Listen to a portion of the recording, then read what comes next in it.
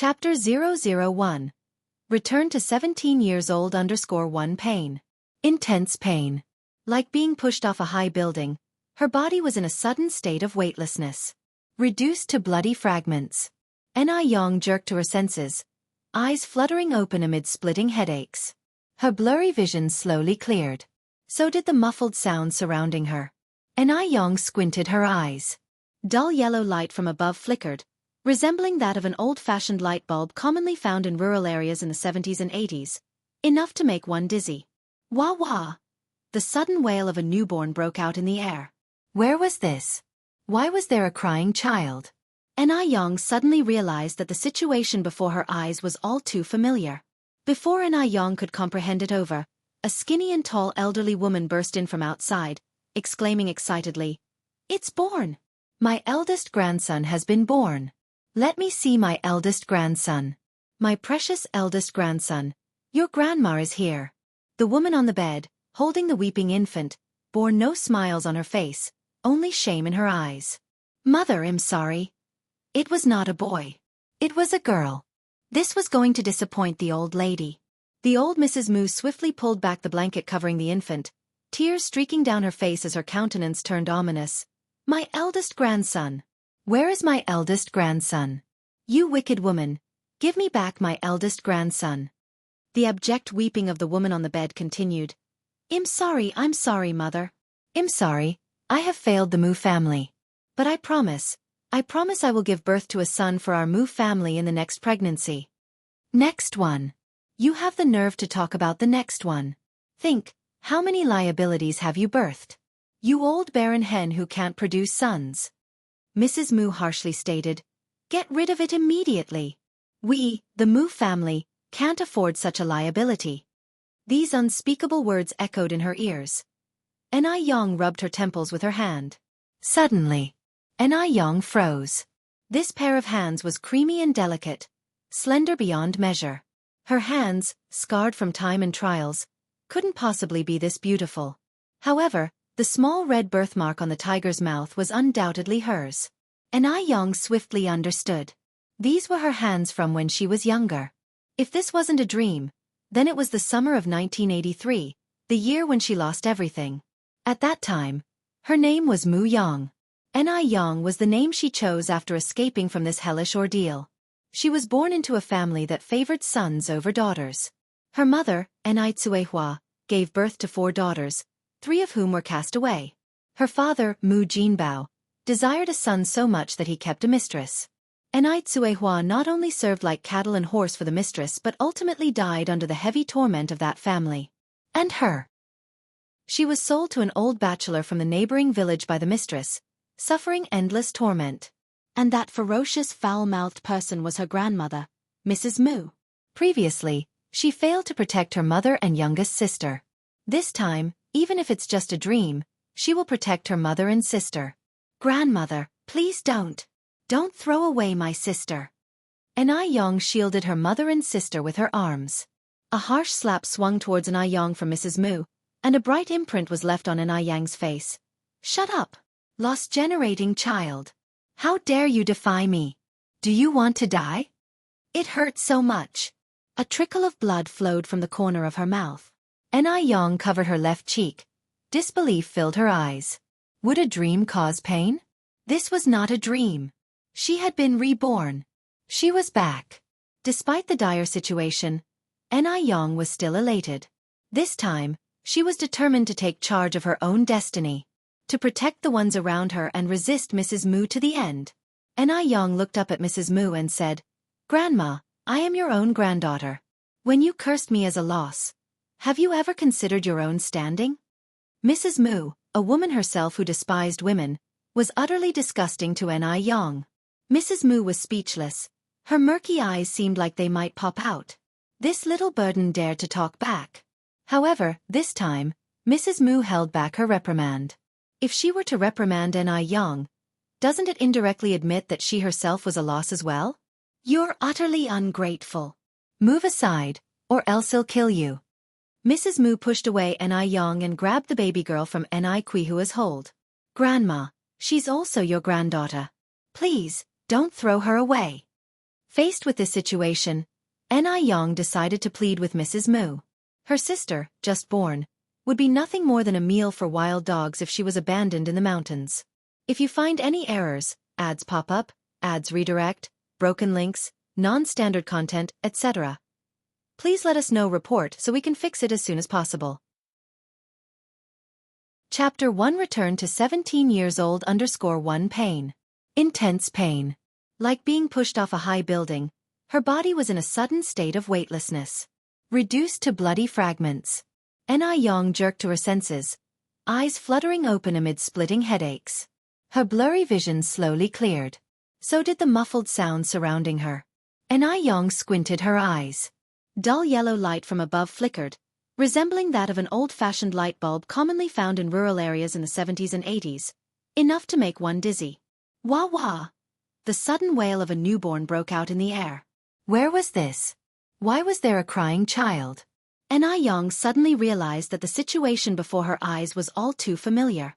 Before Anew could comprehend it over, a skinny and tall elderly woman burst in from outside, exclaiming excitedly, "It's born! My eldest grandson has been born! Let me see my eldest grandson. My precious eldest grandson, your grandma is here." The woman on the bed, holding the weeping infant, bore no smiles on her face, only shame in her eyes. "Mother, I'm sorry. It was not a boy. It was a girl." This was going to disappoint the old lady. The old Mrs. Mu swiftly pulled back the blanket covering the infant, tears streaking down her face as her countenance turned ominous. "My eldest grandson. Where is my eldest grandson? You wicked woman, give me back my eldest grandson." The abject weeping of the woman on the bed continued. I'm sorry, mother. I'm sorry, I have failed the Mu family. But I promise I will give birth to a son for our Mu family in the next pregnancy. Next one. You have the nerve to talk about the next one. Think, how many liabilities have you birthed? You old barren hen who can't produce sons. Mrs. Mu harshly stated. Get rid of it immediately. We, the Mu family, can't afford such a liability. These unspeakable words echoed in her ears. Anew rubbed her temples with her hand. Suddenly, Anew froze. This pair of hands was creamy and delicate, slender beyond measure. Her hands, scarred from time and trials, couldn't possibly be this beautiful. However, the small red birthmark on the tiger's mouth was undoubtedly hers. Anew swiftly understood. These were her hands from when she was younger. If this wasn't a dream, then it was the summer of 1983, the year when she lost everything. At that time, her name was Mu Yang. Anew was the name she chose after escaping from this hellish ordeal. She was born into a family that favored sons over daughters. Her mother, Anew, gave birth to 4 daughters, 3 of whom were cast away. Her father, Mu Jinbao, desired a son so much that he kept a mistress. Anew not only served like cattle and horse for the mistress but ultimately died under the heavy torment of that family. And her. She was sold to an old bachelor from the neighboring village by the mistress, suffering endless torment. And that ferocious foul-mouthed person was her grandmother, Mrs. Mu. Previously, she failed to protect her mother and youngest sister. This time, even if it's just a dream, she will protect her mother and sister. Grandmother, please don't. Don't throw away my sister. Anew shielded her mother and sister with her arms. A harsh slap swung towards Anew from Mrs. Mu, and a bright imprint was left on Aneyang's face. Shut up, lost-generating child. How dare you defy me? Do you want to die? It hurt so much. A trickle of blood flowed from the corner of her mouth. Anew covered her left cheek. Disbelief filled her eyes. Would a dream cause pain? This was not a dream. She had been reborn. She was back. Despite the dire situation, Anew was still elated. This time, she was determined to take charge of her own destiny, to protect the ones around her and resist Mrs. Mu to the end. Anew looked up at Mrs. Mu and said, Grandma, I am your own granddaughter. When you cursed me as a loss, have you ever considered your own standing? Mrs. Mu, a woman herself who despised women, was utterly disgusting to Anew. Mrs. Mu was speechless. Her murky eyes seemed like they might pop out. This little burden dared to talk back. However, this time, Mrs. Mu held back her reprimand. If she were to reprimand Anew, doesn't it indirectly admit that she herself was a loss as well? You're utterly ungrateful. Move aside, or else I'll kill you. Mrs. Mu pushed away Anew and grabbed the baby girl from Aneihua's hold. Grandma, she's also your granddaughter. Please, don't throw her away. Faced with this situation, Anew decided to plead with Mrs. Mu. Her sister, just born, would be nothing more than a meal for wild dogs if she was abandoned in the mountains. Chapter 2 Return to 17 years old _2. Aneihua's crawled up from the bed, kneeling in front of elderly Mu, crying out, Mom, I beg you, don't throw her away, I beg you. As long as you don't throw her away, I'm willing to work like an ox and horse for the Mu family. Anew is just an honest countrywoman, uneducated, illiterate. All she knows is to respect her mother-in-law, serve her husband, and bear a son for her husband's family. Now that her daughter is about to be discarded by her mother-in-law, she has no other option but to plead submissively. She dares not refute when she is beaten and scolded by her mother-in-law and husband. Hearing this, elderly Mu was so angry that her face contorted. You're supposed to work like an ox and horse for the Mu family. You worthless woman who can't give birth to a son. Why don't you just die? You're a jinx. You are our Mu family's jinx. Because of you, our family doesn't have a grandson. Mom, I beg you. Can you not throw away my child, please? Anew pleaded desperately. Wench! Get lost. Elderly Mu glared fiercely at Anew, looking as if she could kill her at any moment. Her husband, Mu Jinbao, and elderly Mu are on the same side. He doesn't care about his daughter at all. He dreams of having a son. Mu Jinbao grabbed Aneihua's hair and said viciously, Scoundrel! Can't give birth to a son and still dare to rebel, huh? Watch me kill you today. Anew cried so much that she ran out of tears. Her life is so unbearably hard. Why doesn't God bless her with a son? Why? Anew watched everything in front of her, forcing herself to calm down, then she suddenly seemed to remember something and knelt down on the ground. Dad, Grandma! My sister is our family's lucky star. How could we throw our lucky star away? Mu Jinbao spat with disgust. Lucky star? I think it's more like a disaster star. Anew said seriously. Dad! Everything I said is true. Last night I dreamed of a fairy, and the fairy told me that my sister is our family's Kaibao girl, our family's lucky star. Not only will she bring prosperity to our family, she will also bring us a little brother. The fairy also said that my sister's feet have 6 small black moles, which are blessings from the fairy to bless our family. If you don't believe it, you can go and see if my sister's feet have 6 black moles. In her past life, when elderly Mu was about to throw her sister away, she heard elderly Mu say, This worthless child even has 6 black moles on her feet. Luckily, Anew remembered this sentence. Hearing this, elderly Mu squinted and looked at Mu Jinbao. Jinbao, go and see if it's true. Mu Jinbao immediately walked to the bedside to look. After a while he joyfully said, It's true. Mom, it's true. There are really 6 black moles. This is truly miraculous. People are somewhat superstitious in this era. After hearing this, the facial expression on elderly Mu's face changes. May God bless us. Does this mean the Mu family will finally have descendants? Elderly Mu was very excited. Anew seized the opportunity to fan the flames. Grandma!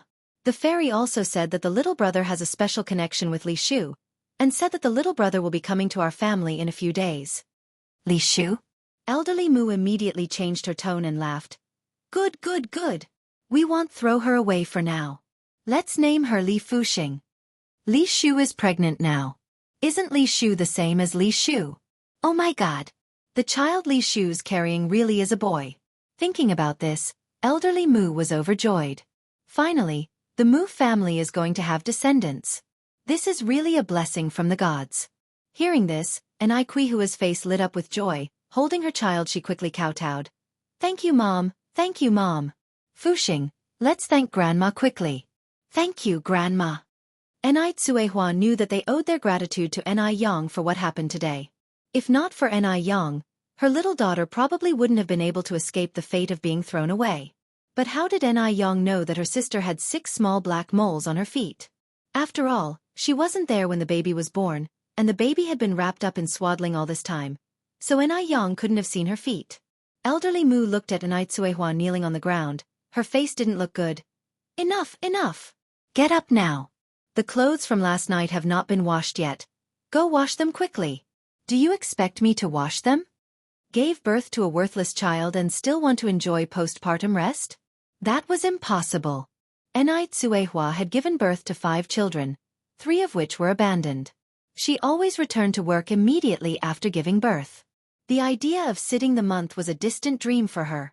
Anew felt sorry for her mother. It's bad for a woman who just gave birth to do laundry, she interrupted. Grandma, let me wash the clothes. The old lady Mu picked up a stick and hit Anew with it. You stupid girl. Born of low status. You think you're off the hook? Go cut grass on the back hill right now. The few goats of our house are still waiting for food. Anew did not dodge, but took the stick's hit. Only in the deepest pain could she see the reality. Thinking about it was indeed laughable. She and her mother combined were worth less than the goats at home. It was extremely ironic. Worried that the old lady Mu would continue to hit Anew, Anew placed the child in her arms on the bed, reached out to grab the stick, and said timidly, Mom, don't be angry, I'm going to wash the clothes right away. While she was talking, she was signaling to Anew, hoping that Anew would not talk back anymore. Anew's gaze was lowered, and nothing could be seen in her eyes. Go cut the grass already. Mu Jinbao pushed Anew out. Wretched thing. Go as far as possible. Anew's hand hidden in her sleeve clenched into a fist. Because of excessive force, her knuckles had already turned slightly white. Wait for it. This time, she would definitely take her mother and sister away from this living hell. Definitely. The old lady Mu gave Mu Jinbao a look, and he immediately understood, following her out. After the mother-in-law and husband left, Anew breathed a sigh of relief, gently placing the sleeping child on the bed, and she then got up to wash the clothes. Arriving at the back hill, Anew cut the vegetables while sorting out the memories in her mind. In her previous life, she was schemed by a mistress to marry an old bachelor from a neighboring village. After the old bachelor died, she went to Beijing. Her life in Beijing was very hard, but she never forgot to study hard. She not only went to university but also became a famous female entrepreneur, often appearing on television. In her previous life, she was killed. But she did not see who the murderer was, and she even had some difficulty remembering the cause of her death. However, considering the weightless state when she just woke up, she seemed to have died from falling from a building. But there was a very suspicious person in Anew's mind. That person was Xianxia. Anew's thoughts ran deep. However, she and Xianxia did not meet often, only 2 or 3 times. If Xianxia hadn't acted so strangely, she might not even remember what Xianxia looked like. Anew squinted her eyes, a glimmer of light flashing in her clear eyes. Now, since God has given her another chance to start over, she will cherish it. She will revenge the enemies. She will repay kindness. She will rewrite her past life's fate and compose a prosperous era. Just when Anew was about to go home after mowing the grass, a heavy object suddenly rushed towards her from behind. Bang, bang. The two rolled down the hill and directly to the bottom of the slope. Anew looked at the heavy object pressing on her, her face slightly white. It was a man of about 25 years old, with a pair of exquisite phoenix eyes. Danger lurked in the depths of his eyes. Shush! The man covered Anew's mouth with one hand and made a gesture of silence with the other hand, placed against his lips. Chapter 3 Divorce. Under one, the man and the woman were very close to each other, able to clearly see each other's faces. The man's hand was tight around her waist, and with a flip, their positions were changed. The man was now below, and she was on top. The only thing that did not change was his hand, still clenching at her slim waist. The girl had really white skin. She had perfect peach blossom eyes that were clear and flawless. Her long eyelashes, like little fans, fluttered, easily able to hook the souls of people with a casual glance. Although her left cheek bore a clear handprint, it did not detract from her beauty, but instead added a unique charm. Fortunately, Anew was wearing a green dress today, hidden within the dense grass. With the green color as camouflage, there was no trace to be found. Thud, thud, thud. Neat footsteps rang from the slope, the sound of boots stepping on the grass field. No need to think, The people above were definitely searching for the man.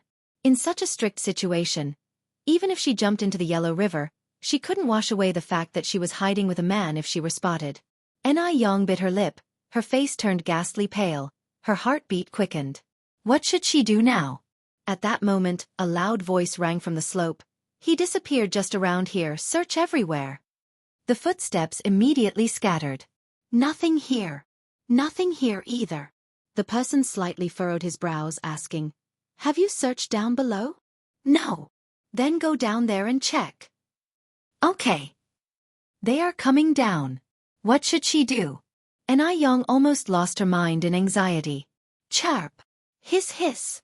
Suddenly, sounds of fluttering bird wings echoed in the air, along with the hissing noise of a snake.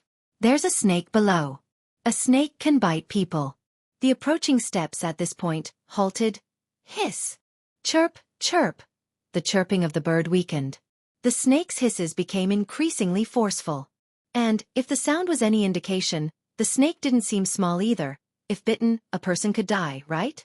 The person who originally intended to go down immediately retreated, heading upwards. There's no one down below. Let's check over there. Swish swish. The steady footsteps moved further and further away. However, Anew was still holding her breath, fearing the others might double back, careful to listen to the movement above. The man beneath her slightly narrowed his eyes, just watching on. The person who had made those sounds just now was none other than this village girl. He truly couldn't believe that a simple village girl could have such superb mimicry skills. These sort of skills would take decades to perfect under the guidance of a master. But the girl in front of him, she looked no more than 16 or 17. Even if there had been a genuine snake and bird present, one wouldn't have been able to tell the difference. She was that convincing. Truly impressive. Anew didn't have the leisure to pay attention to his expressions. She only stepped off him after all the men above had left completely. Sitting on the ground, she was panting heavily. She was very smart. Extremely smart and at the same time, very calm. How should she put it? She didn't really seem like a typical 16 or 17-year-old village girl. Her appearance was exceptional. Could an ordinary village girl possess such looks and adaptability? The man stood up from the ground, squinting his eyes. What's your name? Yang. Anew lied about her name. She wasn't stupid. She could tell that this man, with his vicious demeanor, wasn't someone good to deal with. She wasn't going to reveal her real name to him. Anyway, Ying and Yang are quite similar. What's your surname? The man continued to ask. Mu. Anew replied. Indeed, her surname is Mu now. She wasn't lying this time. How did you learn to mimic voices? The man's gaze was firmly locked on her, like a giant beast, making it somewhat suffocating. Anew said, This is the countryside, we have all sorts of animals around. I learned it growing up. Anew had always been smart, and had a great memory. The man narrowed his eyes as if to question the truth of her words. Then he took out a wallet from his pocket and pulled out a bundle of cash. This is my thanks. I'm from Beijing. If you ever run into trouble, you can come find me in Beijing. All right. Anew reached out to take the money, her expression obedient, but a flash of mockery passed through her downcast eyes. How could she ever seek out this kind of man that she wanted to avoid so badly? As for the money, of course she wouldn't refuse. It was rightfully hers after all. At the very least, she did save his life. If it weren't for her, this man might have been nabbed a long time ago. Moreover, she was in dire need of money right now. The man didn't linger around after giving the money. He left hurriedly. Just as he was about to disappear from Anew's sight, he suddenly turned back to look at Anew. Under the sunlight, the young girl stood there, slender and beautiful with skin as white as snow, as if she had just stepped out of a painting. Even the rich young ladies in the city couldn't compare to her. After one last glance, the man left. Once the man's figure disappeared out of sight, Anew exhaled. At this moment, a dazzling reflection caught her eye. When she looked closely, she realized it was a watch in the grass. Anew picked up the watch, casually putting it into her basket, and returned home with the green grass. When Anew returned home to the Mu family, a faint aroma of food wafted from the courtyard. Naturally, the one cooking was Anew. Though Anew had just given birth, she didn't have a moment to rest. Mom, let me help you. You go and check on my little sister. Yang picked up the spatula and skillfully flipped the potato pancake in the pan. Yang, I can handle this. Tsuehua watched Yang and suddenly realized that her daughter had grown up quite a lot. The Yang of the past was extremely timid, scared half to death at the sight of a mouse. But today, she dares to challenge both Jin Bao and the Mu matriarch. After flipping the potato pancake, Yang looked up at Tsuehua. Mom, do you want to continue living like this? Tsuehua was taken aback. What do you mean, Yang? Yang sighed. Mom, divorce him. Divorce? Such a thing is unheard of in this age. Furthermore, this is a secluded rural area. How could Tsuehua, a traditional rural woman, even consider such a thing? In Quihua's eyes, divorcees are immoral, flirtatious, bad women. What good woman would divorce? Quihua's voice turned cold. What nonsense are you spouting? Yang took a deep breath.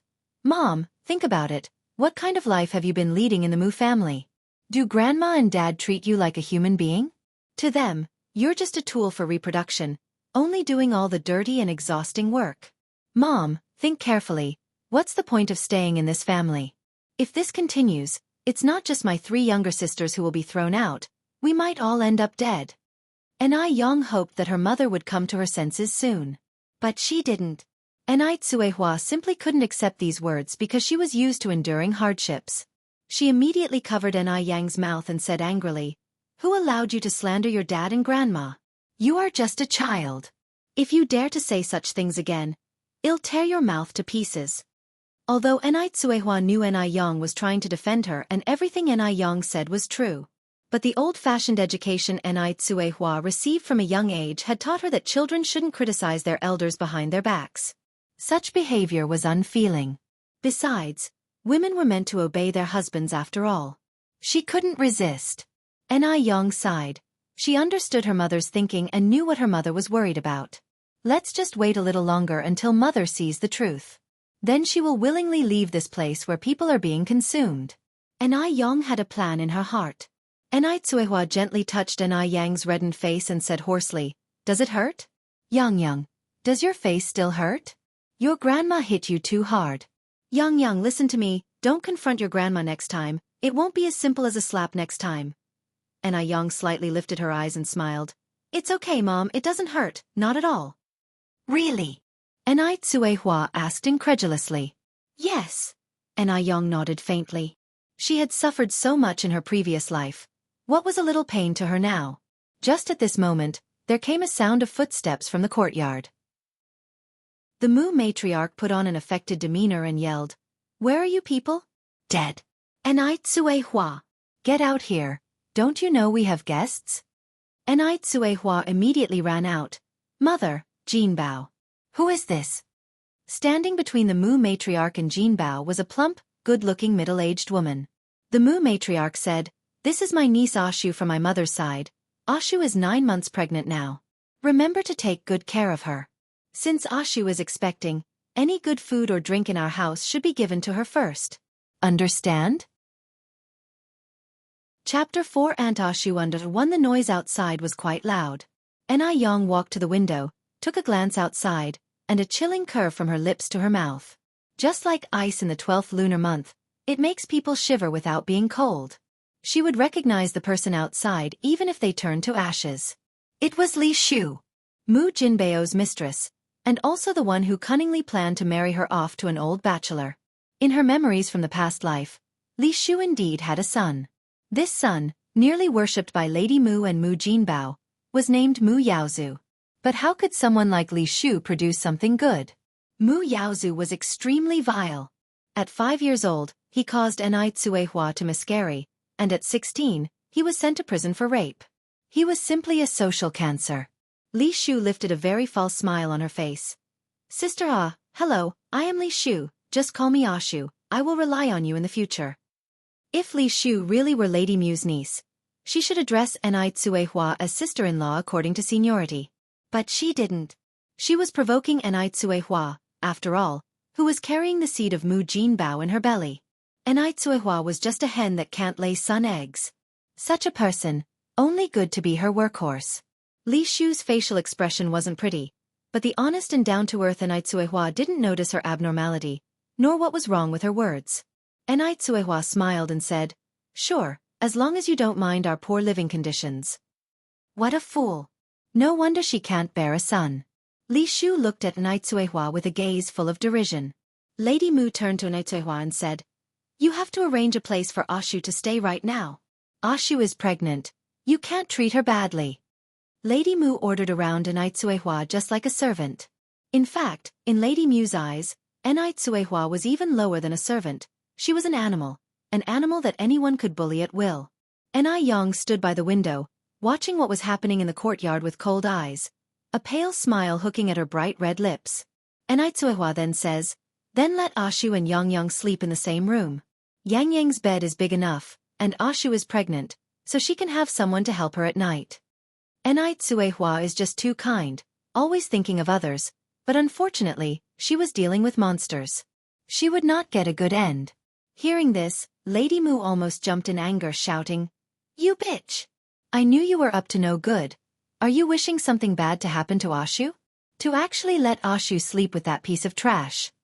If Li Shu and Anai Yang, that piece of trash, slept together, what if Li Shu also gave birth to good for nothing? Lady Mu didn't want to take such a risk. She couldn't risk it. Anai Tsuehua went pale with fright. "Mother, we don't have any other rooms." Although the Mu's living condition in the village was considered okay, it's still a rural area. No matter how good it was, it couldn't be that good, right? Lady Mu was glaring at Anai Tsuehua. "Of course, Ashu needs to stay alone in that piece of trash's room. How does a piece of trash qualify to live in a room?" "What about Yang?" Anai Tsuehua asked. "Let that piece of trash roll into the woodshed. Or the sheepfold will do too," spat Lady Mu savagely. Anai Tsuehua looked at Lady Mu and said, "Mother, how can people live in the woodshed? Furthermore, Anai Yang was already so big. How convenient would it be for her to live in the woodshed?" Lady Mu didn't expect Anai Tsuehua to be defiant, and scolded directly. "You barren old hen, you're out of control now. Now you dare to talk back to me. If I ask you to move, you move." Mu Jinbao came over, not wasting even one word, and went straight to action. Anai Tsuehua was kicked to the ground. "You worthless woman! You dare argue with my mother? I think you are in need of a good beating." "Don't hit me anymore, don't hit me, Jinbao, I want dare." Anai Tsuehua begged for mercy repeatedly. Mu Jinbao rolls up his sleeves. "Don't waste time. Go and clean the room now." Anai Tsuehua immediately stands up from the ground without uttering a word and goes to clean Anai Yang's room. Watching the happenings in the courtyard, Anai Yang could feel a surge of wrath boiling in her. She wished she could march out right now and kill those people outside. But reason told her she couldn't. She couldn't do this. She had to escape safely with her mother and sister from here. Soon. She would be able to leave with her mother and sister soon. Just hold on a little longer. Mu Jinbao took Li Shu to rest. In front of Anai Tsuehua, Mu Jinbao was an incredibly brutal and abusive man, but in front of Li Shu, he wished he could give his heart to her. Anai Yang hated her father to the core. Just then, there were footsteps outside the kitchen. Anai Yang hid her wrath, slightly turned and put on a feigned smile. "Grandmother." Madame Mu tossed the stuff in her hands onto the stove, not a trace of smile on her face. "You good-for-nothing, stew this chicken. If I catch you sneaking any, I'll tear your mouth apart." In these hard times when even having a full meal was difficult, how could common folks possibly afford meat? Not to mention the chicken. Unexpectedly, stingy Madame Mu actually bought a whole chicken for her great-grandson. Anai Yang picked up the chicken, returned to her usual meek demeanor, and said in a low voice, "I understand, grandmother." Seeing Anai Yang, Madame Mu nodded in satisfaction. That's how a good-for-nothing should behave. After cleaning the hen, Anai Yang put it in the pot to stew. She couldn't chop the chicken up, or Madame Mu would suspect her of stealing. While stewing the chicken, Anai Yang seemed to have thought of something, the corner of her mouth curling into a slight smile. Li Shu was an old friend after all. How could she not give her a farewell gift before leaving? Since Li Shu's son, Mu Yaozu, was a scourge on society in his past life, in this life, she would turn the scourge into a fool. She would make him incapable of harming anyone again. Mu Yaozu was not innocent, and Anew could consider this as doing a good deed by eliminating the vermin. Anew went to the base of a large tree in the courtyard, where a type of orchid grass grew, bearing purple flowers. The flowers were non-toxic, but the stamen inside the flowers was poisonous. This flower was colorless, tasteless, leaving no trace behind. In this era where prenatal screenings were non-existent, who could find it out? In her past life, it was only after studying medicine that Anew learned the scientific name for these flowers. Anew casually plucked several flowers and walked towards the kitchen. After the chicken soup was ready, Anew came in. Xianxia, come, let me pass you by and deliver the chicken soup to your Aunt Anew. The air was permeated with the delicious aroma of chicken soup. Anew couldn't help but swallow saliva. She had never smelled such a savory chicken soup before. It must be delicious. Anew checked that there was nobody behind Anew, carefully took out a bowl of oily chicken soup. Mom, I secretly poured this out, nobody will find out. Drink it while it's hot. Chicken soup is beneficial for Anew who has just given birth. But how could the ever-obliging Anew sneak a sip of a guest's soup? I won't drink it. Mom's in good health. There's no need for this. Pour it back quickly. I have to deliver it to your Aunt Anew.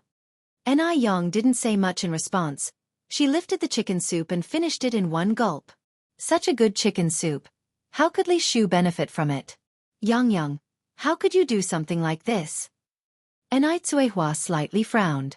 Aneyang's eyes bore a serious look, her words were earnest and filled with emotion. Mom, that Li Shu is not a good person at all. I'm telling you, the child in her belly is most likely my dad's. They're fooling you. Mom, wake up. Chapter 5. There is a conspiracy under one. Aneyw's words were well-reasoned and justified. Li Shu is just a pregnant woman.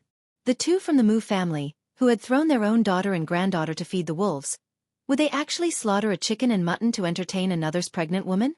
But Anew is inherently kind-hearted. She believes that the world is as good-hearted as her since she is. At the same time, she also believes that the old Mu lady and Mu Jinbao aren't like that. And besides, she had brought disgrace to the Mu family by not giving birth to a son. How could she dare to question the old Mu lady and Mu Jinbao now? Anew immediately covered Aneyw's mouth. Xianxia, you can't talk nonsense like this. They are your grandparents and your father. You, as a daughter, how can you talk about them this way? It's just a chicken, right? Aunt Anew is pregnant, so your grandmother buying a chicken for her is only appropriate. You can't say such things in the future. If your father and grandmother heard this, they would beat you up. Do you understand? Anew sighed again. Stupid. Anew is truly foolish. No wonder she was bullied to death in her previous life. Anew sighed. Li Shu is just pregnant, but my grandmother has made chicken soup for her and asked you to take care of her. Mom, you've just given birth to my little sister. You're weaker than Li Shu right now.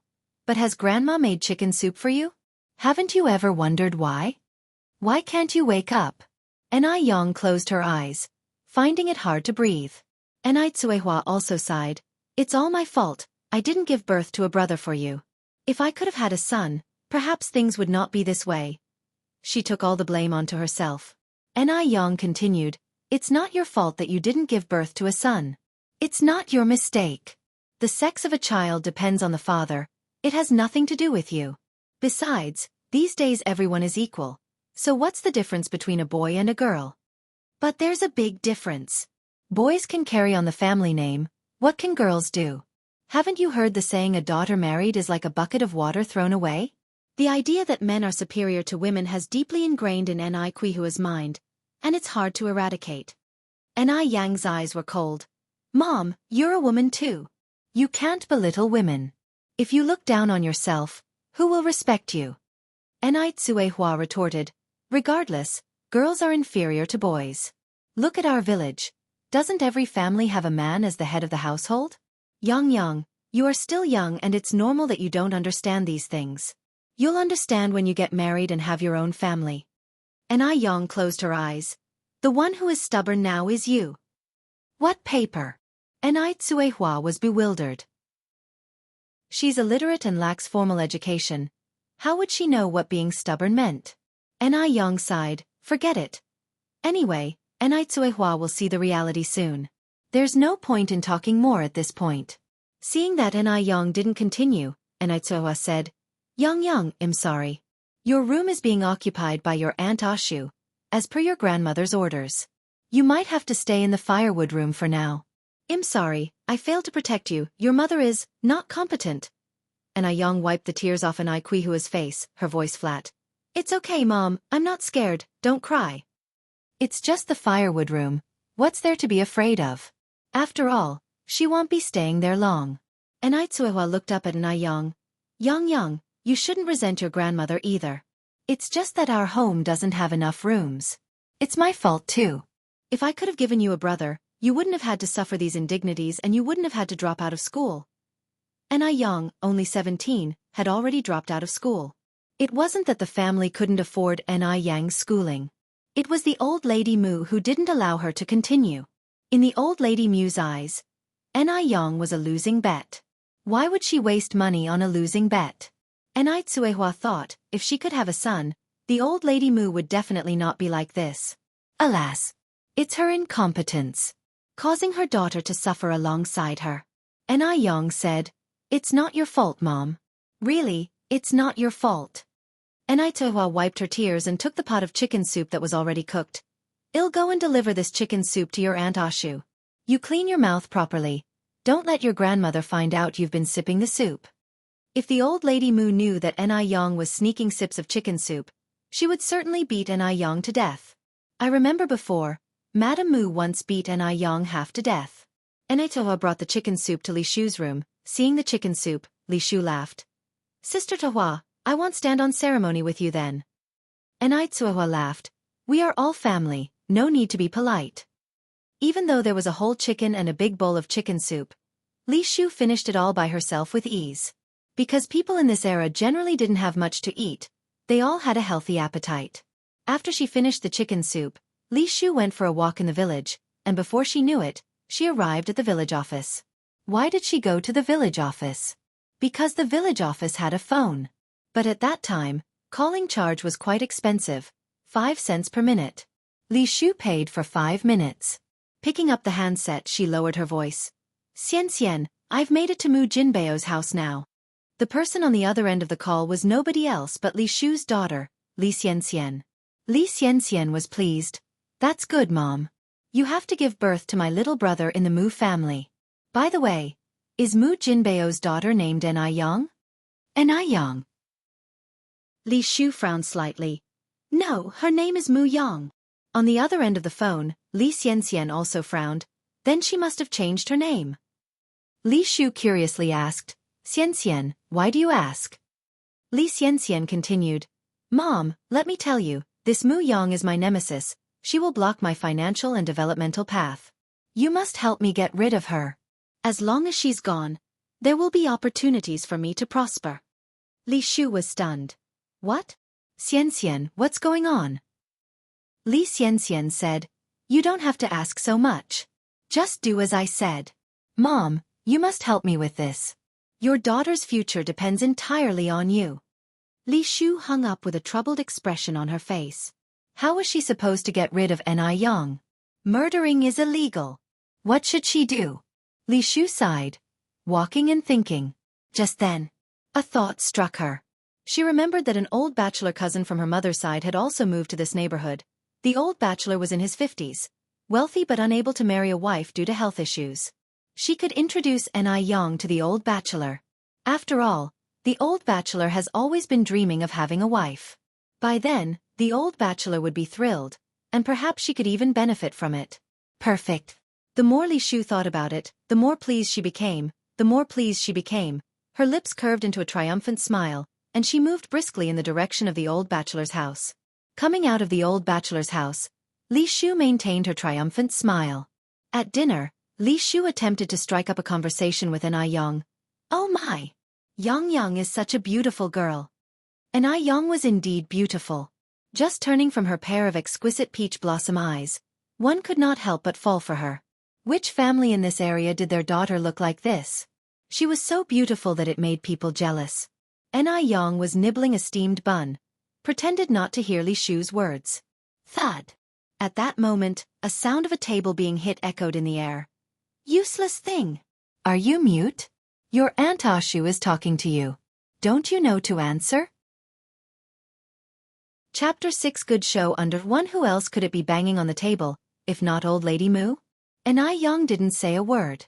With a laugh, Li Shu smoothed things over. It's all right, kids will be kids. Don't be mad at her, auntie. Cold iciness filled Aneyang's downcast eyes. Li Shu sure knows how to play the Good Samaritan. Does she really think Anew is unaware of her ulterior motives? Anew remembered being fooled by Li Shu's fake facade in her previous life. Li Shu had sold her to an old bachelor for 500 yuan. It wasn't until much later that Anew discovered the true relationship between Li Shu and that old bachelor. It was disgusting. Even after a long time, every time Anew recalled those experiences, she felt a chill run down her spine. Who would believe that such nightmares, akin to hell, were actually real, if they hadn't personally experienced them? Anew simply kept her head lowered. In the eyes of others, she was simply a timid little country girl. Li Shu looked at Anew with a sneer.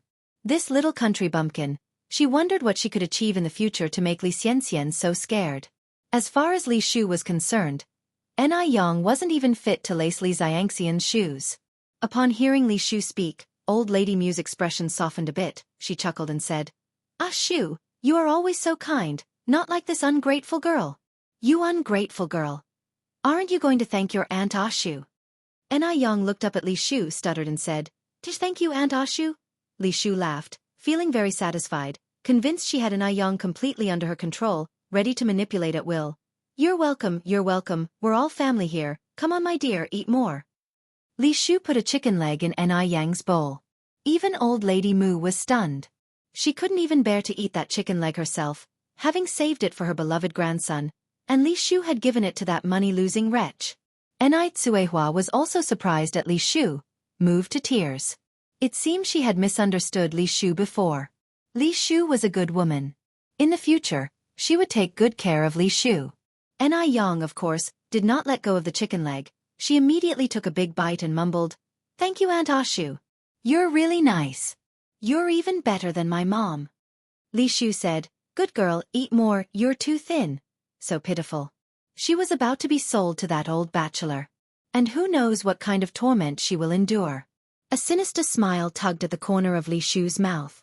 As Li Shu had a score to settle, after the meal, she specifically called old lady Moo and Moo Jinbao together to chat. After a roundabout discussion, Li Shu asked, "Mother, Jinbao, is Yan still in school?"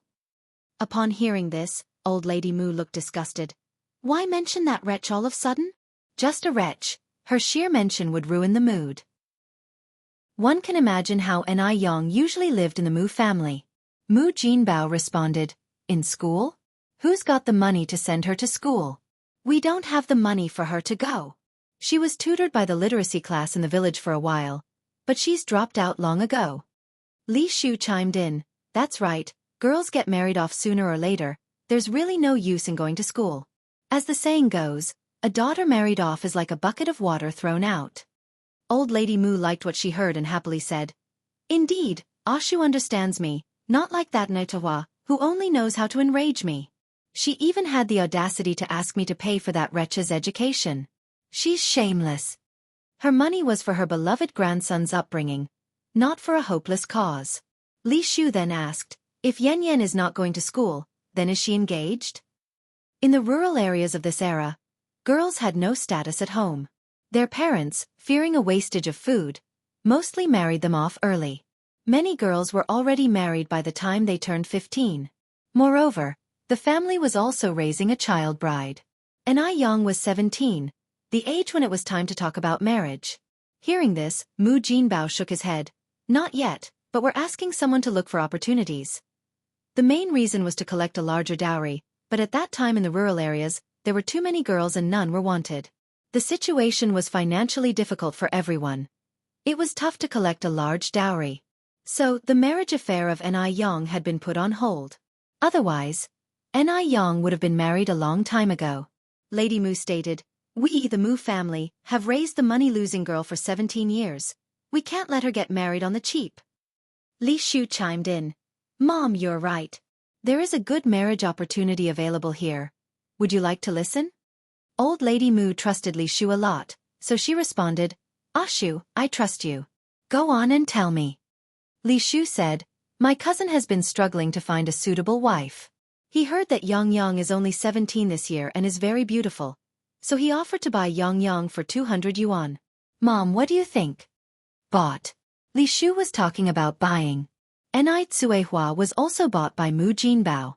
A bought wife can't return to her maiden home. It was like signing a slavery contract. That's why the Mu family dare to bully Enai Tsuehua so unreasonably. In fact, Enai Tsuehua has a brother who has not visited the Mu family in all these years. Enai Tsuehua, who was bought for a few yuan, never thought her daughter could be sold for 200 yuan. This was 200 yuan. For that era, 200 yuan was a huge sum. You must know that at that time, the price of salt was just 1 cent per kilogram. A kilogram of pork was just a few cents. Old Lady Mu never dreamed that Enai Yang could be sold for 200 yuan. "Ah Shu, is that money-losing girl really worth that much?" Li Shu laughed and said, "Mom, listen to you, I could cheat anyone but not you. And the person offering this is my cousin. He told me himself." Hearing this, Old Lady Mu was almost laughing her eyes out, and Mu Jinbao was also very happy. Listening to the discussions in the room, Enai Yang's face was filled with sarcasm. Just as in her previous life. On the first day of Li Shu's arrival, she couldn't wait to sell her. A saying from the future couldn't be more accurate. The most fearful thing in the world is not ghosts, but people. Enai Yang narrowed her eyes slightly, stepped lightly to leave, and dragged Enai out of the house. The darkness of the night effectively concealed their figures. "Mom, lower your voice. Listen to what my father and grandmother are discussing in the room." "What?" Enai Tsuehua was somewhat puzzled. Enai Yang directly raised her hand to cover Enai Kuihua's mouth. "Listen carefully." Enai Tsuehua stared blankly at her daughter. The moonlight tonight was beautiful, shining evenly on Enai Yang, as if coating her with a silver hue.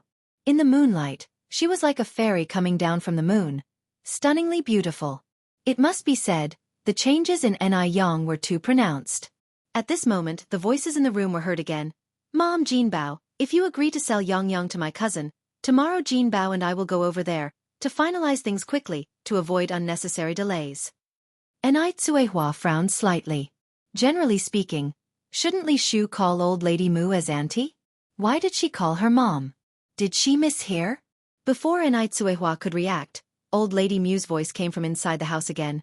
"Ah Shu, are you saying that money-losing girl can actually be sold for 200 yuan?" "Absolutely." Li Shu hurriedly nodded. Old Lady Mu continued, "Why is he willing to spend 200 yuan to buy a wife?" Old Lady Mu was too curious. Li Shu hesitated for a moment, then said, Because my cousin is a castrated man who can't have children." Chapter 7 Final Awakening _1A Eunuch? What is a eunuch? A eunuch is a man without root. Upon hearing this, Old Lady Mu fell silent. She had lived for so long, and it was her first time hearing about a real eunuch. Seeing Old Lady Mu silent, Li Shu continued, "Mom, my cousin is also getting older. He is over 50 this year, which is somewhat older than Jinbao. What do you think about selling Yang over to him?" Li Shu's words were intended to probe the position of Enai Yang in Mu Jinbao's and Old Lady Mu's hearts. Old Lady Mu said, "We should sell. Of course we should sell. It's 200 yuan. How could we miss this opportunity to fortune?" Mu Jinbao chipped in, Right.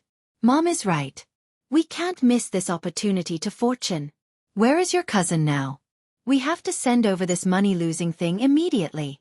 It's just wasting food at home every day and being an eyesore. Compared with this money-losing thing and 200 yuan, of course, 200 yuan is more important. What is a money-losing thing anyway? Li Shu laughed and said, All right, since you and Mom agree, Jinbao, we will visit my cousin's house tomorrow. After all, it's 200 yuan. My cousin will also come to see the person. Otherwise he will not feel at ease. Enai Yang squinted slightly. I remember in my previous life, that old bachelor also came. But at that time, Li Shu lied to her and said, this old bachelor was just visiting the family, and Enai Yang believed it. She hated that she was not suspicious enough at that time. Old Lady Mu chuckled. It's normal to check. I'll make that money-losing thing tidy up well tomorrow. We won't disappoint your cousin. Li Shu nodded. Mom, you'll have a lot of troubles then. Old Lady Mu laughed. What's there to worry about, Oshu? You are the one who has worked hard. Li Shu followed. Mom, do you think I'm really carrying a boy in my stomach? Old Lady Mu replied. Of course it's true. The immortal has said it.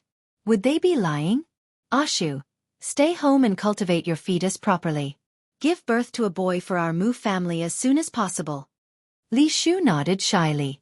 It had started raining outside unknowingly. On Nihua's face, it was unclear whether the droplets were rain or tears. She was deceived. She was really deceived. She was deceived so badly. All these years she served her in-laws and husband, took on the dirtiest and most tiring work at home, worked like an ox and a horse for the Mu family, did not resist against the beatings and never complained about anything. Even if she was wearing the worst clothes and eating pig food, she never hated anyone. But now, she was rewarded with such an outcome. Boom! A thunderous sound echoed from the horizon, which was particularly terrifying. Nihua looked up at the sky. Her body was so weak that she couldn't muster any strength. What should she do? What should she do now? Her daughter is going to be sold. Her husband betrayed her. There is no place for her in this world. Why is her life so sorrowful? Nihua simply wanted to wail loudly. Mom, are you okay? Yang looked at Nihua. His clear and handsome face showed no expression. His calmness was beyond comprehension. I'm fine. Nihua stuttered, biting her lower lip. Her face was terribly pale. Yang sighed, led Nihua to sit down under the firewood room. Mom, don't cry. A woman's fate is in her own hands. Crying won't solve anything. Nihua hugged Yang tightly and choked up. Yang, I'm sorry, I failed you. I'm not capable. I couldn't protect you. I'm sorry. Nihua cried her heart out. Yang patted Nihua's back gently. Mom, we can't stay in this home anymore. Staying here only means death. Let's get a divorce. Divorce again. But could she really get divorced? She is a woman with 2 children. If she divorces, how will she live in the future? And besides, a woman who divorces will be looked down upon. After divorce, where would they go? Nihua didn't know how to answer Yang. Without a man, how would they survive? Even if it meant death, Nihua dared not divorce. In this feudal era, convincing a woman to divorce is incredibly difficult.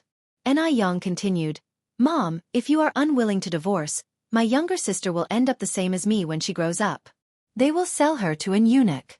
Afterward, Li Shu will be the mistress of this house, and there will be no place for us here. Mom, wake up. An eunuch. Her daughter would be sold to an eunuch. Nihua's face turns pale. This cannot happen. She must protect her daughters, even at the cost of her own life. She must protect her 2 daughters. Nihua stops crying, clutching a wooden stick tightly. Looking at Nihua's emotional changes, Yang sobbed. Mom, can I beg you? I really don't want to marry a eunuch. I really don't want to. Hearing Yang's crying, Nihua's heart clenched painfully. Yang, stop crying, stop crying. Nihua hugged Yang, sobbing. All right, Yang, I'll listen to you, I'll listen to you. Hearing this, a faint smile appeared at the corners of Yang's mouth. Mom, you must start to stand up from now on. Don't worry, I will take you and my younger sister away from here. Under the night light, Yang's attractive peach blossom eyes shone brightly, outshining all the stars in the sky. It seemed like Nihua was seeing her daughter for the first time, and she nodded firmly. With a crisp crowing of a rooster, the day broke in the blink of an eye. The sun slowly rose from the east, and the air was filled with the fresh smell left after a rain. Nihua was making breakfast in the kitchen. This morning, the Mu family was not home, and the small kitchen was filled with the aroma of fried eggs and sesame oil. Yang. Nihua waved at Yang. Mom. Yang walked over. Nihua scooped up 2 fried eggs from the pot. Eat these quickly. After a night of thinking, Nihua had finally come to understand. She wouldn't be so foolish anymore. Yang smiled. Mom, what about you? Nihua replied. Don't worry, Mom's already eaten. These 2 are saved for you. Although it was just 2 fried eggs, it was the most delicious thing Anew had ever eaten. When she was with the Mu family, she could never even taste any meat. Anew nodded and ate both fried eggs. After dinner, Anew quickly washed the dishes, while Anew went out. Anew was always honest and compliant. No one in the Mu family would ever find out that she had been eating eggs secretly. Anew didn't go out to play. She had something much more important to do. In her memory, a high-ranking official was visiting the countryside for inspection work with his secretary. She could ask the official for help. Ordinarily, Anew should not remember the inspection work of such an official so vividly. But because the official encountered bandits on the road, who ended up stabbing him a few times. Without immediate first aid, the official and his secretary died. That incident created quite a commotion, causing panic among the people. Anew hurriedly walked down the path from her memory, and when she got to a dense thicket, she saw 2 figures sitting by the road. There was a pool of blood on the ground. One of them saw Anew and weakly said, "Little comrade, over here, over here." Chapter 8 Done Underscore 1. This road was extremely quiet, seldom used by people. This was why it took more than 10 minutes before anyone noticed the criminals had fled. During this time, there was no smartphone or pager. They had no way to contact the outside world. They were severely injured and could only sit by the road at the mercy of death. At this moment, a person finally came by. Though it was just a little girl, she filled the two with hope. How wonderful! They were saved. They were finally saved. Anew ran over. "Uncles, what happened to you two?" The slightly older man replied. "Little girl, it's not safe here. Quickly go and call for help." The criminals might have fled, but they could return at any moment. However, Anew remained calm despite the increasingly dangerous situation. With a serene expression, she took the 2 men's wrists in her hands. "Uncles, your wounds are severe. If I run back now to call for help, it may be too late for you." Upon hearing this, the middle-aged man was taken aback. "Yo, young comrade, do you possess medical skills?" It was inconceivable that such a young girl would have such knowledge. They were destined not to die. Anew nodded. "Uncle, please preserve your strength by remaining silent." In her previous life, she was in the catering industry, where medical skills were indispensable. Among the 2 men, one was more seriously injured than the other. Anew chose to treat the more severely injured first. The most important thing for knife wounds was to stop bleeding and stitch up the wound.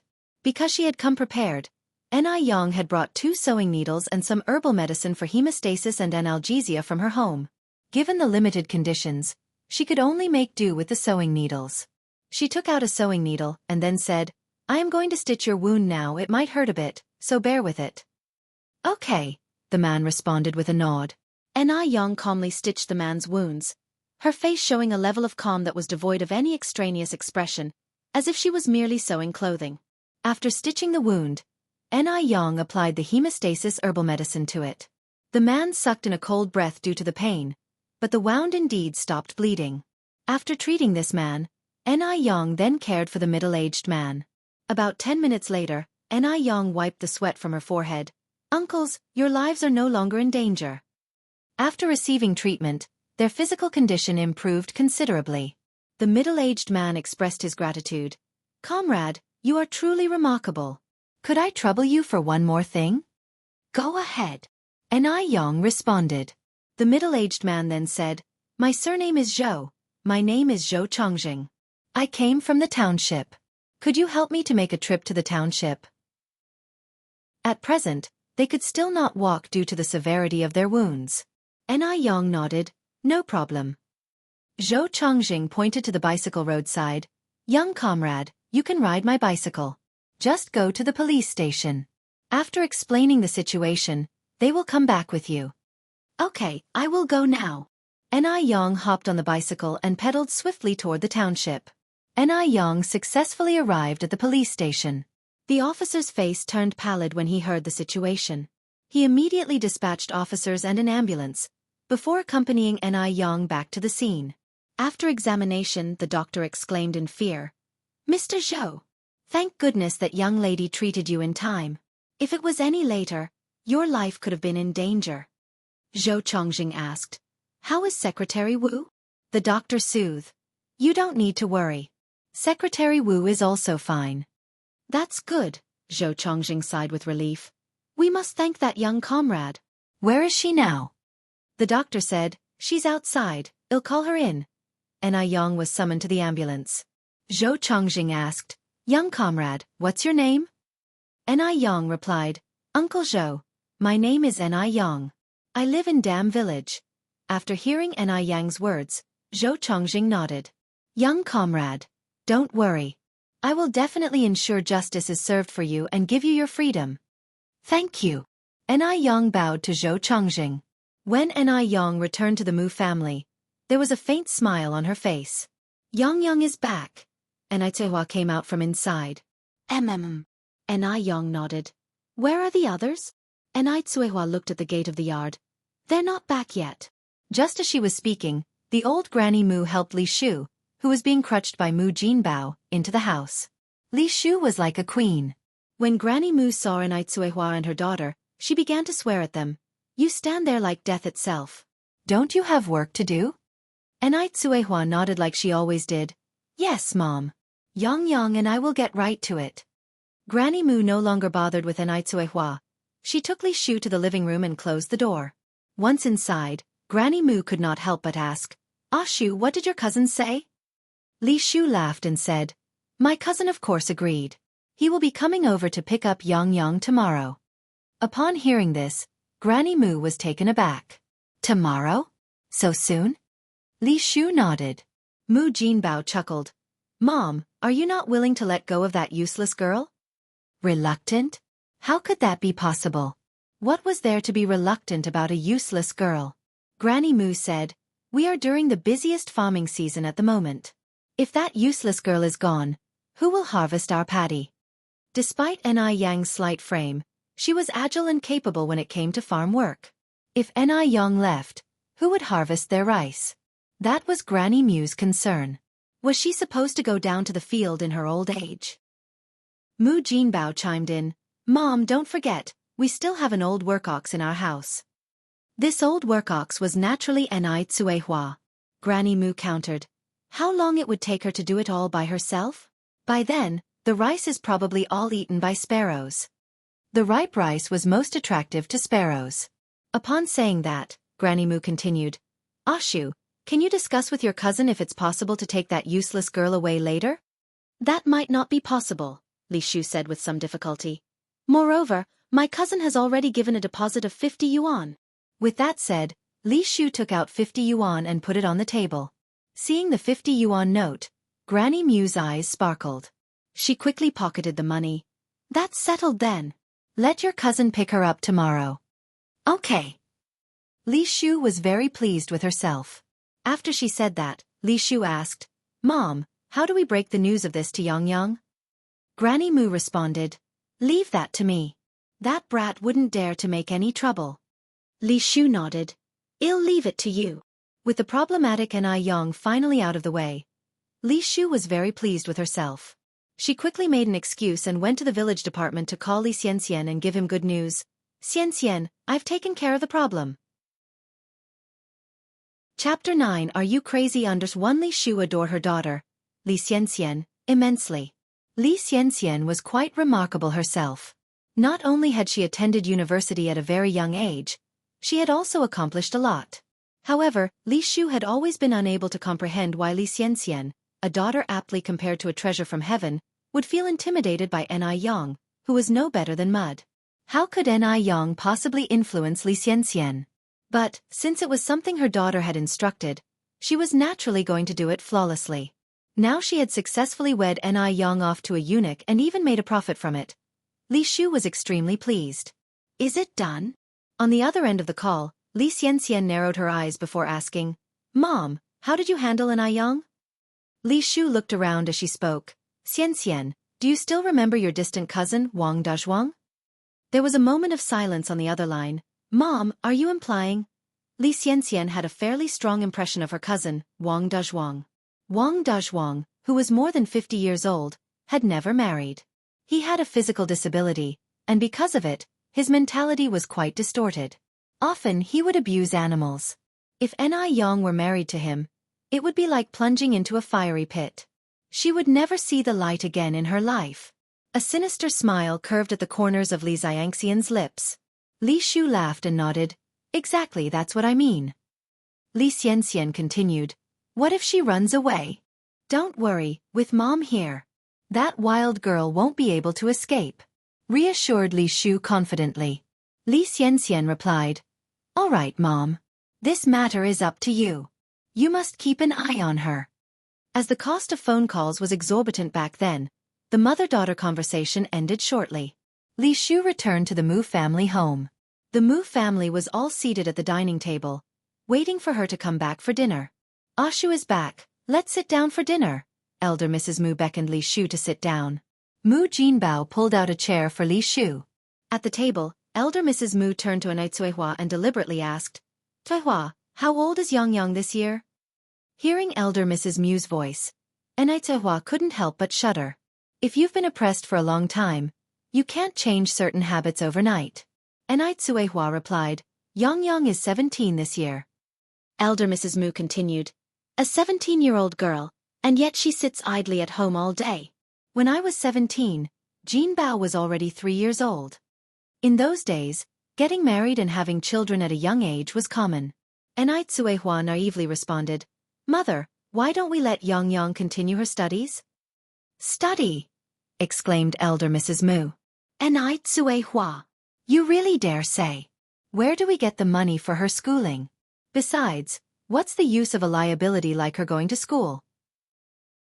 Anai Cuihua added, But Yang is still so young, what can she do if she doesn't study? Li Shu stifled her laughter and said, Sister Tuhua, hasn't Aunt mentioned it? When she was 17, Brother Jinbao was already 3 years old. I think Yang should marry early. Then we, her maternal family, can benefit from it. Otherwise, she's just wasting food at home. Li Shu didn't bother hiding her intentions in her words. That's because Anai Cuihua was just a fool in front of her. Anai Cuihua burst into fury at that very moment. Li Shu, our family's business doesn't seem to be your concern, an outsider. Slam! Elder Mrs. Mu pounded on the table and stood up, her gaze fierce, like a ferocious demon. Anai Cuihua, you barren wretch! Who's the outsider? I think you're asking for it. Jinbao. Mu Jinbao immediately rolled up his sleeves and stood up. You wretched woman, say that again. Beating his wife was a regular affair for Mu Jinbao, who told Anai Cuihua not to be capable, not making a son. In the countryside, without a son at home, one is not only despised as extinct, one also has to be ridiculed and belittled. Anai Cuihua looked at Mu Jinbao with red eyes. Mu Jinbao, we've been married for 17 years, how have you treated me these whole 17 years? You have either beaten me or insulted me every day. You never once had a kind face for me. I've borne you 5 daughters, with you discarding 3. Mu Jinbao, you too are the biological father of these children. How could you bear to do it? Nothing matters at all. Anai Cuihua dares to talk to him like that now. It must be known that before she would neither hit back when beaten nor retort when insulted. This cheap woman. Has she gone mad? Mu Jinbao's eyes turned red with rage, veins protruded on his face. Anai Cuihua knew that this was the prelude to him wanting to beat someone. Every time Mu Jinbao wanted to beat someone, he put out this ghost-like appearance. And each time, he would beat her to within inches of her life. His methods were shocking to everyone. Remembering those experiences, Anai Cuihua shuddered with fear. Mu Jinbao raised his fist to hit Anai Cuihua. Anai Cuihua was gripped with terror and momentarily forgot to resist. Dad, you're getting old, it's easy to wrench your back if you start fighting. Anai Yang came over and stood in front of Anai Cuihua, reaching out to grab Mu Jinbao's hand, and then said, Dad, Aunt Ashu is right. I'm 17 years old this year. It's a waste to sit around at home doing nothing. Better to marry into a good family sooner rather than later. So I wonder, does Aunt Ashu have some outstanding young men to recommend me? Anai Yang trained in fighting arts and taekwondo in her former life, so she has some basic skills in martial arts. Furthermore, what surprised Anai Yang was that since saving that big official yesterday, her 5 senses had become a lot sharper than the average person, particularly her strength. It felt as though she had an endless supply of energy. Otherwise, she wouldn't have held Mu Jinbao's arm so effortlessly. Mu Jinbao looked at Anew incredulously. How is it that this useless creature's strength could be so great? His expression was a bit unnatural as he said, "Your Aunt Ashu treats you so well, she would definitely not harm you. Relax, she has introduced you to a good family. Not only is the young man handsome, but his family also has money. When you marry and go there, you can enjoy your life." Anew smirked slightly. "Aunt Ashu will not harm me. Dad, you are my biological father. Will you harm me?" He had introduced her to a good family? A young man? Ha!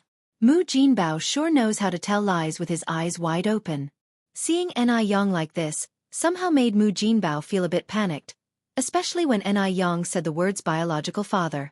It was clear that he was the elder, but it felt as if Anew was the elder. It was really too strange. Stammering, Mu Jinbao said, I am your biological father. How could I harm you?" Anew gave a faint smile, releasing Mu Jinbao's wrist. "Right, you are my biological father. How could a biological father harm his own daughter?" In the past, she also did not believe that a biological father would harm his own daughter. Later, the reality told her how ridiculous her ideas were. Li Shu came over from the other side, smiling and saying, Yang, since you have agreed, then let's settle this. Aunt Ashu has already spoken to the young man. He will be coming over tomorrow morning. You should dress up nicely. You better not disappoint him." Anew looked up to Li Shu, smiling and saying, "All right, Aunt Ashu, rest assured, I promise I won't disappoint them." Chapter 10. Big Shot. Underswan Li Shu looked at Anew, her eyes full of mockery. This little girl is just too stupid. Even more stupid than she had imagined. Someone sells her and she still counts the money for them. Even Li Xianxia was scared of her. Li Xianxia smiled and said, Good, Yang, that's what it is. A girl should be obedient so that she can have good days after she gets married." Anew nodded, Aunt Ashu is right. Tsuehua looked at Anew somewhat unbelievably from the side. What's going on with this kid? How could she agree to meet that eunuch?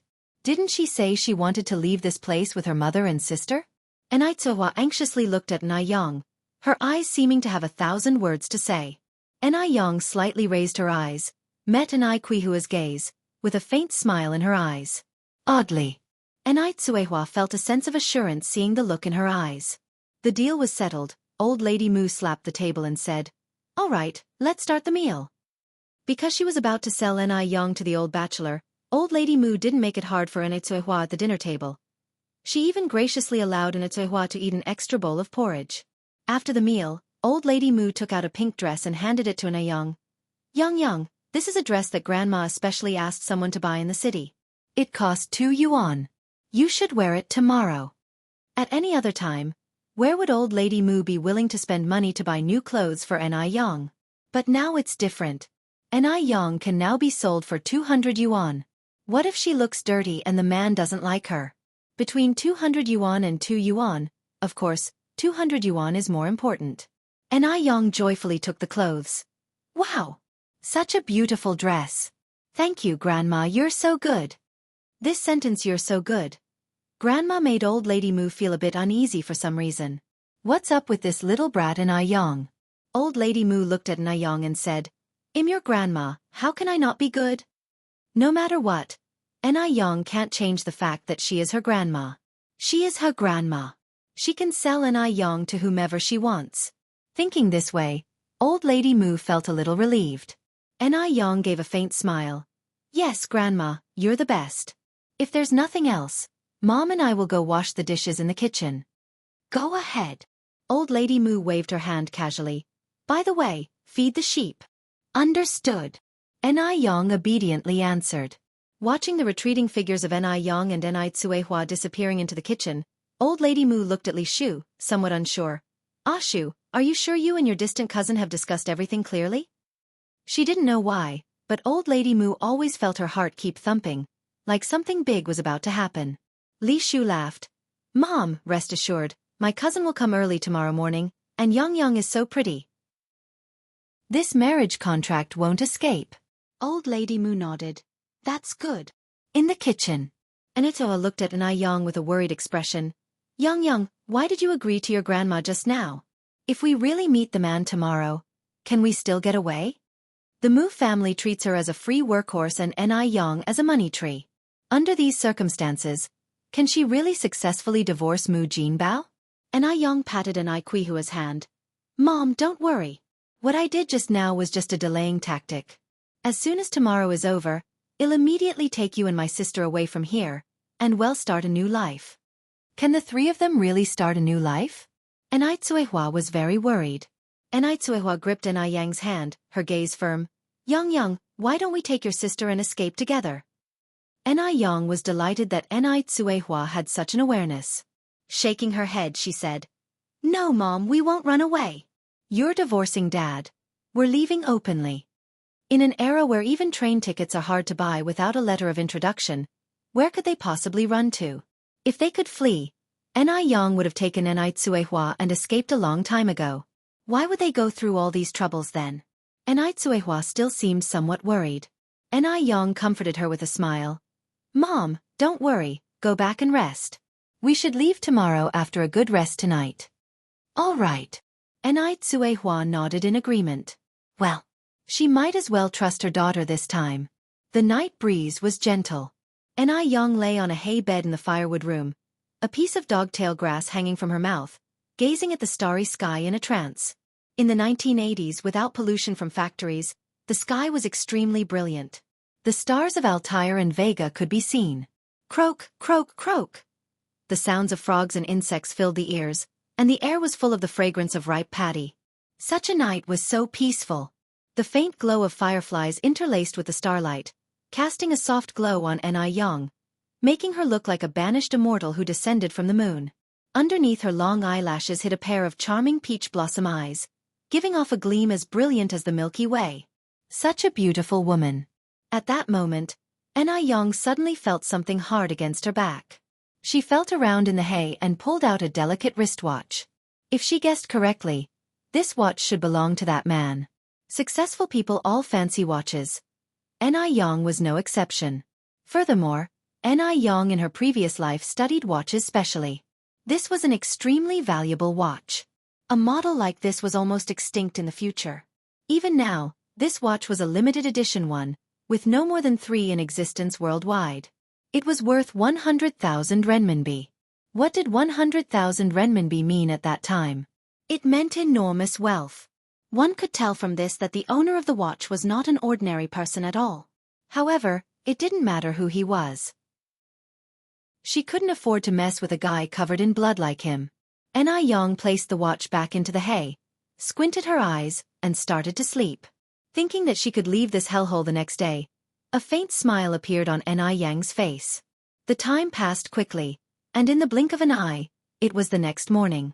The golden sunlight filled the earth. Early in the morning, Tsuehua was already busy in the kitchen. The air was filled with the sweet aroma of steamed sweet potatoes and the fragrance of steamed buns.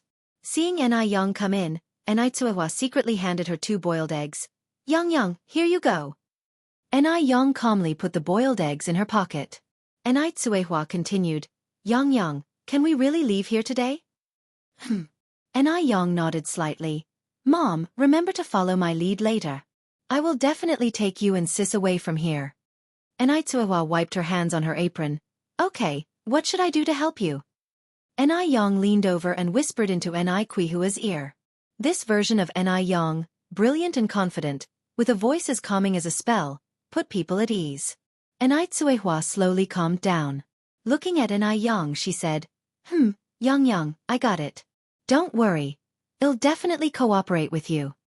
As long as she could take her 2 daughters away from here, she was willing to do anything. It took a while before the people of the Mu family got up for breakfast. Suddenly, after the meal, there was a frantic knock on the door from outside. Is anyone there? Is anyone home? Chapter 11. Want to marry me? Undus Wanli Shu immediately put down her chopsticks. Brother Jinbao, my cousin is here. You better go open the door. Lady Mu urged anxiously. Hurry up. Don't keep him waiting. Lady Mu was afraid that the 200 yuan would sprout wings and fly away. All right. Mu Jinbao put down his bowl and chopsticks and quickly ran to the door. Li Shu looked up at Anew, a triumphant glimmer in her eyes. Little wretch, you have nowhere to run now, do you? You're going to be taken away by an old bachelor today. Suddenly, she met a pair of radiant eyes, shining bright like the stars. Anew gave a faint smile, the corners of her mouth curling up into a light arc. This pure, untainted smile could reveal the true nature of anything sordid. Her eyes were filled with clarity. So radiant and confident. She doesn't look like a naive girl brought up in a tiny village. Li Shu felt an inexplicable shiver and quickly averted her gaze. Her hollowed-out throat swallowing as if she were a child who had done something wrong. This is insanity. How can this little village girl possess such a gaze? Li Shu frowned, filled with bewilderment. She found it hard to discern whether that scene was an illusion or real. Li Shu suppressed her chills and looked at Anew again. Li Shu, with her forehead crinkled, looked back at Anew who sat opposite her. Today, Anew wore that pink dress gifted by Lady Mu. The dress was rather simple with long sleeves and a doll collar, reaching down to her ankles. Yet, such an old-fashioned dress somehow made Anew look vibrantly classic. The sunlight streaming in from outside illuminated her, making her seem like a fairy high up in the clouds. Li Shu always believed her beloved daughter Xianxia was the most beautiful, but at this moment, she had to admit that if Xianxia were to stand beside Anew, she'd probably go unnoticed. At this moment, the sounds outside the door became increasingly clear.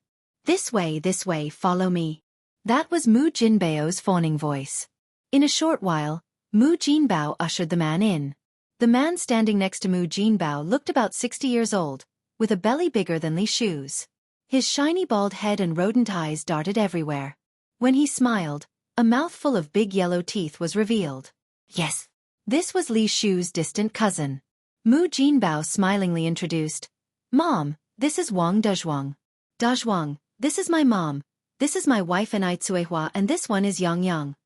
Upon seeing Anew, Wang Dazhuang's eyes instantly lit up. This young girl is so pretty. It's a bargain to buy her back for 200 yuan. Wang Dazhuang swallowed his saliva, moved his gaze away from Anew and greeted everyone in the room. Hello Granny, hello Auntie. I'm Wang Dazhuang. Being addressed as Granny by someone of a similar age didn't bother Lady Mu at all. She even reciprocated with a smile. Very good. So you're Dazhuang.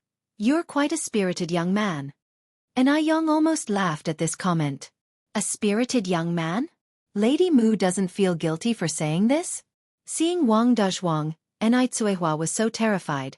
She found herself shaking uncontrollably. This is too much. Lady Mu and Mu Jinbao are too heartless. Do they even have a conscience? They're actually selling their own granddaughter, their own daughter, to a man like this. Fortunately, she had already decided to divorce Mu Jinbao. Once again seeing Wang Dazhuang, Anew looked calm on the outside but a storm was brewing within. She wishes she could rip Wang Dazhuang into pieces with her bare hands. But reason tells her she can't. Wang Dazhuang turns his gaze to Anew. Yang, I'm Wang Dazhuang. I'm here to take you home. Anew slightly lifts her head. Sir, why did you come alone? Didn't your son come with you? Sir. She actually called him sir.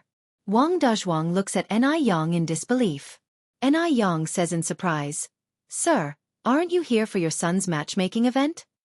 Wang Dazhuang becomes incredibly embarrassed. He's a eunuch. Where would he get a son from? The matriarch of the Mu family looks at Anew unhappily. How could you speak like that? Dazhuang is your intended match.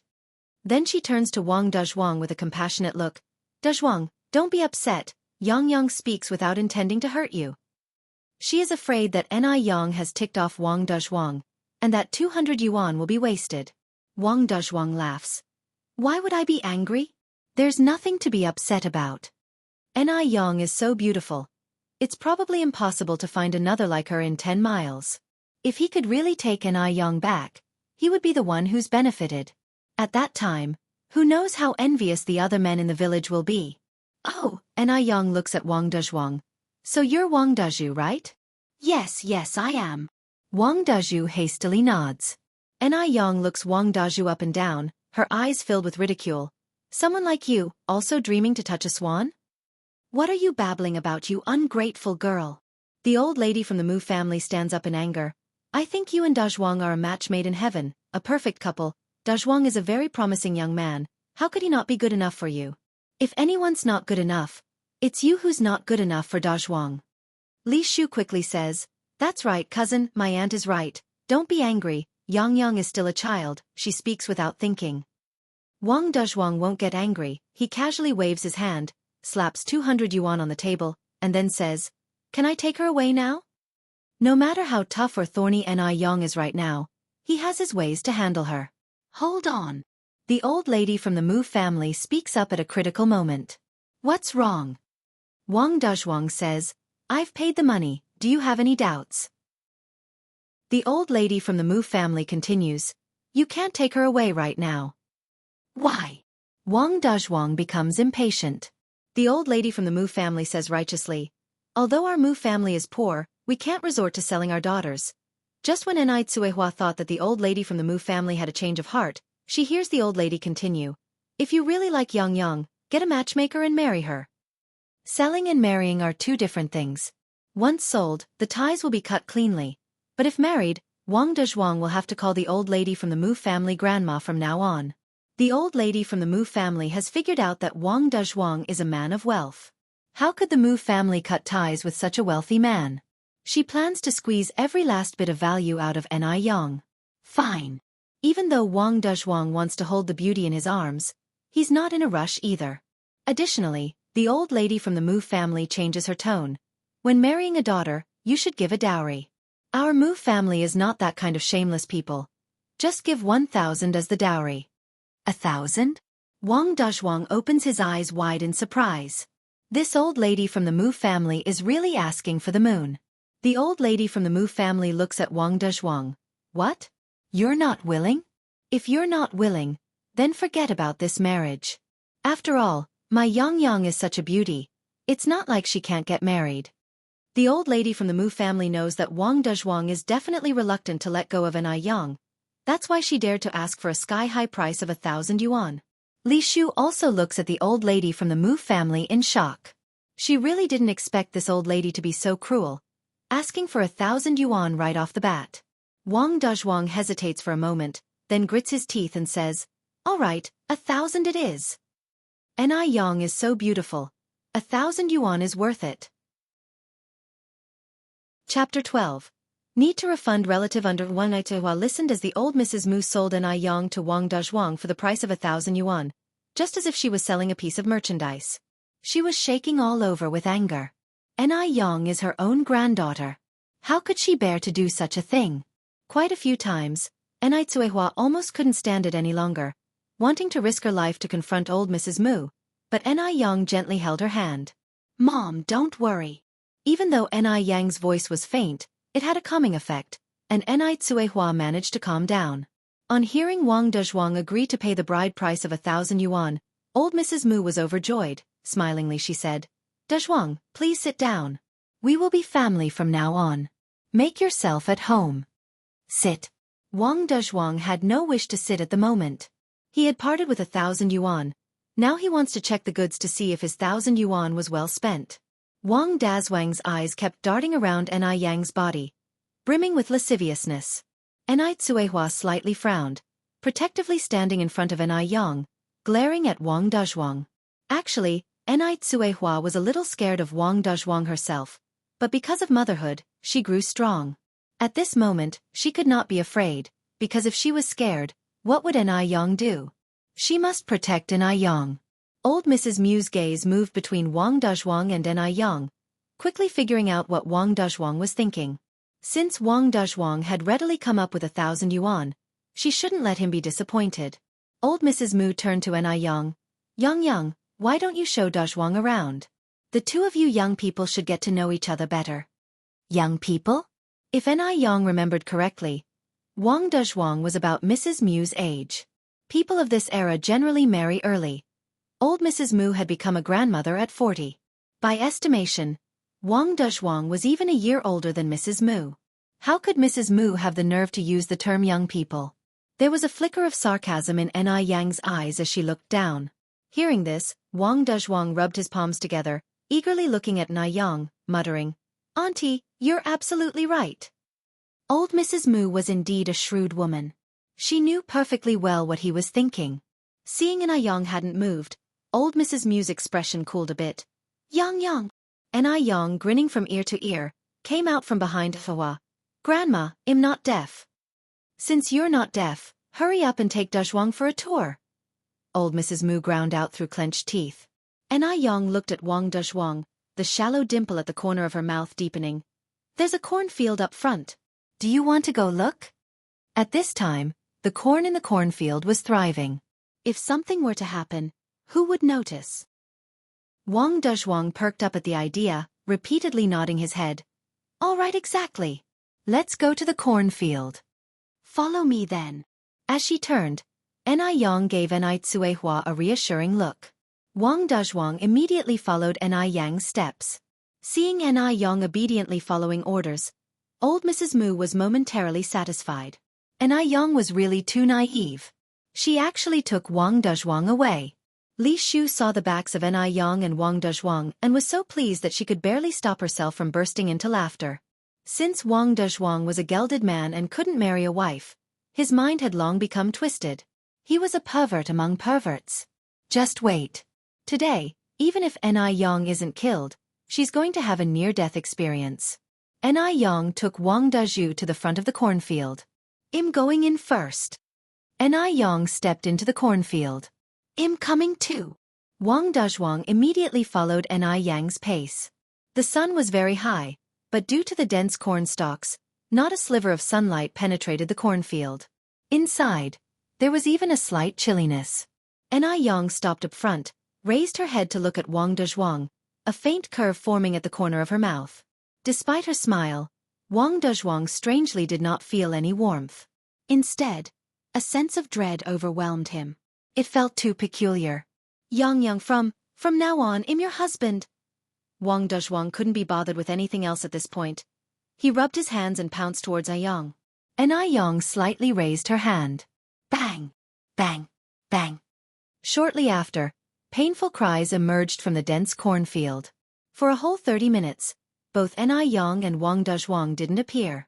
Hua was extremely anxious and afraid that something had happened to Anew, constantly looking towards the entrance. Yet, smiles could be seen on the faces of Old Lady Mu and Mu Jinbao. Li Shu relaxedly said, they've been gone for so long, Yang and Dazhuang haven't returned, they must be getting along quite well. The two definitely did everything they should and shouldn't have done in the cornfield. Old Lady Mu nodded in agreement, laughing so hard her eyes nearly disappeared. Time was truly wonderful. The longer the time, the more it meant that Wang Dazhu was happy with Anew. By then, even if Wang Dazhu wanted to regret, it would be too late. Just as Old Lady Mu was about to pick up 200 yuan from the table, a figure suddenly rushed in from outside, snatched the money away. Give me my money back. I am never buying a wife again. Never again. On closer inspection, Old Lady Mu realized it was none other than Wang Dazhu. Before everyone inside the house could react, Wang Dazhuang had run past the door, looking so distraught that he even ran out of one of his shoes. As if a ghost was chasing him from behind. Old Lady Mu and Mu Jinbao hastily chased after him. Dazhuang! Come back! Dazhuang! Dazhuang! Upon hearing Old Lady Mu's words, Wang Dazhuang started running even faster. Mu Jinbao caught up with Wang Dazhuang. Ah! Good heavens! My money! My 1,000 yuan! Old Lady Mu sat on the ground, crying and causing a ruckus. She had nearly gotten the money, only to see it slipping away from her grasp. How could she not be furious? Li Shu's eyebrows scrunched up into a frown. The situation was far from what she had imagined. What in the world was Wang Dazhuang thinking? Why did he run all of a sudden? Where was Anew? Where did that sneaky Anew go? Just then, Anew nonchalantly walked in from outside. Granny, what happened? Did someone upset you again? At the sound of her words, Old Lady Mu immediately stopped crying, looked up at Anew and bitterly cursed. You shameless hussy! You dare to come back! What did you do to Dazhuang? I have no idea, Anew shrugged, her eyes reflecting an innocent look. There's a possibility he's mentally ill. I was even shocked. You shameless hussy! You dare to argue back! You wretched creature! Useless junk. Old Lady Mu cursed loudly. Anew didn't get angry, but the corner of her mouth hinted a faint smile. Granny, I've heard that people with filthy mouths will have their tongues severed by the king of hell after they die, especially those like you with many sins. You're not far from descending to hell. Save yourself some virtue. You. Old Lady Mu was so furious her whole body started shaking. This shameless girl was so bold, she even dared to curse her to death. Chapter 13. Village chief arrived under one. Anew has always been a soft, docile, and submissive person. When was she ever so defiant? Li Shu felt her temple throb wildly, an ominous feeling suddenly bubbling up. No way! She couldn't let Anew slip out of her control. Li Shu offered up a forced smile, her eyes focused on Anew. Yang, what's gotten into you? Your grandmother is thinking of your best interests. How could you talk to her like that? Do you have any idea how wealthy my cousin is? If you marry him, you could live a luxurious life. So many girls crave this opportunity, yet you've got it. Stop angering your grandmother, apologize to her and get my cousin back here. Anew responded with a bright pointed smile. If your cousin is such a catch, why not marry him yourself? Isn't this perfect, seeing as how you're a widow too? Li Shu's eyes bulged, unable to conceal her fury anymore. You shameless girl, what are you babbling about? Right at that moment, Mu Jinbao rushed in from the yard, his face an image of dismay. Mom, I caught up with Dezhuang, but he refuses to return. Who knew what was going on with that Wang Dezhuang? He was clearly quite interested in Anew just a while ago. However, after a romp in the cornfield, he returned as if he was a completely different person. Refuses to return? Why does he refuse to return? My 1,000 yuan. My 1,000 yuan. Granny Mu was so furious it felt like her liver would burst, her face deathly pale. It was more painful than dying a little. That was 1,000 yuan. A whole 1,000 yuan. Jinbao, beat this shameless wench to death. Beat her till she's dead. Granny Mu pointed at Anew and spat out viciously. Even if Anew was beaten to death right now, she still wouldn't feel satisfied. This cheap wench was truly hateful. Even Mu Jinbao was pining over the 1,000 yuan. He stepped up to Anew, raised his hand, and viciously slapped down. Mu Jinbao's hand was about to make contact when Anew hurriedly stepped in front of Anew, taking the slap full on her face. Anehu's head jerked sideways from the force, but she didn't retreat. She looked up at Mu Jinbao and summoned the courage to say, Mu Jinbao, I want a divorce. Divorce? Mu Jinbao laughed scornfully at Anew. You're nothing more than an old cow bought and paid for by our Mu family. You don't have the right to demand a divorce. You belong to the Mu family in life and death. You'll never escape from the Mu family. Yes, Anew was merely purchased by Mu Jinbao for 3 yuan. Hearing these words, Aneihua's face darkened. Yeah. How could she have forgotten? She was bought by the Mu family. She can't get a divorce? If she can't get a divorce, what should she do? Does that mean she's doomed to spend the rest of her life with this scum? Just then, a few figures appeared outside the door, stopping to listen to the commotion inside. If Mu Jinbao raised his head to look out, he would see amongst the group, the village chief of Dam Village. Anew stepped in front of Anehu. Human trafficking is illegal. My mother wants to divorce you now. You have no right to deprive her of her freedom. Since Anehu had never gone through a registration process with Mu Jinbao, this matter was much easier to settle. Anew caught sight of the shadow on the ground and started devising her plan. Mu Jinbao was so infuriated at Aneyang's retort that he grabbed an axe and swung it towards Anew. You ungrateful brat!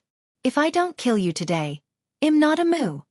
Anehu gasped and quickly shielded Anew behind her. But Anew was not afraid of Mu Jinbao. You don't have the right to hit me. And you sure as hell have no right to be my father. Don't think I don't know who Li Shu is. She's your mistress and she's carrying your bastard child. You're keeping a woman on the side and yet you still expect my mother to slave for you. People like you should all rot in hell. Upon hearing that, beads of sweat dotted Li Shu's forehead. Anew knew about her and Mu Jinbao's relationship. What should she do? What now? She thought she could control Anew, but she never expected this girl to be so fierce. Besides, it's a sensitive period now. If people find out about her relationship with Mu Jinbao, She won't get off scot-free. Mu Jinbao was incensed by Anyang's words and swung the axe straight down. Ungrateful brat. I'll kill you today. Just when he was about to strike, a figure rushed in from outside, grabbed Mu Jinbao's hand. What's going on? Is there no respect for law in your eyes? The person who came in was no other than the old village chief along with several men in suits. The one who grabbed Mu Jinbao's wrist was indeed the old village chief. Despite his age, the village chief's strength wasn't weaker than any young man's. Village chief, what wind blows you our way? Mu Jinbao asked playfully as he looked towards the village chief. The village chief also surnamed Mu and was a relative of Mu Jinbao's, so he wasn't particularly afraid of the village chief. How bad could it be if the village chief found out that he was hitting his wife and children? Would he turn against his own family for this? Impossible. But the village chief wasn't as accommodating as usual and demanded harshly. If I didn't come now, there would have been a homicide. Comrade Mu Jinbao, no matter the reason, it can't be an excuse for you to beat your wife and children. Mu Jinbao, grinning ear to ear, said, Village chief, I was just disciplining my wife and kids. You're making it sound like a murder. How many men in this village don't hit their wives? Even the village chief himself perhaps isn't clean in this regard. Furthermore, in this remote and poor village, even if one were to beat someone to death, no one would care. If someone really got beaten to death, one would only need to drag the body up to the mountain and bury it. It wouldn't be the first time someone had beaten their spouse to death in the village. Comrade Mu Jinbao, take this seriously. The village chief reprimanded him. What you just did was attempted murder. If it were any other day, the village chief wouldn't have bothered with such matters. In Dam Village, wife beating was a daily occurrence, and if he had to deal with every case, he wouldn't be able to manage it all. But not today. Today, standing next to him were a few officials with quite a bit of authority. At this moment, Anyang tugged at Anyquihua's sleeve. Anycuehua quickly understood and fell to her knees, bursting into tears.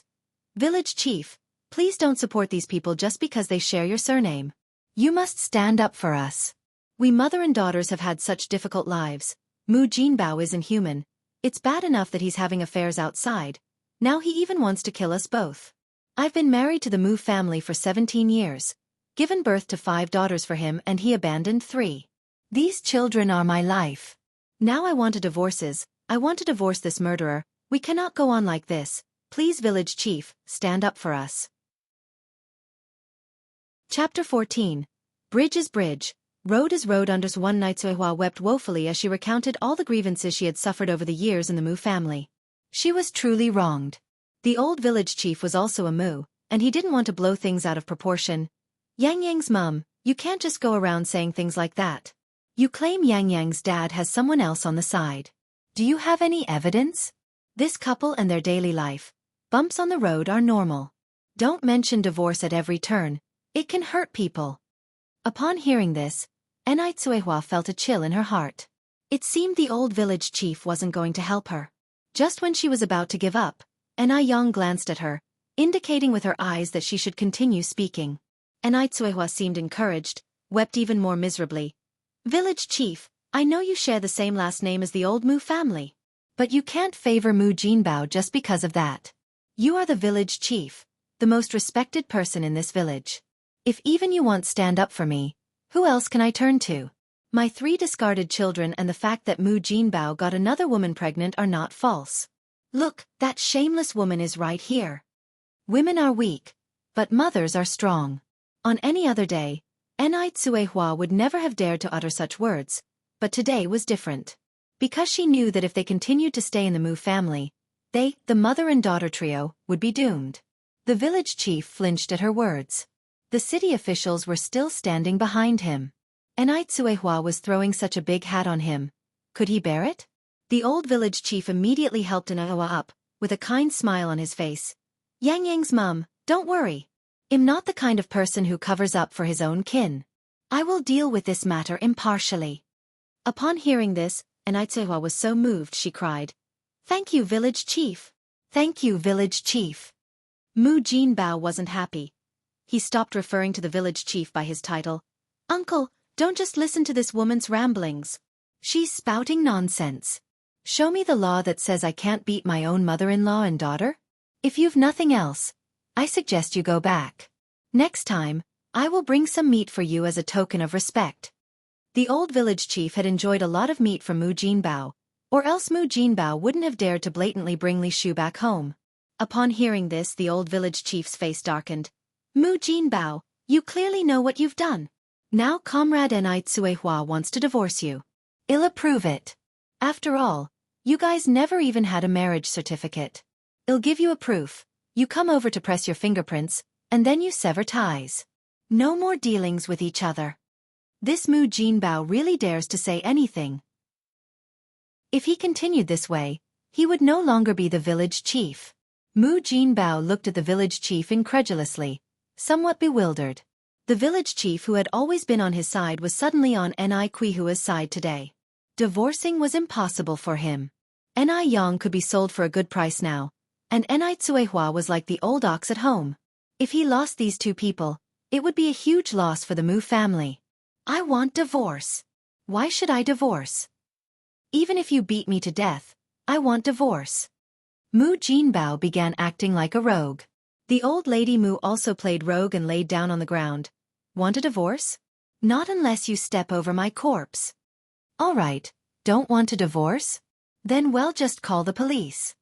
Suddenly, the man in the suit spoke up.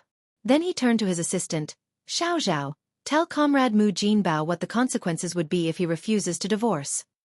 Xiao stepped forward and said, based on the evidence we have at the moment, Comrade Mu Jinbao is suspected of attempted murder and intentional homicide. If these charges are added up, he could be shot. It's a crackdown period now, and the threat of execution is not a joke. Mu Jinbao turned pale. Who the hell are you? Just because you say I killed, that means I did. The old village chief responded coldly. You better shut up. This man is the assistant to the secretary of the municipal party committee.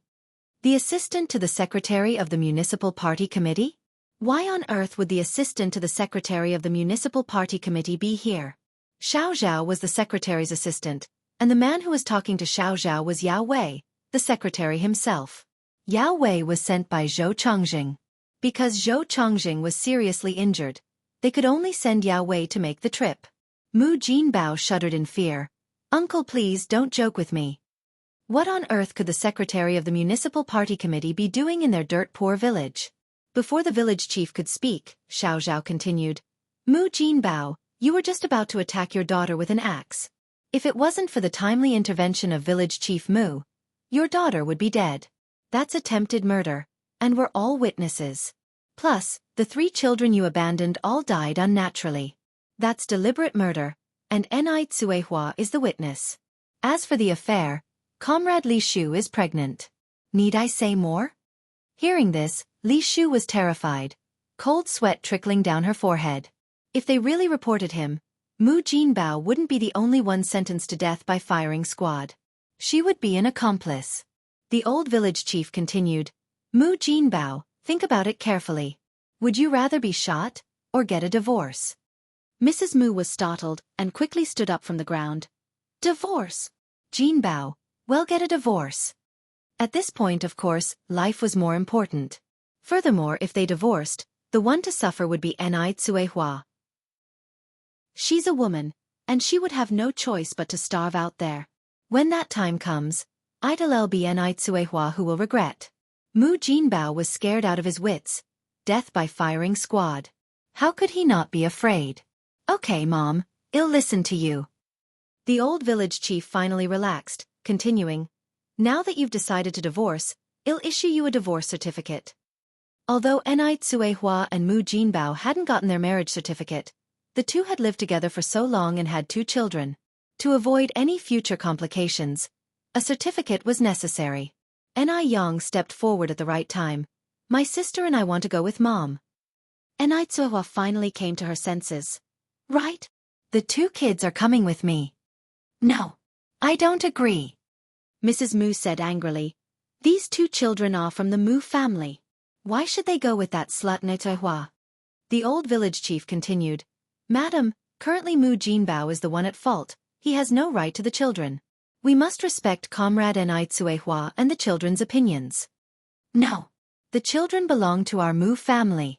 If that slut Anew Tsuehua wants to leave, let her leave by herself. She won't take anything from our Mu family. At this moment, Yao Wei continued speaking. Xiao Zhao, we should call the police, let the murderer taste the bullet. Old Mrs. Mu's face turned white, and she was instantly silenced. The old village chief finished the certificate and stamped the village's official seal on it. Anew Tsuehua, Mu Jinbao, you two press your fingerprints. Once these are pressed, you two will have no relation at all. Anew Tsuehua pressed her fingerprint without hesitation.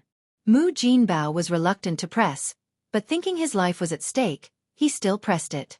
This divorce certificate had 3 copies, 2 for Anew Tsuehua and Mu Jinbao, and 1 for the village to keep. After pressing the fingerprint, Anew Tsuehua went to the room to carry the children out. Anew Yang bowed to the village chief and Yao Wei. Secretary Chief, thank you for today. The village chief laughed awkwardly, not knowing if he could still retain his position after today. Yao Wei smiled and said, if an official doesn't serve the people, they might as well go home and sell sweet potatoes. This is what should be done. Chapter 15. Goodbye, damn village. Under one it was apparent that Yao Wei was a good official who served the people. Off to the side though, old lady Mu was becoming anxious, watching Yao Wei and Anew Yang speak with such familiarity. What on earth was happening? Why would the city's party secretary come to their home? And to chance upon this very incident. This clearly wasn't a coincidence. Could it be that Anew Yang and the city party secretary had planned this all along? Otherwise, this couldn't possibly be such a coincidence.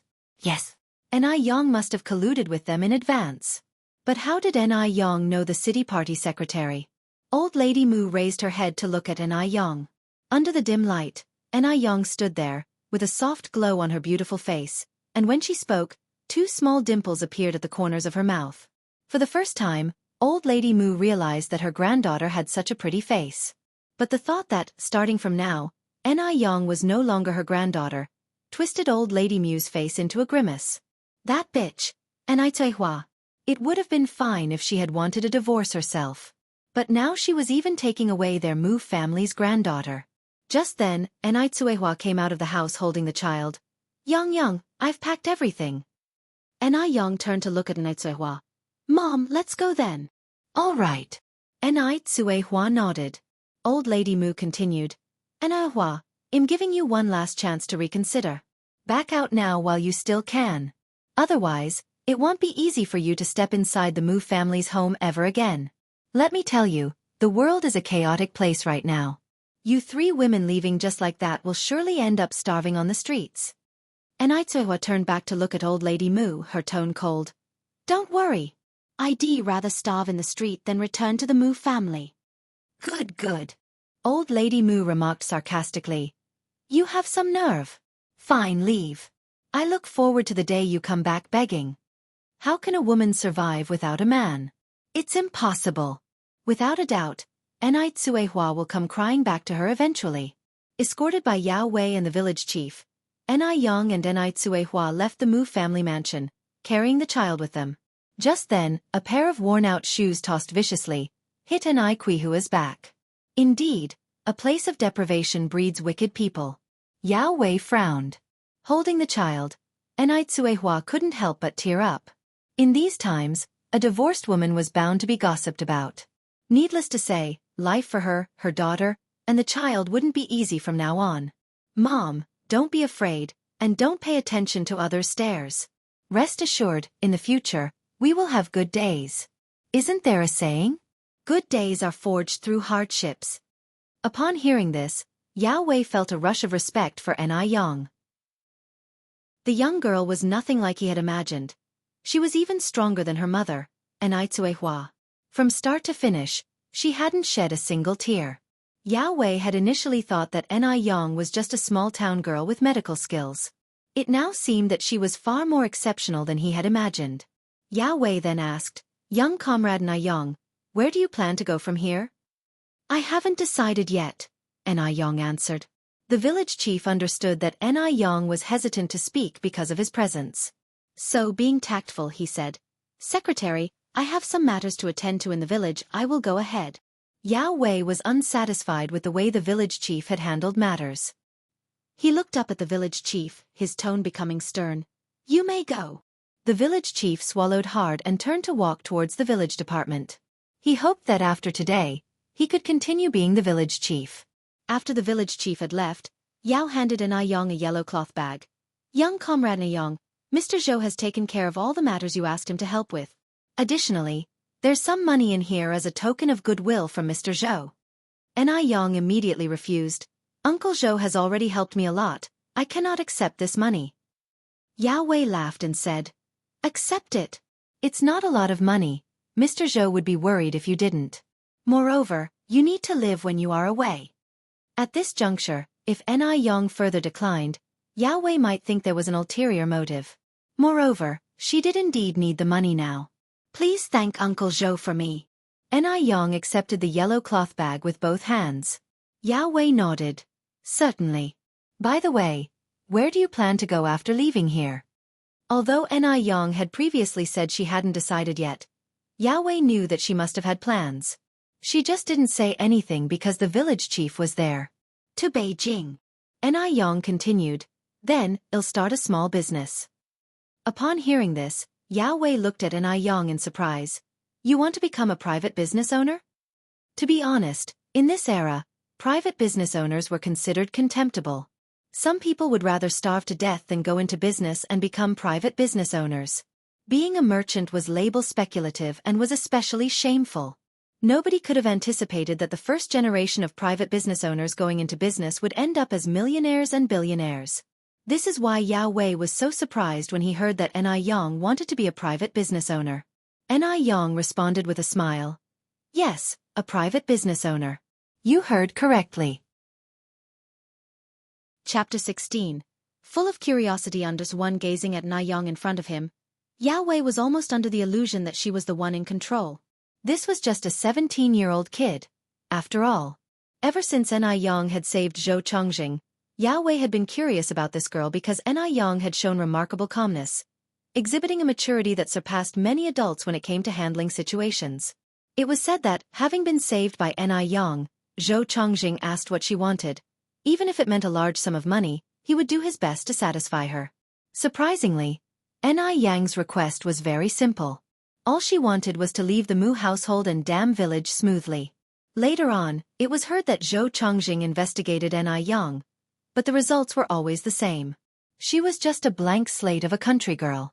Born in Dam village, raised in Dam village. "Uncle Yao, this is where we should part ways. Every banquet has to end eventually. I wish you every success in the future." Anew bade farewell to Yao Wei at the entrance of the village. "All right, I'll take your good words. Safe travels to you too." Yao Wei stopped. "Goodbye, Uncle Yao," Anew waved. "Goodbye." Yao Wei watched the departing figures of Anew and her daughter.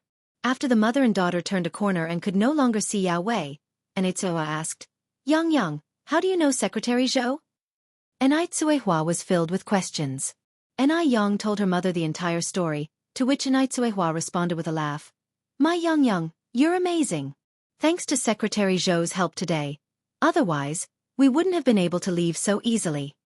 Little did they know, the moment they left Dam village, the villagers began to gossip. In these days without TVs, internet, or mobile phones, people could only resort to gossip to pass their time. In addition to old lady Mu's outcry, everyone in the village knew about this incident. "If I were Mu Jinbao, I would have killed that slut Anew.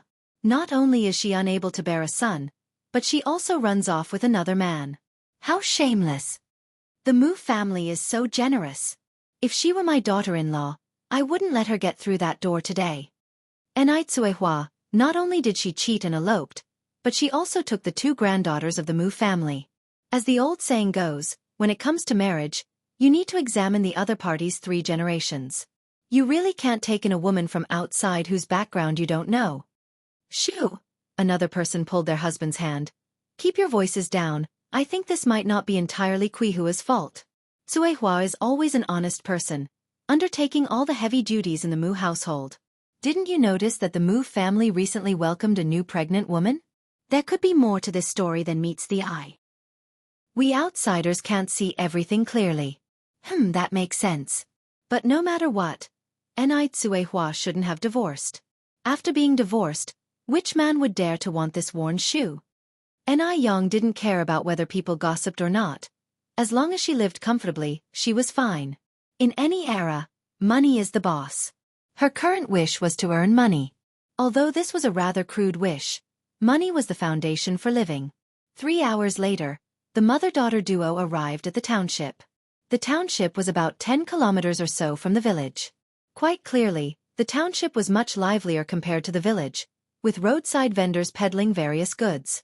Despite it not being as modern as the 21st century, one could still see glimpses of more modern elements.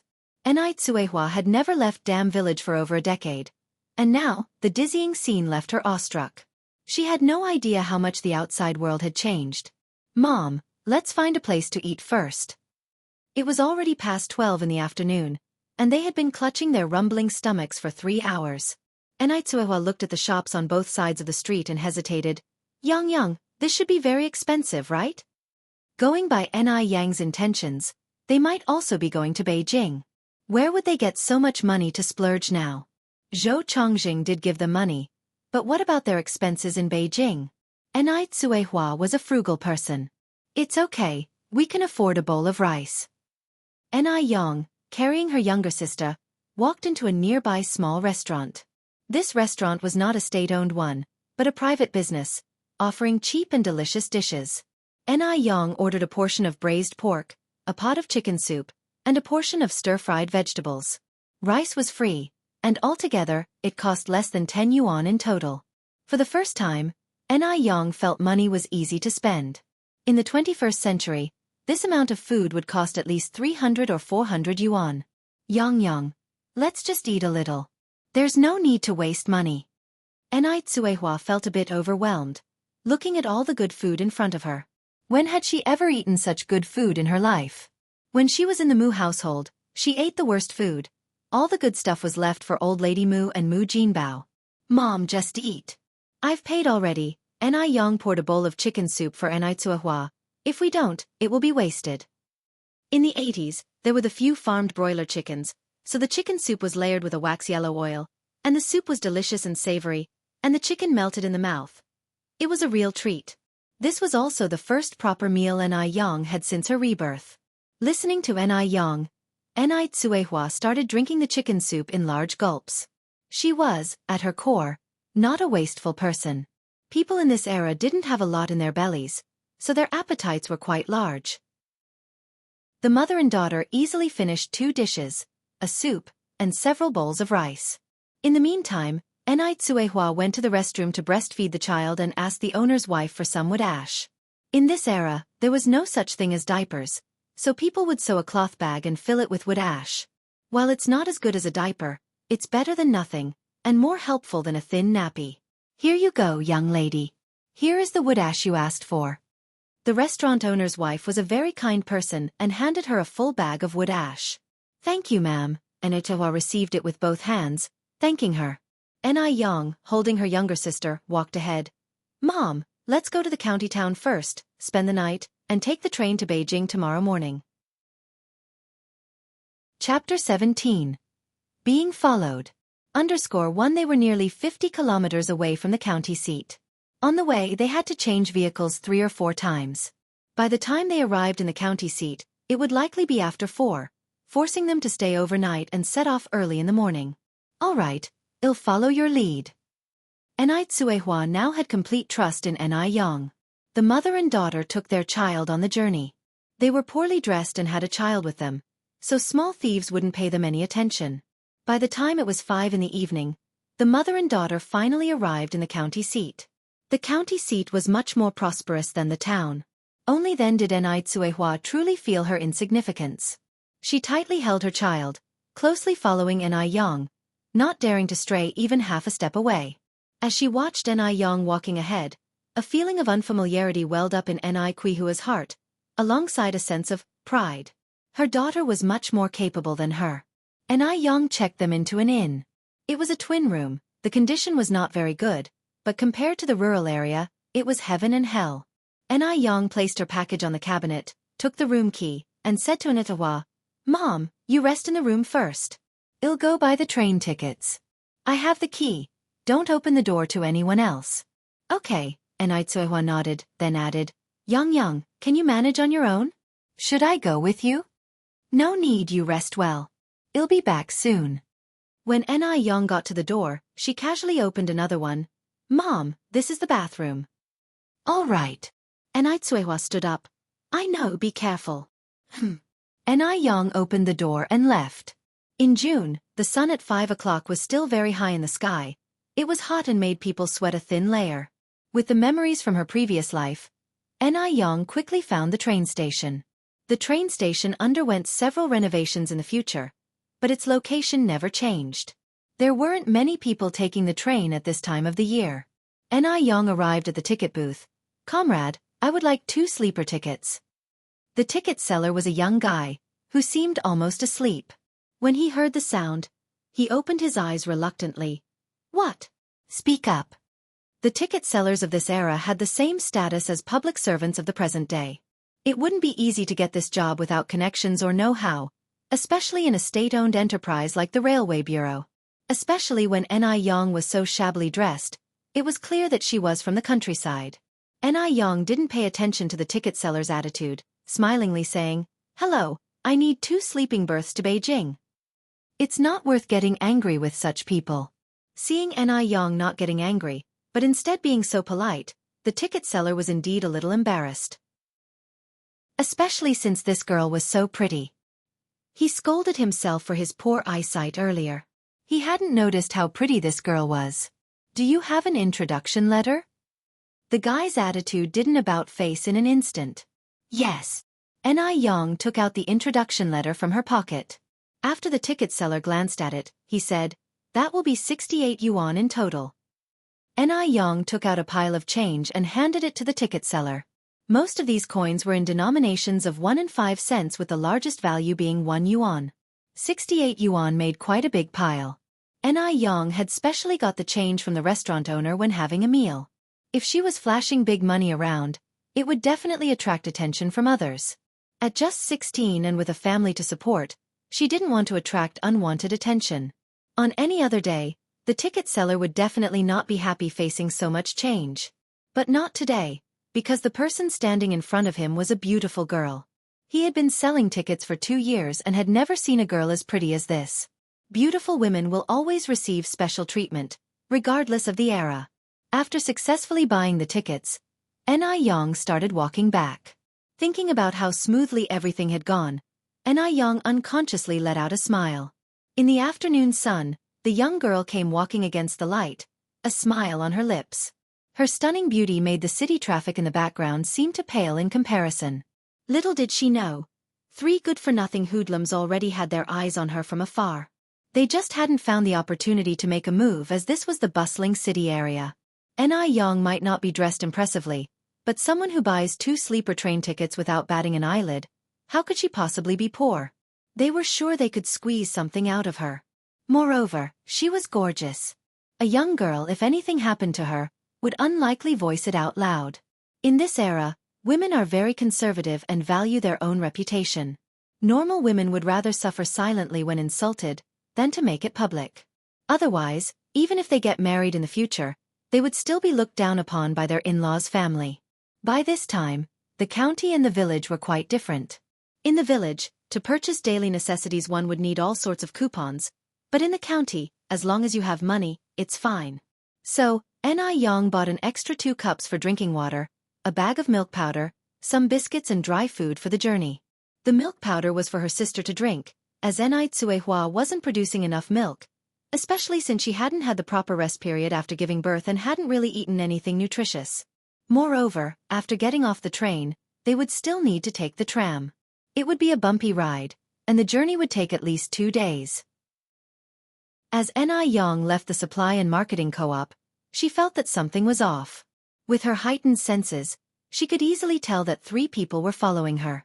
Yang's ears twitched slightly, and then she quickened her pace, turned a corner, and her figure disappeared in an instant. The 3 little punks saw Yang vanish, exchanged puzzled glances, threw the cigarette stubs in their hands, and hurried after her. Yang carefully placed the things in her hands in the corner of the wall, took the dagger concealed on her body, and holding it in her hand, she stood at the corner ready for defense. She didn't bother unsheathing the blade. It was better not to shed blood unless absolutely necessary. The footsteps were getting closer and closer, and Yang ears twitched more frequently. She held the dagger tightly and squinted her eyes. 3, 2, 1. Nah. She swung her arm, directly knocking down the first thug who rushed out, following it with a backspin kick, the tip of her foot perfectly hitting the chin of a punk behind, knocking him to the ground. In the blink of an eye, only 2 out of 3 punks were remaining. Yang narrowed her eyes slightly, about to hit the thug with her dagger. However, the thug surprisingly lay down himself, crying for mercy. "Miss! Heroine! I was wrong. I am lying down myself. Please spare me and my brothers." A wise man knows when to retreat. This punk was no fool. He knew he had encountered a formidable opponent. But he couldn't understand how an ordinary-looking peasant girl could be so skilled. This was just unbelievable. Yang slowly concealed the dagger in her chest and said coolly, "When you decided to follow me, didn't you consider this?" Chapter 18. Encounter Under 1. If she had been just a powerless young girl today, she probably would have suffered irreparable harm by now. "Sister, I really dare not anymore. Please spare me." The thug cried and begged for mercy. The other 2 thugs also quickly got up and knelt in front of this girl who was younger than them but stronger. Yang casually put away the dagger, looking down at the 3 thugs with a slight smirk, then slightly bent over and reached out her slender hand to them. "Hand it over." Although she was smiling, there was not the slightest hint of amusement in her eyes. Instead, the icy glint was utterly intimidating. "Wow, what?" One of the thugs shivered in fear. "The stick in your hand."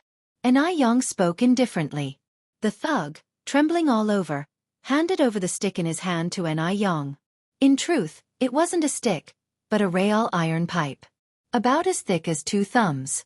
Yang took the iron pipe, lightly bent it with both hands, and with a muffled sound, the pipe was easily broken into 2 pieces by her. The 3 thugs were wide-eyed, unbelieving of what they were seeing right before them. Cold sweat broke out on their backs. What fearsome strength was needed to break an iron pipe so easily? Who on earth was this young girl? However, the one who broke the iron pipe was unperturbed, the corners of her mouth upturned in a small smile, speaking to the thugs. "If I catch you guys messing with the women of this city again, this pipe will be your fate. Do you understand?" Her tone was cold and chilling, her presence commanding. She was not an ordinary girl. She seemed more like a person of high standing who had experienced many things. "Understood, understood." The thugs were so scared their faces turned pale and answered shakily. Yang casually threw the pipe to the ground. "If you've understood, then get lost." At her words, the thugs felt as if a huge burden had been lifted and they scampered away immediately. Yang did not linger, as her sister and mother were waiting for her at the inn, and she immediately turned around to move on. Unbeknownst to her, shortly after she left, 2 figures, one tall and one short, appeared in the previously deserted alleyway. One of the figures was tall and slender, standing casually with his hands in his pockets, radiating an irresistible aura of dominance. Sporting an army cap, beneath the brim of the cap were eyes that carried a dangerous glint. His lips curled in a barely noticeable smile, giving no hint to his thoughts. Anyone could see that this man was not someone to be trifled with. The 2 men had witnessed every bit of what had just happened.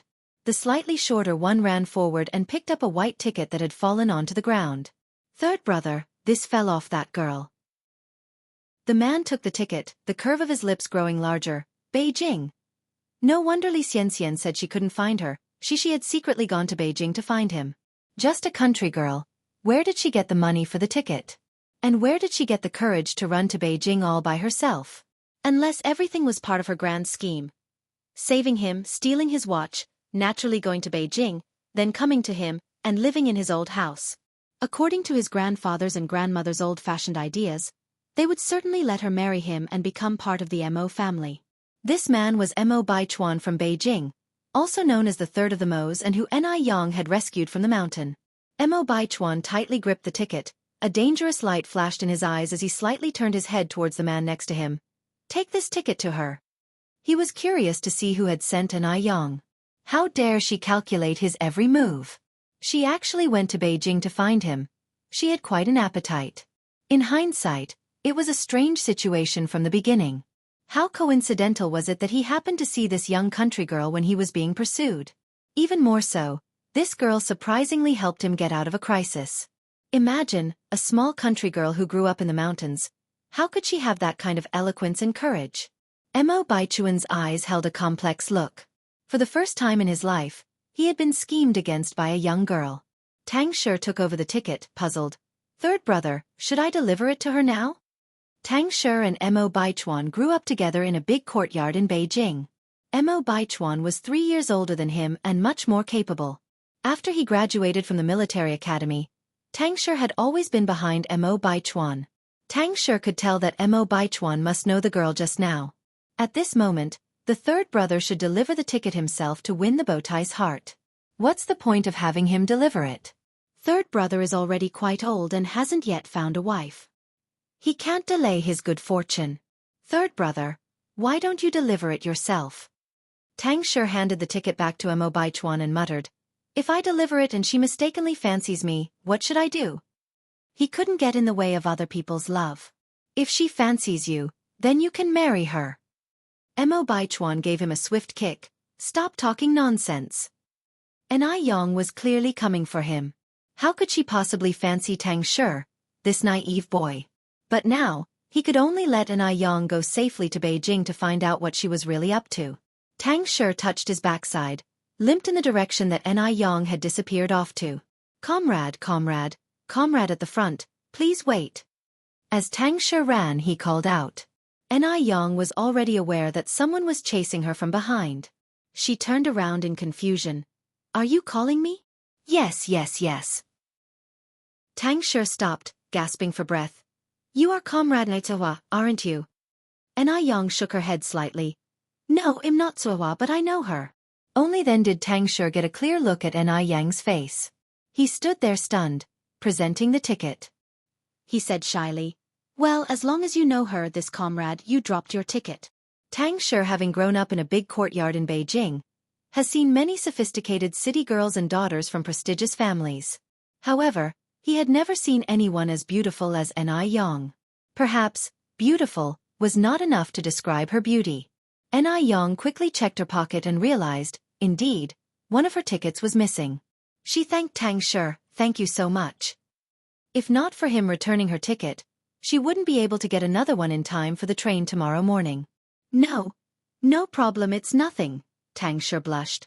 At that time, the phrase I found a penny on the road and handed it to the police was a household term, and people were very unsophisticated. There were none of the many scammers of later generations. Anew took the ticket and smiled. My friend, you've been of great help. How about I treat you to a bowl of noodles? There was a noodle restaurant nearby and Anew did not want to owe him anything. Chapter 19. Start a new journey under one. At these words, Tang Shi felt a sudden jolt in his heart. This isn't good. Could Anew really be interested in him? Otherwise, why would she invite him for dinner on her own? This woman belongs to his third brother. He doesn't dare to mess with her. No need. Tang Shi immediately refused, clutching his butt, limping and running away. Anew silently watched Tang Shi. Was she really so scary in appearance? He ran even faster than a rabbit. Tang Shi quickly ran to Mo Baichuan. Third brother, I've returned the ticket to the female comrade. Mo Baichuan nodded. Go buy 2 tickets back to Beijing. Back to Beijing? Upon hearing this, Tang Shi looked at Mo Baichuan in surprise and asked, Third brother, aren't we going to Dam Village? We just got off the train from Beijing, and now we're going back to Beijing. What on earth does he want to do? Is he just running around for fun? We're not going. Mo Baichuan answered indifferently. We're going straight back to the base. Everyone has eagerly gone to Beijing. Going to Dam Village then has no meaning. Weren't you out looking for a person? Now we're returning to the base without finding her? Tang Shi asked with confusion. What? Do you have a problem with my decision? Mo Baichuan gave Tang Shi a plain look. Even this plain look was enough to send chills down Tang Shi's spine. No, let's return to the base. We're going back to the base right away. Even if he had 100 guts, he would not dare to question third brother's decision. By now, Tang Shi had a more audacious suspicion in his mind. Could third brother be going back to Beijing for the attractive female comrade? Perhaps, this pretty comrade was the person that third brother was looking for. Anew went to a small restaurant nearby, packed up some food, and brought it to the inn. In the inn, her younger sister had already fallen asleep. Anew came out from the bathroom and said to a worried-looking Anew, "Yang, I want to take a bath, but there's no tub. What should I do?" Anew placed the food on the table and spoke softly, "Mom, wait, let me see." At that time, the showers were foot-operated. To Anew, this kind of shower was not unfamiliar at all. But to Anew, a rural woman who had just arrived in Beijing, it was very strange. For a while, she found it hard to accept. "Mom, it works like this. This is called a shower.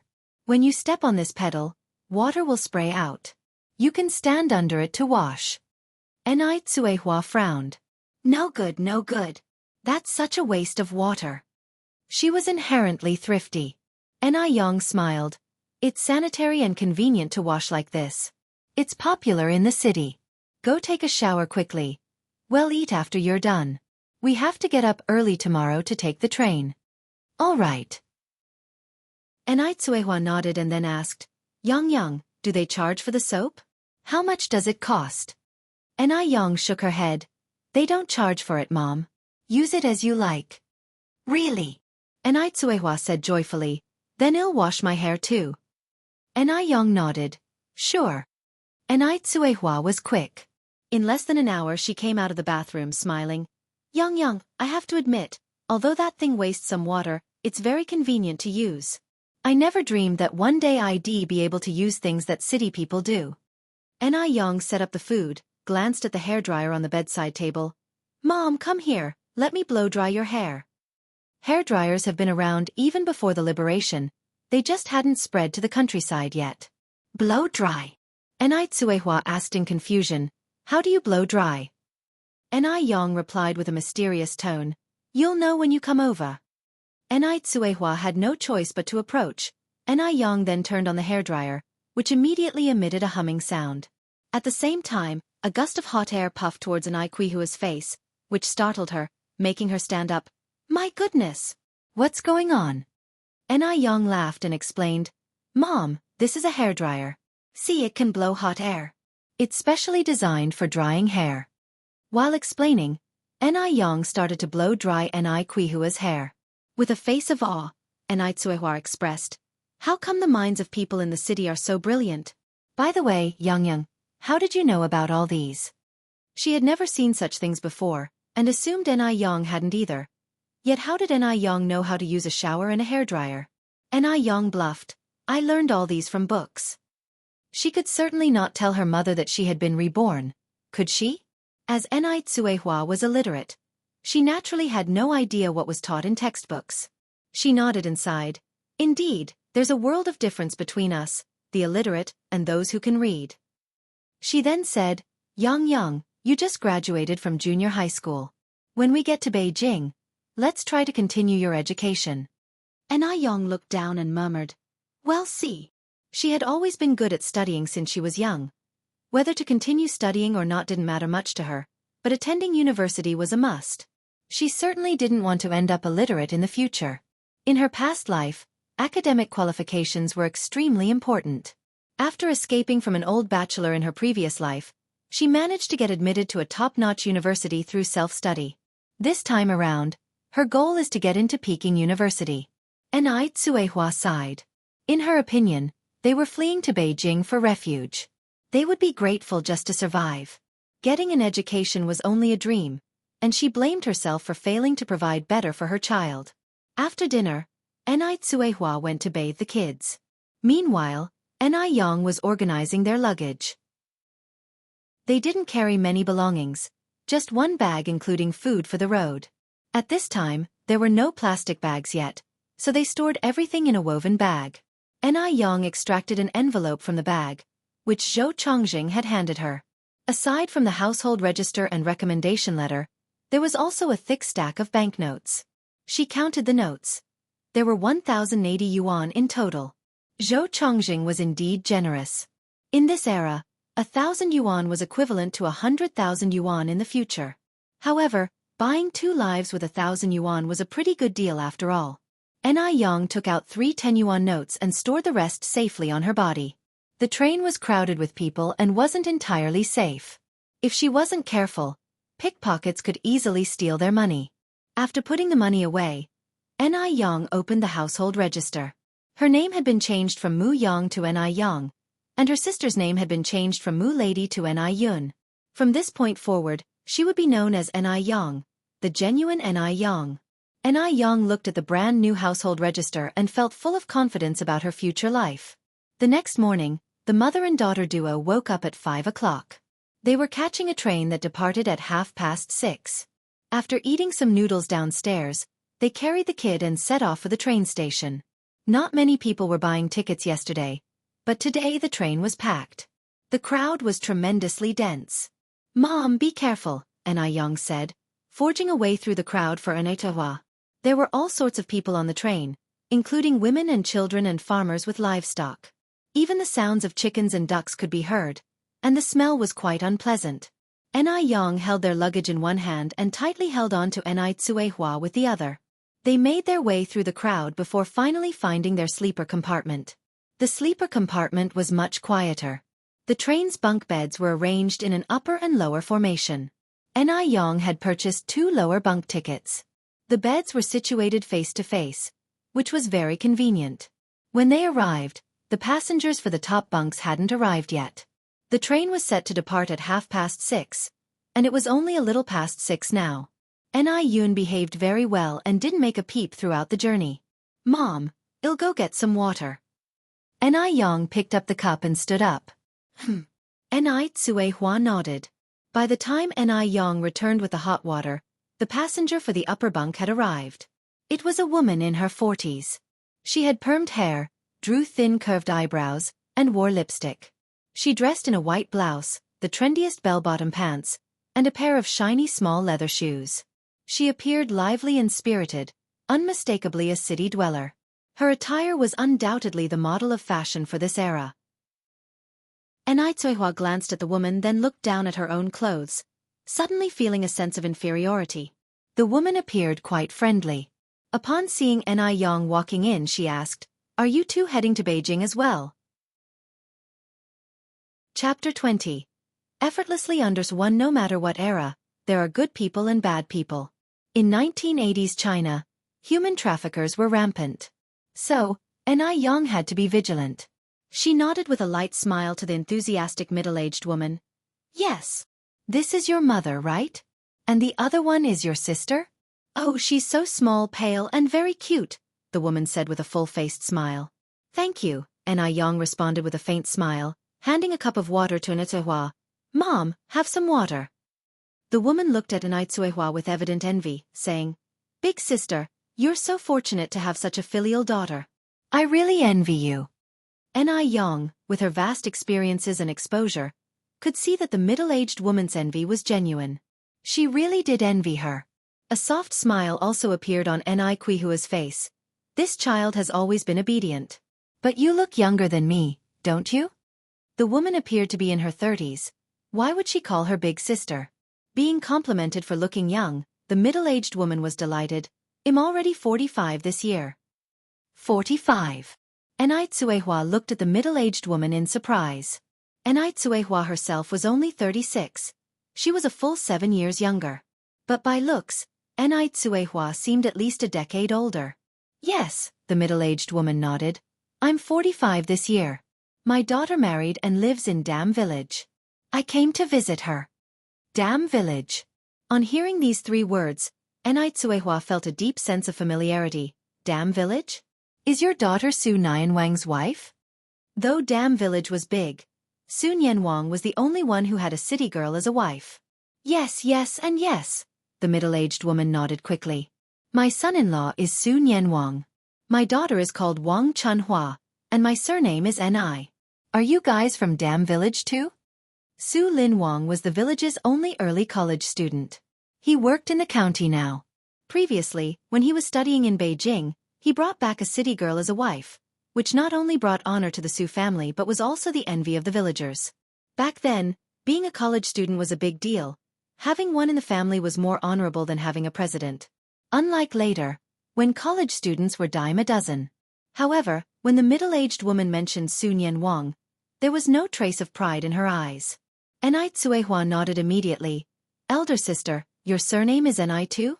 My surname is also Enai. I used to live in Dam Village. After my divorce, I wanted to take my daughter to see Beijing. Knowing that the middle-aged woman's surname was also Enai and that her daughter was also married in Dam Village made Enai Tsuehua much more relaxed, and a little smile unconsciously appeared on her face. The two women chatted happily, soon divulging their life stories to each other. As it turned out, the middle-aged woman was named Enai Chenggue, a native of Beijing who lived in the suburbs. Her husband died in a car accident many years ago, and she only had one daughter, Wang Chunhua, who unfortunately was married far away. This was the reason there was a lack of pride when she mentioned Su Nianwang. Big sister, life isn't easy for a single woman like us. Do you have a place to stay in Beijing? Enai Chenggue asked as she looked at Enai Tsuehua. Being a woman without a husband, she knew the struggles of a single mother, especially one with two underage children. How was she going to get by in the future? Enai Tsuehua shook her head, showing a desolate look. Not yet, we'll just have to take it one step at a time. Enai Chenggue thought for a moment, then said, I live in the suburbs of Beijing, and my house is quite big. There's also some farmland, and apart from me, there's no one else. I have to take the subway to work in the city every day. If you trust me, you can stay at my place first, and we can talk about the rent once you are settled. There were two reasons why Enai Chenggue made this offer. Firstly, since the death of her husband and the marriage of her daughter, her house had become cold and empty. She often experienced various illusions due to psychological reasons. Having someone else in the house would bring some warmth and companionship. Secondly, she could collect some rent. And these three were honest, had a clear background, and Enai Chenggue would feel at ease with them staying. No one in the village would gossip. After all, these were two women. Two birds with one stone. As she finished speaking, Enai Chenggue, fearing that Enai Tsuehua and Enai Yang might think she was a fraud, immediately took out her work permit and introduction letter. Look, this is my work permit and introduction letter. Don't worry, big sister. I'm not a fraud. Enai Yang, who had seen all sorts of people in her previous lives, knew that Enai Chenggue was not lying. So she laughed and said, since Aunt Enai has invited us so warmly, we would be rude to refuse. Enai Yang's original destination was the suburbs of Beijing. She couldn't afford a house in the city for now. And dealing with official matters in the city was not as convenient. Living in the suburbs was great, with convenient transportation and easy access to the city. Once she made money in the future, she would buy several houses in Beijing. She remembered that the price of houses in Beijing in the future would rise astronomically. From then on, Enai Tsuehua could just be a landlord. Her plan was to buy Enai Chenggui's house. If she wasn't willing to sell, then they would start off by renting it, and look for suitable houses in the surrounding area later. Having a foothold was the most important thing. When she heard this, Enai Chenggue realized that the person who truly made the decisions here was Enai Yang. All right, then, it's settled. You and your mother can live at my place. If you find it suitable, you can stay longer. Her words were quite calculated, implying they could stay longer only if it was suitable. If it wasn't, they would have to leave. Whether it was suitable or not, of course, would be decided with money. All right, Enai Yang nodded with a smile. The train sped along, arriving at Beijing Station around 8 in the evening. Enai Chenggue said, it's too late now. Let's find an inn to stay in. We can set off tomorrow morning. Enai Yang, who was holding Enai Yun, nodded in agreement. All right, well, do as you say. Enai Chenggue was familiar with the surroundings of Beijing. She took the three to an inn. When it came to paying at the reception, Enai Yang insisted on paying for Enai Chenggui's accommodation as well. After all, she and her mother and sister were going to live with Enai Chenggue. Money makes the mare go. When Enai Yang was the boss, she was adept at using money to win hearts. As expected, after Enai Yang paid the money, Enai Chenggui's smile became even warmer. Originally, she had been worried about whether these two would be able to pay the rent, but now it seemed there was no need to worry about that. The standard of inns in Beijing was much higher than in Tongqing County, and they were a lot better equipped. Even a standard room was equipped with a black and white TV. Yang, is this a TV? Enai Tsuehua stood by the bed, looking surprised. Enai Yang nodded, turned on the TV, and the screen immediately showed a scene. The people on the screen were dressed in traditional opera costumes, singing opera arias. City folks are really ingenious. So many people can fit in this little box. Are they performing fairy couple? I've heard it on the stage in our village. Then, Enai Tsuehua started humming to the tune on the TV. Chapter 21. Settle in Beijing under one. Seeing her mother like this, Enai Yang chuckled and said, "When I start making money in the future, I'll definitely buy you a television." In this era, a black and white television costs around 500 yuan. Right now, her purse was thin, so she couldn't afford it yet. Enai Tsuehua immediately waved her hand. "We don't need that. It's too much of a waste of money. Yang, if we have money, I would rather send you to school than buy this useless thing. It can neither fill your belly nor keep you warm. What's the use?" Studying was the only chance for a rural person to rise above the masses. Enai Yang smiled slightly and stopped talking. Enai Tsuehua continued, "You quickly teach me how to turn on this television." Enai Yang taught Enai Tsuehua to switch on the television and change the channels. At this time, televisions didn't have remotes and all the buttons had to be manually pressed. Although Enai Tsuehua had never been to school, she was very smart. Enai Yang taught her only once and she got it. That night, Enai Tsuehua sat on the bed and watched TV until late. Enai Yang, on the other hand, went to sleep early. The next day, just as the sky was lightening, Enai Chingue, who lived next door, came knocking at the door. Yang, I'll take you all out for a special Beijing breakfast. We can set off after eating." Enai Chingue was still dressed stylishly today. Compared to Enai Tsuehua and her daughter, they were worlds apart. However, even though Enai Yang was dressed shabbily, standing in front of Enai Chingue, she did not seem inferior at all. Usually, clothes make the man, but in her case, it was just the opposite. Even in ragged clothes, the aura around her was not obscured. The four of them set off to have breakfast. At this time, Beijing still wasn't as prosperous as it became later, and the management wasn't as strict either. Many places were still undeveloped, and both sides of the road were lined with vendors selling breakfast. It was very lively. For breakfast, they had fried cakes and soybean milk, which tasted very authentic. After breakfast, the 3 adults and 1 child got on the trackless trolley and set off for Enai Chengui's home in the suburbs. The trackless trolley was similar to the modern-day bus, offering scheduled station stops. Although the traffic in Beijing at this time wasn't congested, the buses were still filled with people, almost standing toe-to-toe. After changing buses several times and traveling for nearly 2 hours, they finally reached Enai Chengui's home. The place was located on the northwestern edge of Beijing, bordered by Yanjiao province in the west and Wujin city in the east.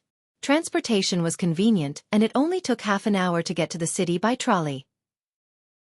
Compared to the hustle and bustle of the city, this area was not much different from the countryside, except for its convenient transportation. Surrounded by mountains on all sides, people supported themselves by farming. Yang's mother, "This is my home," Enai Chingue pointed to the 4-courtyard house behind him. The 4-courtyard house seemed quite old, with pink walls and gray tiles, and looked very quaint. "Chingue, your house is really grand." Enai Tsuehua looked at the 4-courtyard house in front of her, eyes full of astonishment. Previously, the Mu family was considered well off in Dam Village, but they only had 5 brick houses. A fancy 4-courtyard house like this must be worth quite a lot of money. When she saw the 4-courtyard house, Enai Yang momentarily gave up her idea of buying a house. She only had 1,000 yuan on her, nowhere near enough to buy a 4-courtyard house. She decided to think about the matter when she had some spare cash on hand. Enai Chingue responded with a faint smile, a hint of melancholy flashing in her eyes. "What's the point of having a house when there's no one left?" Switching her tone, she added, "Let's go, I'll show you around."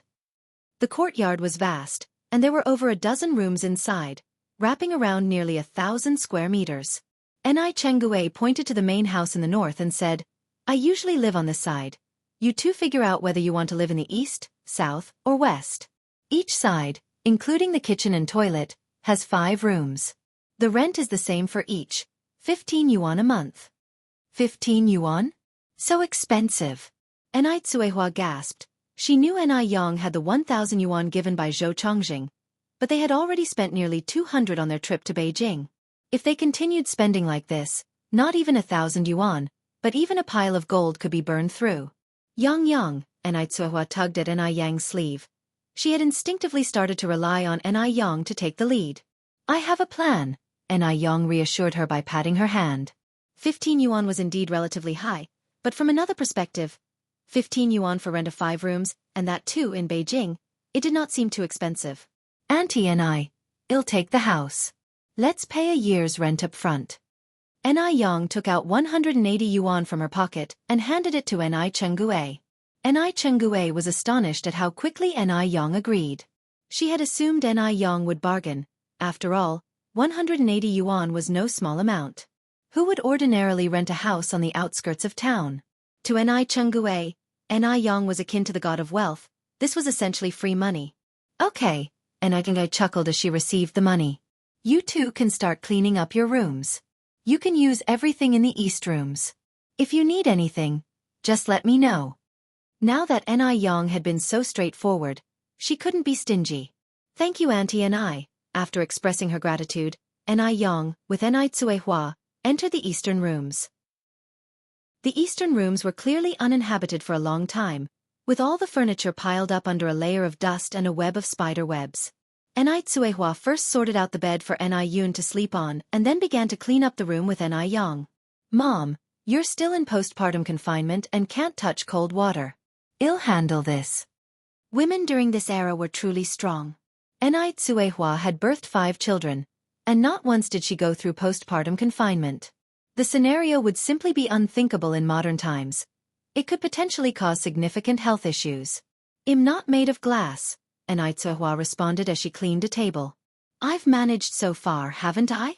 Also, I can't let you be the only one cleaning these 5 rooms. That would take ages. As a mother, Tsuehua already felt guilty about not being able to protect her daughters. She didn't want to be a burden now. Yang could only let her have her way.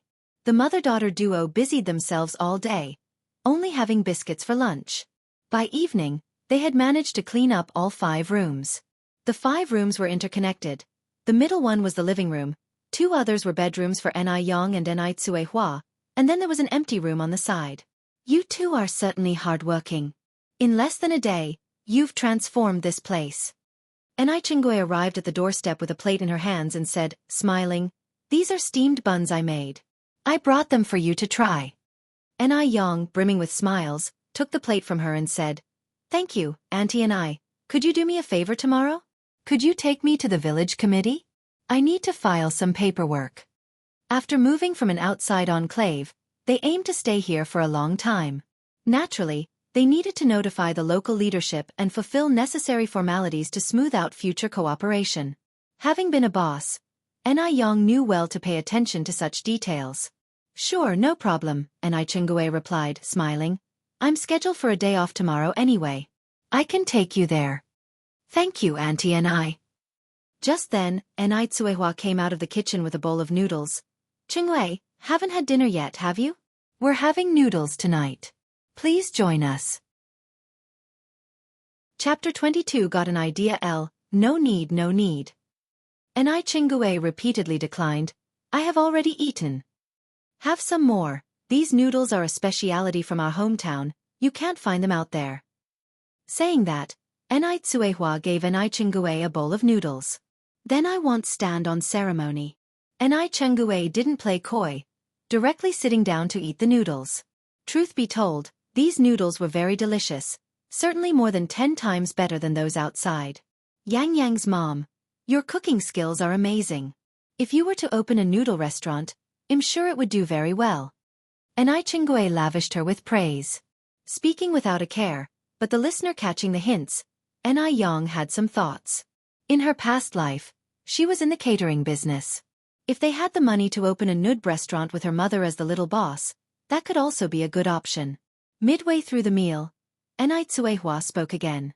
Chengui, I was throwing away trash this afternoon and saw an open space outside the courtyard. Is it yours? It's mine. Chengui nodded, just that it hasn't been cultivated for many years, now it's all barren. A glimmer of joy flashed in Quihua's eyes. Chengui, Do you think I could grow some vegetables on that piece of land? Of course, the land is just lying bare anyway. You can grow whatever you want on it. Besides that land, I have some farms in the village. You can use them too if you want. Anew Chengue was not stingy. Ever since she got a job in the city, no one had cultivated the fields at home. Chengue, you're a really good person. Anew Tsuehua said with a big smile on her face.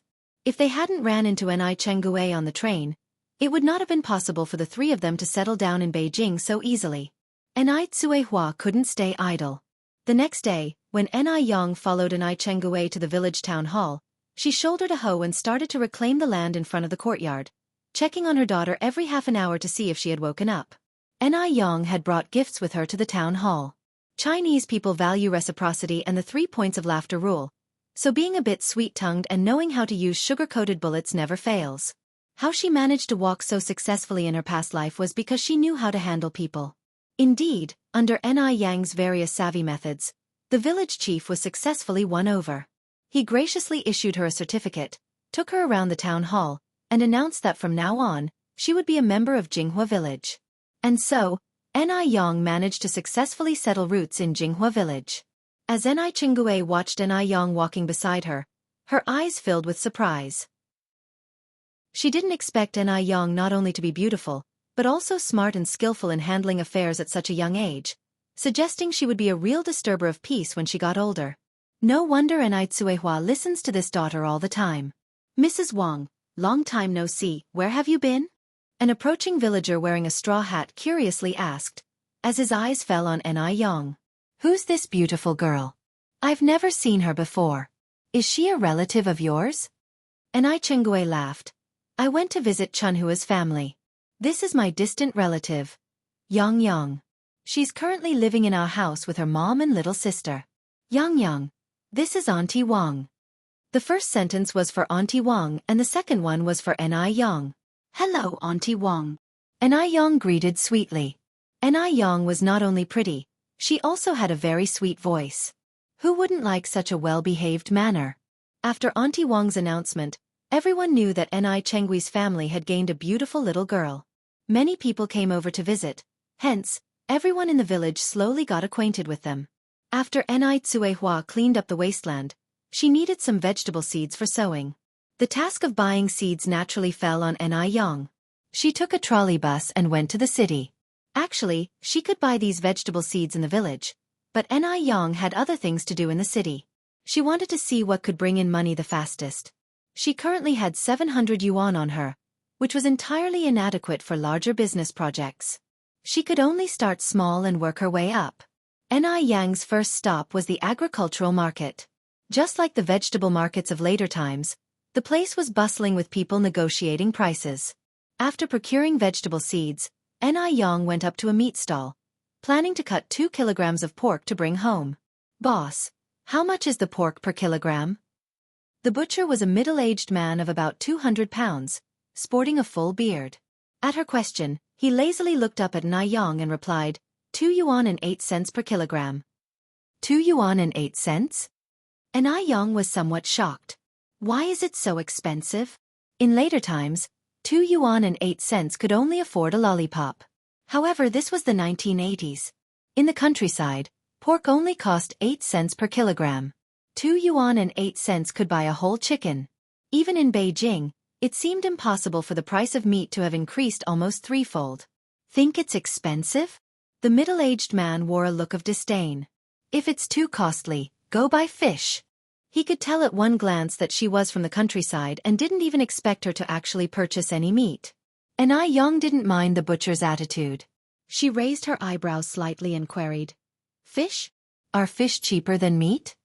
Maybe because Anew was quite attractive, the butcher pointed towards a fish stand not far away. There, a fish there costs 3 cents. It's certainly cheaper. Anew turned her eyes and indeed, saw a fish stall in an inconspicuous corner.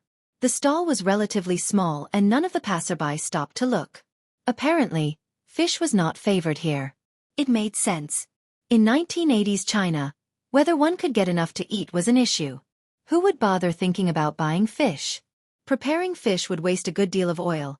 If not cooked right, It could emit a strong fishy smell, totally disgusting. It would be better to eat vegetables instead. Unlike pork, you could just stir-fry it in a pan and it would naturally produce oil. Apart from satisfying one's cravings, it could also provide some necessary fats for the body. The 1980s didn't offer as many ways to prepare fish as the future would. Dishes like stone pot fish, sour fish, boiling fish, water-boiled fish, grilled fish, squirrel fish, etc., were all ways of cooking fish in later times. Sour fish, in particular, became a trend in the early 1990s. Approaching the fish stall, Anew had a plan. She smiled and said, "Boss, give me 3 big head carp and 3 squid." Seeing a potential transaction, the stall owner promptly stood up and cheerfully asked, "Young miss, do you want them gutted?" Anew nodded, "Yes, please. And if you could split the fish in half, that would be great." "All right." The boss efficiently prepared the fish with swift hand movements. The total cost for 6 fish was 1 yuan and 2 cents. The big head carp cost 3 cents each, while the squid were simply 1 cent each. After buying the fish, Anew purchased some anise and pickled vegetables. To facilitate her travels and future business plans, she resolved to invest more than 200 yuan to buy a Phoenix brand bicycle. Having a bike made commuting back to the village much more convenient. The thought of owning a vehicle thrilled her, and she hummed a merry tune all the way home. Upon reaching the village, a group of children chased after her bicycle, keenly interested in it. In this era, owning a bicycle was quite a rare thing, even more sought after than owning a car in later times. Consequently, rumors started circulating in the village. What professions were Anew and her daughter in? How did they have so much money? They could even afford a bicycle. Furthermore, there wasn't a man around them. And both mother and daughter were quite good-looking. Could they possibly be? The villagers thus became more wary of Anew and her daughter, fearing that their own men might be seduced by them. Chapter 23 Shameful Self-employed individual Anew didn't care about what the village people were discussing. Her only focus was on having a good life and being true to herself. She parked her brand new bicycle in the yard and called out, "Mother, I'm back." Just as her words fell, Anew, with an apron around her waist, came out from inside. When she saw the bicycle, her face changed. "Yang, did you buy this bicycle?" Anew nodded, "Yes, Mom, what do you think of this bike? Isn't it grand?" Anew, somewhat agitated, walked over to Anew. "How could you buy such a big thing without discussing it with me first? Even though we have profitable business now, we can't just squander away like this. How are we supposed to make ends meet at this rate?" Anew's worries weren't unfounded. After paying the rent, they were left with a balance of only 700 yuan. The bike had to cost no less than 200 yuan. With Anew's spending habits, even a mountain of gold would be exhausted. Anew chuckled and hugged Anew's arm. "Rest assured, Mom, one won't spend money recklessly. I bought the bike to do business. Trust me, one know what I'm doing. I'll make sure you and my little sister live wealthy lives." At these words, Anew's face softened a bit. She then asked, "Doing business? What business do you want to do? Is it appropriate for a young lady like you to go out and show herself in public?" "Mom, these are old beliefs. Even the chairman has said, men and women are equal now.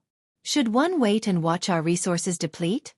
Anew smiled and answered back. With a sigh, Anew said, "I'm concerned that you'll be bullied outside. You're still a young girl. I talked to your Aunt Ning today. She has a few acres of land. Why don't we just peacefully farm the land and stop dreaming about the impossible?" During this period, working for oneself was considered a lowly profession, especially for Anew, who was a girl. If a girl spends too much time in public, it could harm her chances of finding a good marriage. "Mom, one didn't bring you to Beijing to farm," said Anew, her expression serious. "You can stay at home and take care of my sister, and leave the issue of money to me. There's no need to worry." Anew suddenly became serious, and even Anew, her mother, felt a sense of fear. "Mom, rest assured, 111 make sure you and my sister have a good life. Believe in me." Anew's voice softened. Looking at Anew, her cat-like eyes filled with determination. Looking at her daughter, Anew inexplicably nodded. "Okay, Yang. One trust you." Having successfully persuaded her mother, Yang revealed a dazzling smile and went to the bicycle to unload the supplies she had purchased that day. Anew took the fish from Yang's hand, somewhat puzzled. Yang, this fish has such a strong smell. You bought so much. I'm afraid we won't be able to finish it. Yang smiled slightly, speaking mysteriously. Mom, we're going to become prosperous because of this fish. Anew looked puzzled. Become prosperous through fish? Fish was the least popular food. Was her daughter still feeling groggy? Yang didn't explain further. She took one of the fish into the kitchen and placed the remaining 5 in the bamboo basket and hung it in the well. Refrigerators were available at that time, but the price was too high for ordinary people to afford. Hence, they made use of the low temperature in the well to preserve food. The preservation effect of the well was actually quite good, if somewhat troublesome. Yang picked up the leftover black fish, chopped the head and bones into chunks for making soup in a casserole, and cut 2 large pieces of fish to get slices. Yang, having experience in the catering industry from her previous life, had excellent knife skills. The fish slices she cut were just right in thickness and incredibly beautiful. After the fish slices are cut, they are put into a large bowl, seasoned with a spoonful of salt, minced ginger, chopped scallions, wine vinegar, and then marinated. Finally, 2 eggs are added, and a layer of starch is spread over the fish. The fish slices are now marinated and ready. Yang washed a pickled cabbage that she bought today and cut it into chunks. Then she prepared some minced ginger, minced garlic, and other spices, heated the wok, and when the oil reached high heat, she put in broad bean paste to fry out the red oil. Then, she added the spices, followed by the pickled cabbage. After several minutes of stir-frying, a delicious aroma wafted through the air.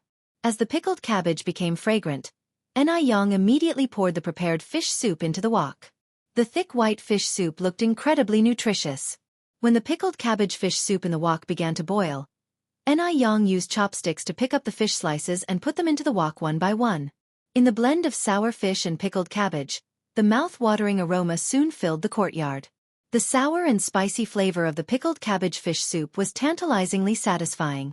Before serving, Yang finely chopped cilantro and green onion and scattered it over the fish. Then, she poured on hot rapeseed oil, creating a sizzling sound. The oil mixed with the scent of cilantro and green onion, creating a sour, appetizing, and extremely aromatic dish that made one's mouth water. Standing by the pot, Anew exclaimed, Yang, what kind of fish is this? Boiled fish? She was amazed. This was the first time she knew that fish could be cooked like this. The aroma was incredibly strong, even before they had started eating. If this is how it tasted, would she accidentally swallow her own tongue while eating? This is pickled cabbage fish, Mom, you should try it. Yang picked up a translucent piece of fish and handed it to Anew. The fish was incredibly tender. As she bit into it, a sour and spicy flavor spread through her mouth. The fish was tasty and melted in the mouth, leaving her longing for the next bite.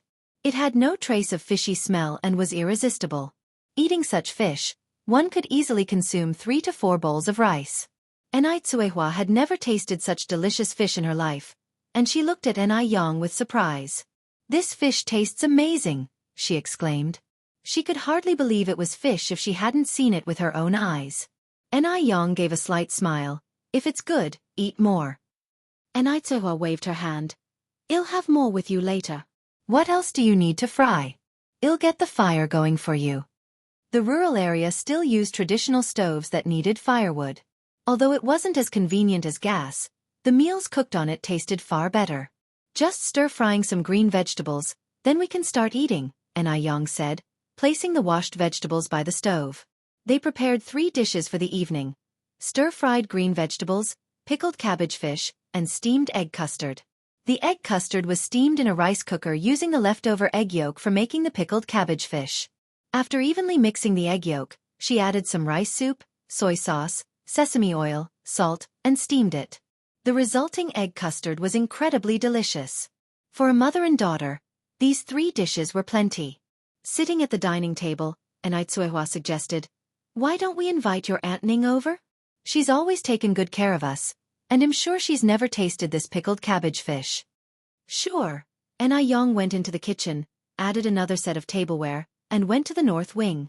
Initially, Ni Chengue refused because frequent freeloading was embarrassing during these straitened times. But she couldn't resist Ni Yang's enthusiasm, so she came over, trying not to appear shamefaced. Yang, I'm so sorry. Look, here I am again freeloading, she said. Chapter 24. Start doing business. Anew said with a smile. You're being too polite, Chengue, have a seat. Try the sour fish that Yang cooked. This girl loves to experiment. Have a taste and see if it's good? Although she called it an experiment, Ni Quihua's eyes were filled with pride.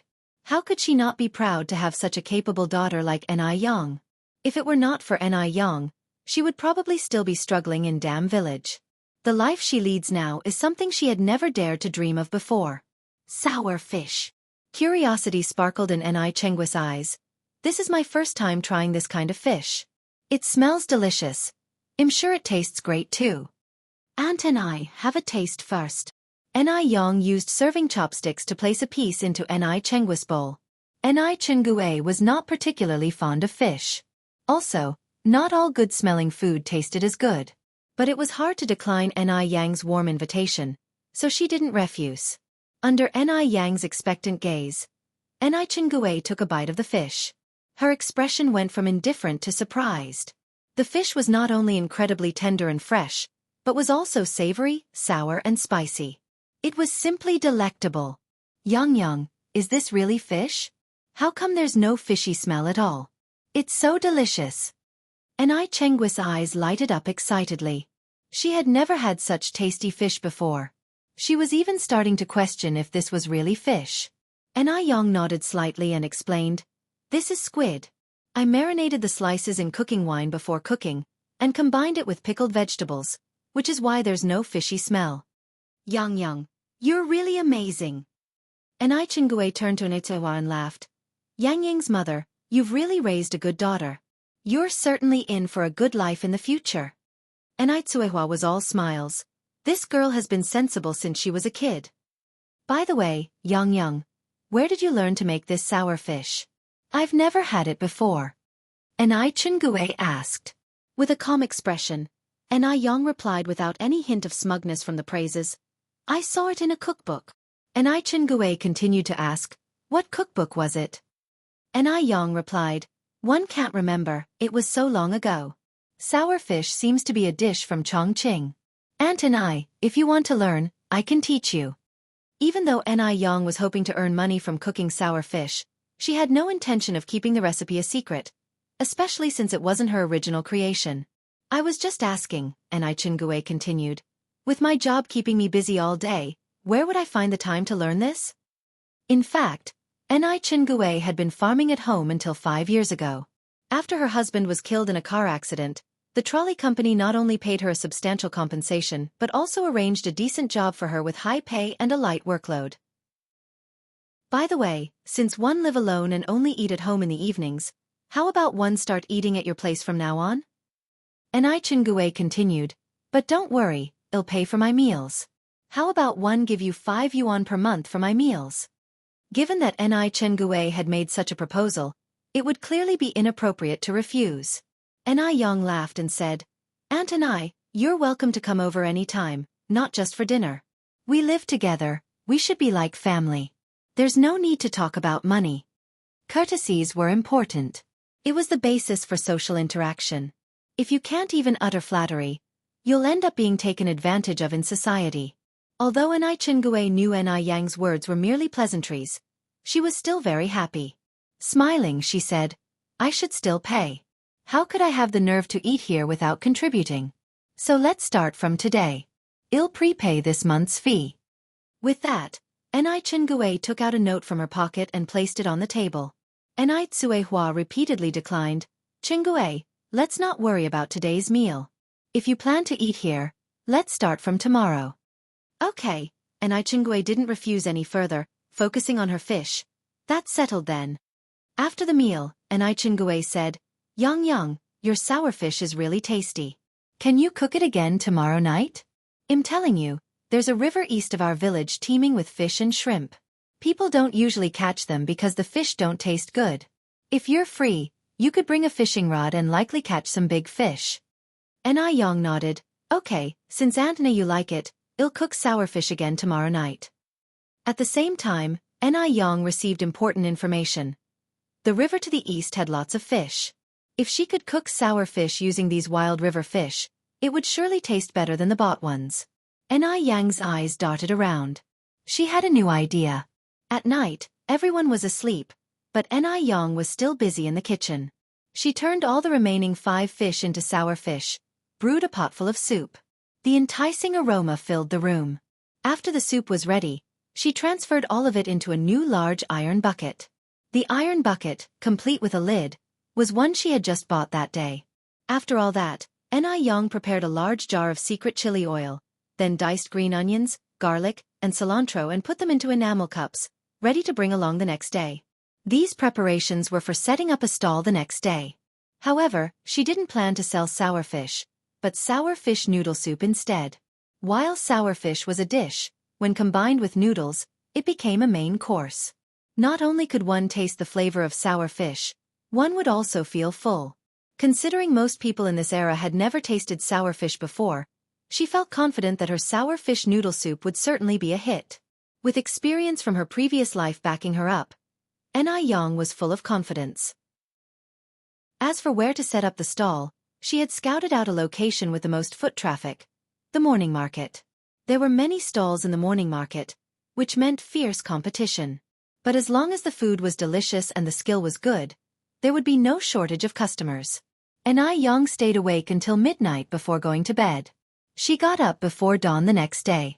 After making breakfast and eating a few steamed buns, she hopped on her bike and set off. By the time she reached the food street, it was just after 6 in the morning, breakfast time. The food street was filled with the aroma of various deep-fried foods and the scent of steamed buns. Yang first set up tables and chairs, lit the coal stove, then placed the large iron bucket on it. Soon, the alluring scent wafted from the bucket. Yang had bought some small tables and chairs from the city yesterday. As it was not convenient to carry them back and forth, she had negotiated with the shop owner to leave these items at the shop for a monthly rental fee of 1 yuan. The street was crowded with passers-by. However, when they saw the sign that read, Sour Fish Noodle Soup, next to Yang, they lost their appetite. What's so great about fish? Observing her stall being void of customers for half an hour, Yang grew anxious. She rubbed her temples and had a sudden brainwave. She had a solution. Yang's eyes twinkled with a smile. She walked into a grocery store nearby and came back with 10 small cups in her hands. Chapter 25 Sell Short.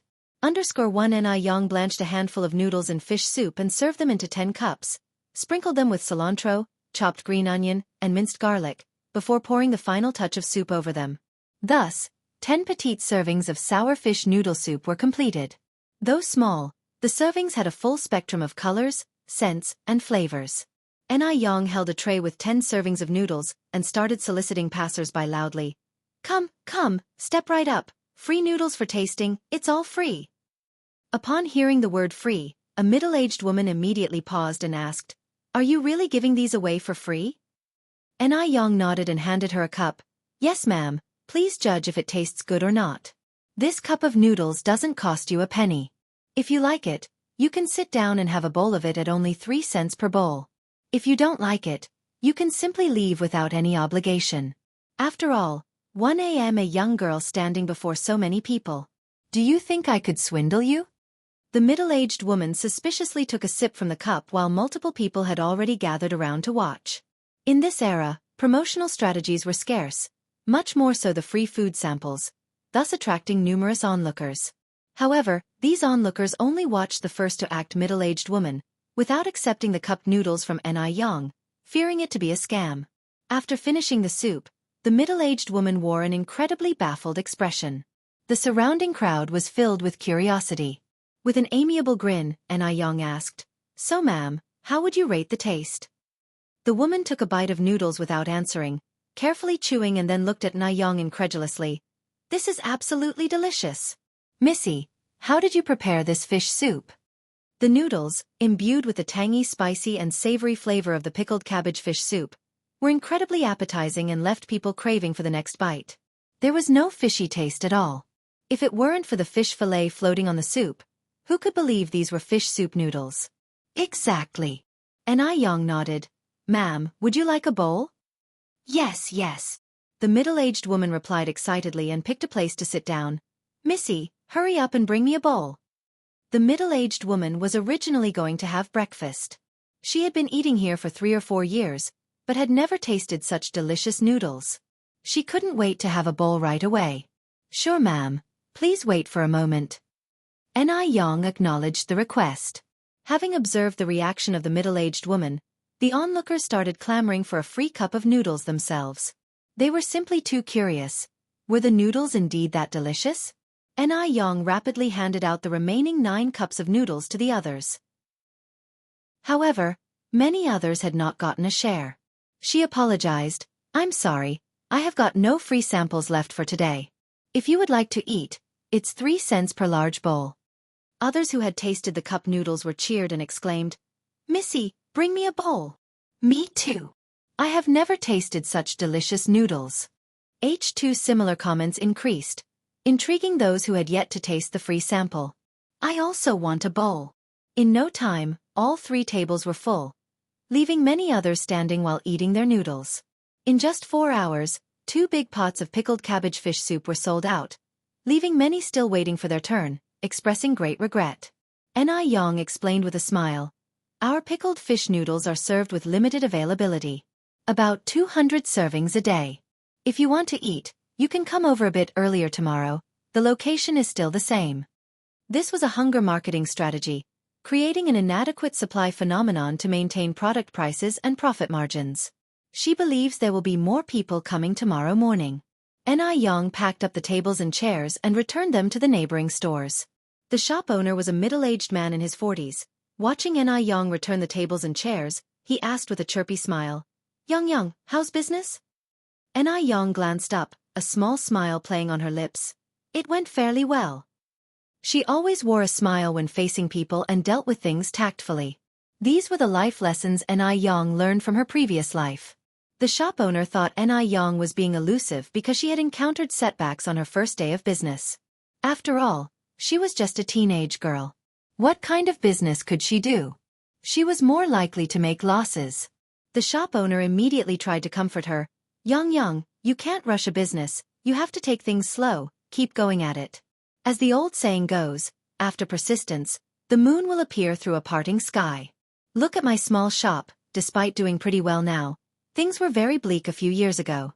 I was on the brink of shutting it down, but now aren't all troubles past, and everything is sweet? Anew set down the tables and chairs. You're right. Seeing Anew remain so calm and unperturbed, not complaining at all, the shop owner became even more curious. Normally people would complain a bit after facing setbacks, but Anew seemed to be taking it quite cheerfully. Unable to contain his curiosity, he asked again, Young, how many bowls of noodles did you sell this morning? She replied, They're all sold out. Anew carefully placed the stove in a non-obstructive place, speaking lightly. So, all of them were sold? The shop owner's expression became instantly astonished. Young, are you kidding me? When he saw the 2 big iron pots, he estimated that they could contain hundreds of bowls of soup. Surely, they couldn't have all been sold. This young girl was probably too worried about losing face, so she was boasting. If it had all been sold, wouldn't she have been over the moon with joy? How could she be so calm and composed? Anew continued, I'm not joking with you. They are really all sold out. I'm just packing my things to go home. The shop owner thought Anew was just bluffing, and he laughed and said, Since they've all sold out, you should go home now. Don't worry your family. In my opinion, it's better for girls to study more. He believed that a well-read woman would make a good match and that would be a satisfactory life. Well, 111 be going then, Uncle Lou. Goodbye. After putting everything away, Anew said goodbye to the shop owner. Shop owner Lou watched Aneyang's figure retreating into the distance and shook his head helplessly. The kids these days have too much vanity. Not selling the noodles is not a big deal, but pretending to have sold out all. Did she think he was too old to know better? Instead of returning home directly, Anew rode her bicycle to the agricultural market where she bought 8 fish. She also bought some fishing gear, along with some fruits and vegetables, adding to the list, kelp and pig's feet. By the time she reached home, it was a little past 11 in the morning. Yang is back. How was your business?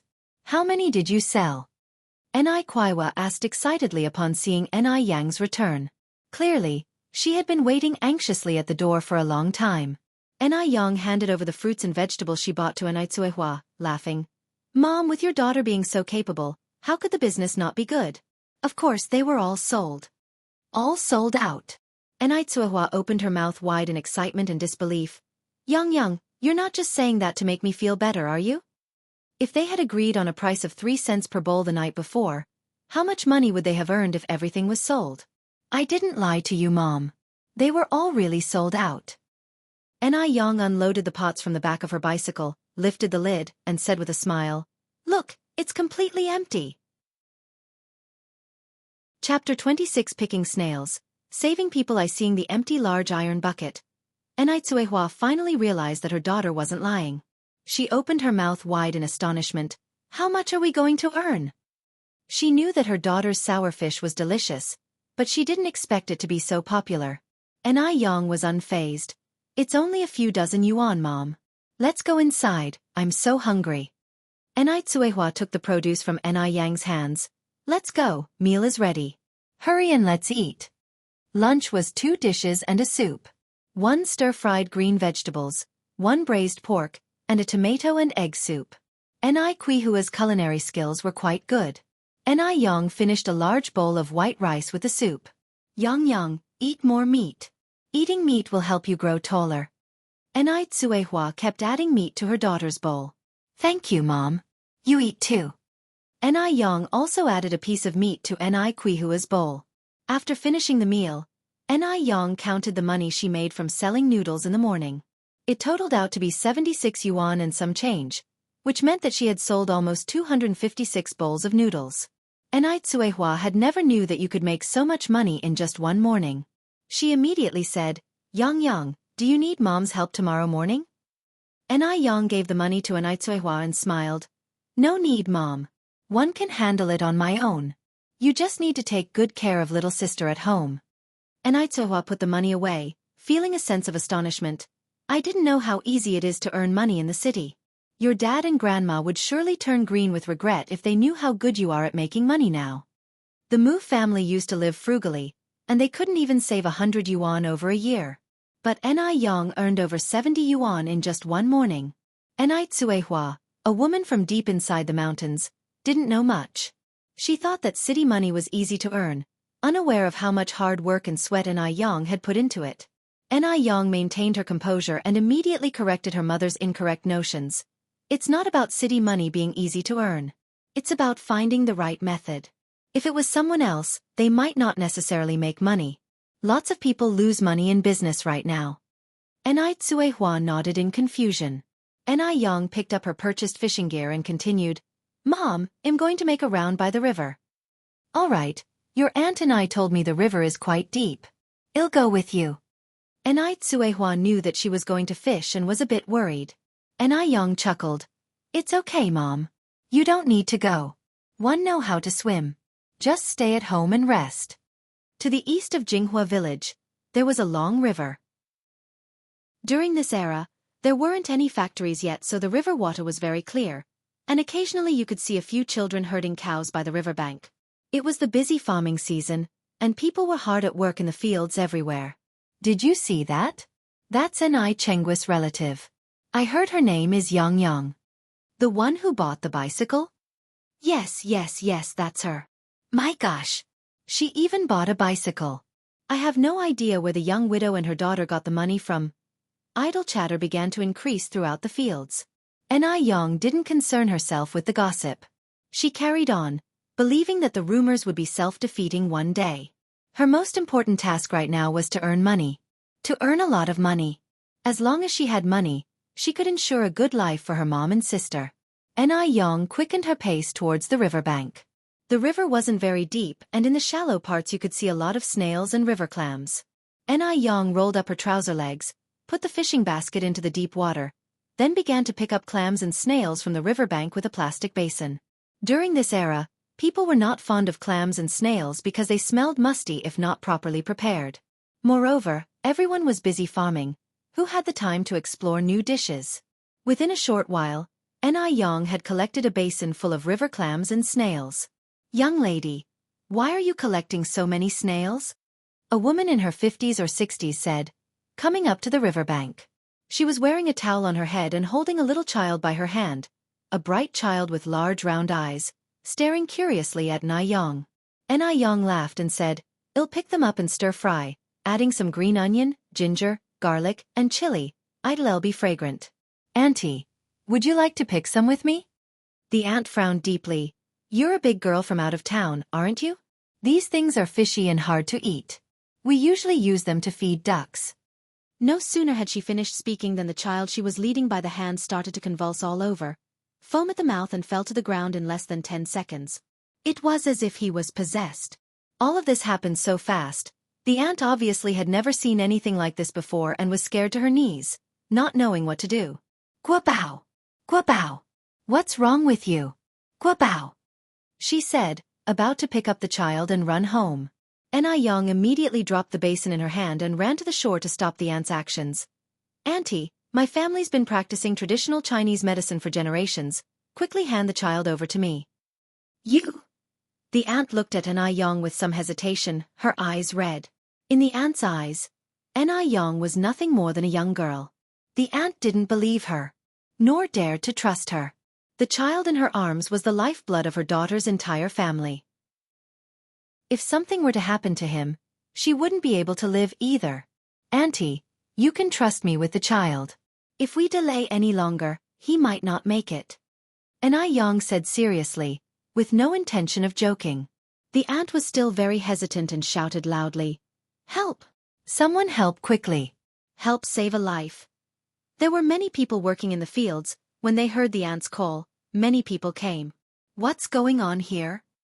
Isn't this child from Mai Feng's family? Is he possessed?" The crowd was buzzing, guessing the cause of the child's illness.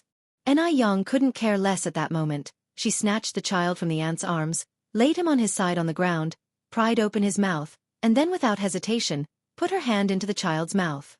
The child immediately bit down hard on Anew's hand. She squeezed her brows and broke out in a thin layer of sweat on her forehead. The onlookers watched Anew, pointing fingers. What does this little girl know? What if she causes someone's death? "Auntie Chen, stop her quickly.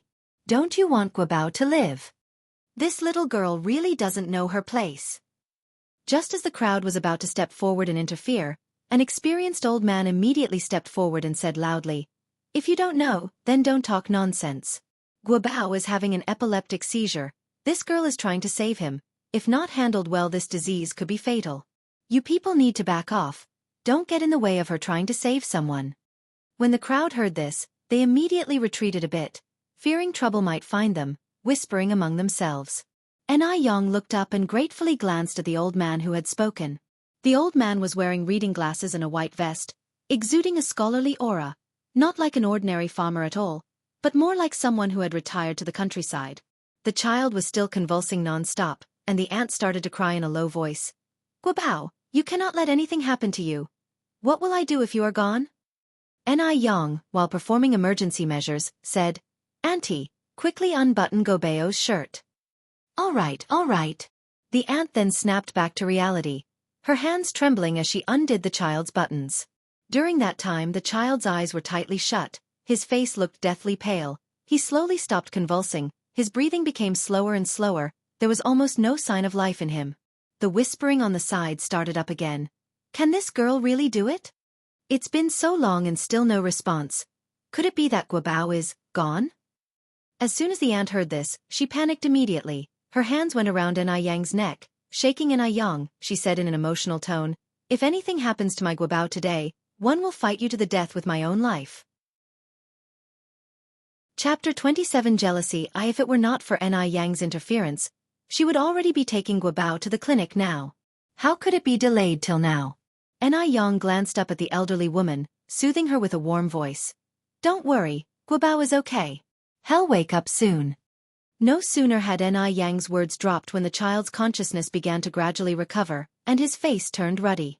Yang pulled back her hand, then took out a tissue she was carrying and carefully wiped off the froth from the child's mouth. Upon seeing this, the crowd displayed varied expressions.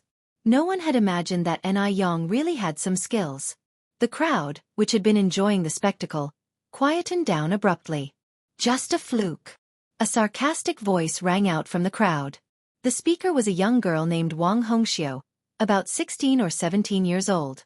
She was pretty attractive with her clear eyes and was considered a belle in the village. Before Yang arrived, she was the prettiest woman in Jianghu village. But since Yang showed up, Yang was more beautiful than her, wealthier than her, and all the attention of the village was on Yang. Her limelight was wholly stolen. She naturally had a grudge against Yang. A lot of unfavorable rumors emanated from Wang Hongxiu. Once she spoke, others immediately nodded and echoed it. Nothing but a teenager, what could she possibly know? They, with their wealth of life experience, couldn't possibly be outdone by a kid, could they? Yang was not concerned with all these. She only cared that Guobao was safe. She helped the child sit up, and only then did the elderly woman notice the bloody bite marks on Yang's hand which Guobao had made. The old lady spoke nervously. "Dear girl, you're not hurt, are you? We agreed beforehand that you voluntarily put your hand in Guobao's mouth. One didn't force you." Some things must be clarified. Yang was a foreigner. Why is she helping her grandson out of the blue? There must be something she wants. The old woman feared being conned. "No worries," Yang said lightly with a smile. "It's no big deal. You don't have to worry about it." The old woman sighed with relief. She thought that Yang would make a big deal out of it. After all, getting bitten by someone was no small matter. She asked again, "So, is Guobao all right now?" Yang nodded. "Yes, he's all right for now." Although he was fine at the moment, without proper treatment, the illness would surely relapse in the future. Just as she finished speaking, the child in her arms suddenly opened his eyes. He first looked at the old woman, then at Yang, asking in confusion, "Grandma, what happened to me?" During an epileptic seizure, one experiences temporary memory loss. The child was suffering from epilepsy, commonly referred to as madness disease, causing a loss of consciousness, convulsions, and frothing at the mouth during an episode. Yang had earlier put her hand in his mouth to prevent him from biting his tongue, unbuttoned his shirt, and lifted his lower jaw to prevent suffocation. These were the basic emergency measures during an epilepsy attack. Confronted with the child's question, the old woman was at a loss for words. Yang smiled and patted the child's head. "You're fine. We just played a game." His gaze drifted onto Yang's hand, a flicker of concern in his eyes. "Sister, what happened to your hand?" Yang raised her left hand, her eyes smiling as she casually replied. "One accidentally hurt myself. You should get up quickly. The ground is so dirty." Picking himself up and dusting off his behind, the child introduces himself. "Sister, I'm Yang Guobao, 7 years old. This is my grandma. Thank you for your help today." Yang Guobao's epilepsy was congenital. He was always painfully aware of his condition, and because of his disease, the other kids in the courtyard were unwilling to play with him. So, his mother had brought him to the countryside for a change of atmosphere. It seems his illness has flared up again. His sister probably hid his illness from him to spare his feelings, though in reality, he knew everything. A skeptic sauntered over, scrutinized Yang Guobao up and down and asked with trace of suspicion, "Guobao, are you really okay?" One moment he looks on the brink of death, and the next, he's fine. Yang Guobao nodded his head and turned in a small circle in place. "I'm really fine." The crowd watched Yang Guobao, all of them remarking in amazement. The elderly woman looked gratefully at Yang. "My dear, one can't thank you enough. If it wasn't for you, I wouldn't know what to do." "There's no need for thanks, it was a simple thing to do." Yang replied indifferently. Given the chance to live again, Yang valued life more than anyone else, not only her own but also those of others. Yang Guobao looked at Yang, his big eyes filled with curiosity. "Sister, what's your name?" He really liked this beautiful sister. She was like a fairy. Not only was she beautiful, but she was also very kind-hearted. Yang smiled slightly. "My name is Yang." "Li Yan." Yang Guobao cocked his cute little head to one side. "Is Yen the Yen of beautiful?" "No, it's Yang, and I from the beginning of the phrase in the beginning, and yang from the phrase fire and smoke. When Yang was born, it was mealtime and every household's chimney was emitting smoke, so Mu Jinbao named her Yang. It was fortunate that she was born at mealtime, otherwise she might have been given a name representing the era such as Chongqing, Red Soldier, Chuanxiang, Chunhua, etc. Sister, can one be your friend? Yang Guobao took Yang's hand and asked hopefully. Of course. Yang nodded, smiling. Guobao, let's go play together. At that moment, 2 children ran out from the audience. Immediately, adults grabbed their hands and warned them in a low voice, don't play with him in the future. His illness might be contagious, and whose fault will it be if he dies? Let's keep our distance from such people. At the words, Yang frowned slightly, but Yang Guobao's face remained calm. It was clear that he had experienced this sort of thing repeatedly and had grown accustomed to it. Yang looked up about to say something, but Yang Guobao tugged at her hand and reassured her. Sister, I'm fine. He couldn't allow his sister to offend the villagers on his account. Although Yang Guobao was young, he was very considerate. Wuxia's face turned dark with frustration. She didn't expect Yang to cozy up to Yang Guobao so quickly. As far as she knew, Yang Guobao came from the city and his family was very affluent. His father was a well-known prominent figure in Beijing, and his mother was a university graduate. Yang Guobao came to the countryside to recuperate. These country bumpkins didn't know Yang Guobao's true identity and didn't allow their children to play with him. If they knew his true identity, they might live to regret it. She had wanted to get closer to Yang Guobao for a while, but never found the opportunity, and now this foreigner, Yang, had beaten her to it. Thinking this, Wuxia's face twisted in jealousy, forgetting how she had avoided Yang Tianbao like a plague when his illness had started just a while ago. The elderly woman led Yang Guobao away, speaking to Yang. My dear girl, I cannot thank you enough for today. I'll take Guobao home now. Yang Guobao had just woken up, and the old lady was a little worried. She planned to ask her daughter what was really going on when she got home. She never knew that her grandson had such an illness. Yang looked up slightly. All right, you can just call me Yang from now on. By the way, I'll give you a prescription. Get the traditional Chinese medicine according to this prescription. Give it to Guobao for 3 months, and his condition can be completely cured. Chapter 28. Do not make friends with those with inscrutable intentions. Yang wanted to scribble a prescription for the old woman, but after patting her pocket, she realized that she didn't have any pen or paper. Suddenly, she remembered that she was no longer the same Yang who always had a pen and a paper at hand. Yang gave a faint smile and continued, Why don't you come to my house to get it, grandmother? I've just moved in over there. As the only outsider in Jianghu village, it wouldn't be difficult for anyone to find her. All right. The old woman quickly nodded. 111 come later. Thank you so much, Yang. We'll be going now. Guobao, say goodbye to your sister. Goodbye, sister. Yang Guobao waved to her. Goodbye. Yang took her leave with a bright smile in her eyes. Once Yang Guobao left, the onlookers dispersed. However, when they looked at Yang again, they had a distinctly different impression of her. After all, she remained calm and composed during a dangerous situation, even managing to save Yang Guobao. She did something that not many adults would be capable of doing. Consequently, Yang had a new label in the hearts of the people. This girl isn't simple.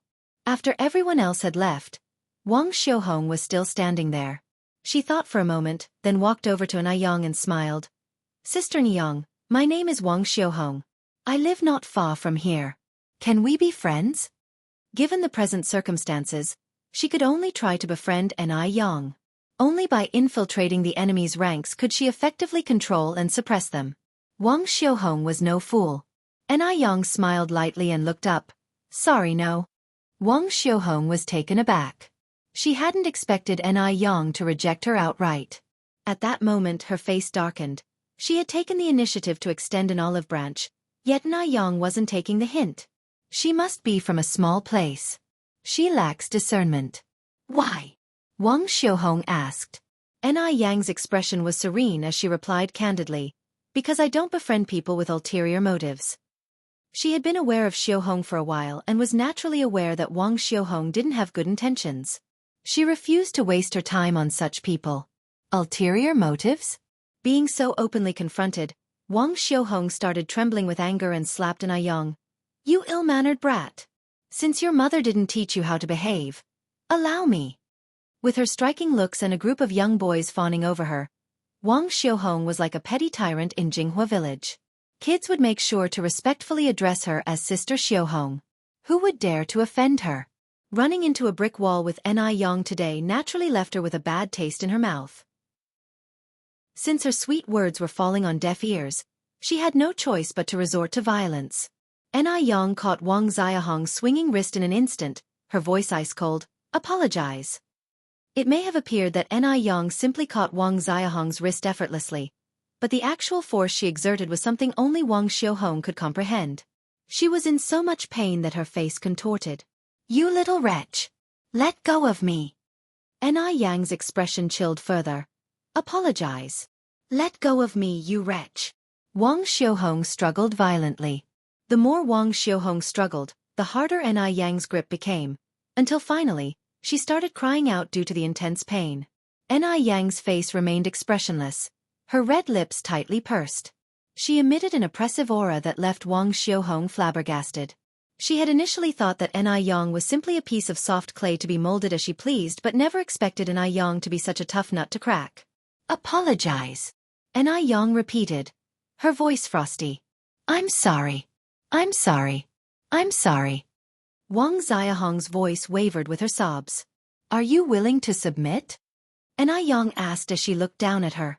Wang Xiuhong bit her lip hard, nodded reluctance and conceded, I yield. Louder. Anew demanded, her eyes coldly piercing. I yield. Wang Xiuhong bit her lip, raising her voice, her face a mask of humiliation. Louder. Anew commanded, narrowing her eyes slightly.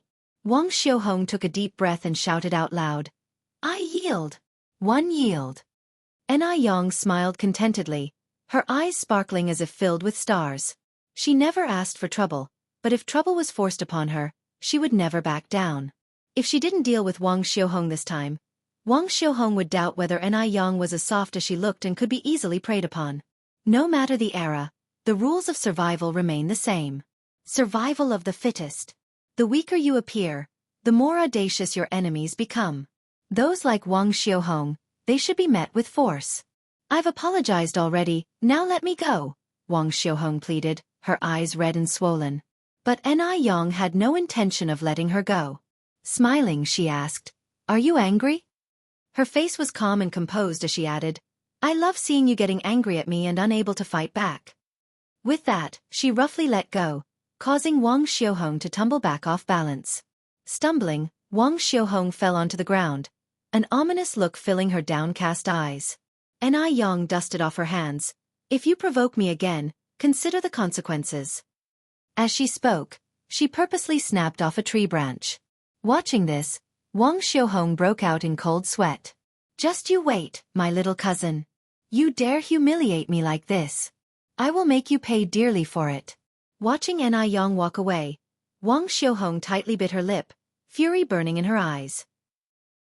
Anew carried the collected river snails into the village, greeting the villagers with a smile whenever she passed by them. Who wouldn't like a sweet-tongued, good-looking girl? Once home, Anew drew a bucket of well water to keep the collected snails and clams, adding a few drops of vegetable oil on the water surface to make the snails spit out sand and grit faster. Anew came out of the house, curiously asking, Yang, what are you doing? Where did you get all these river snails?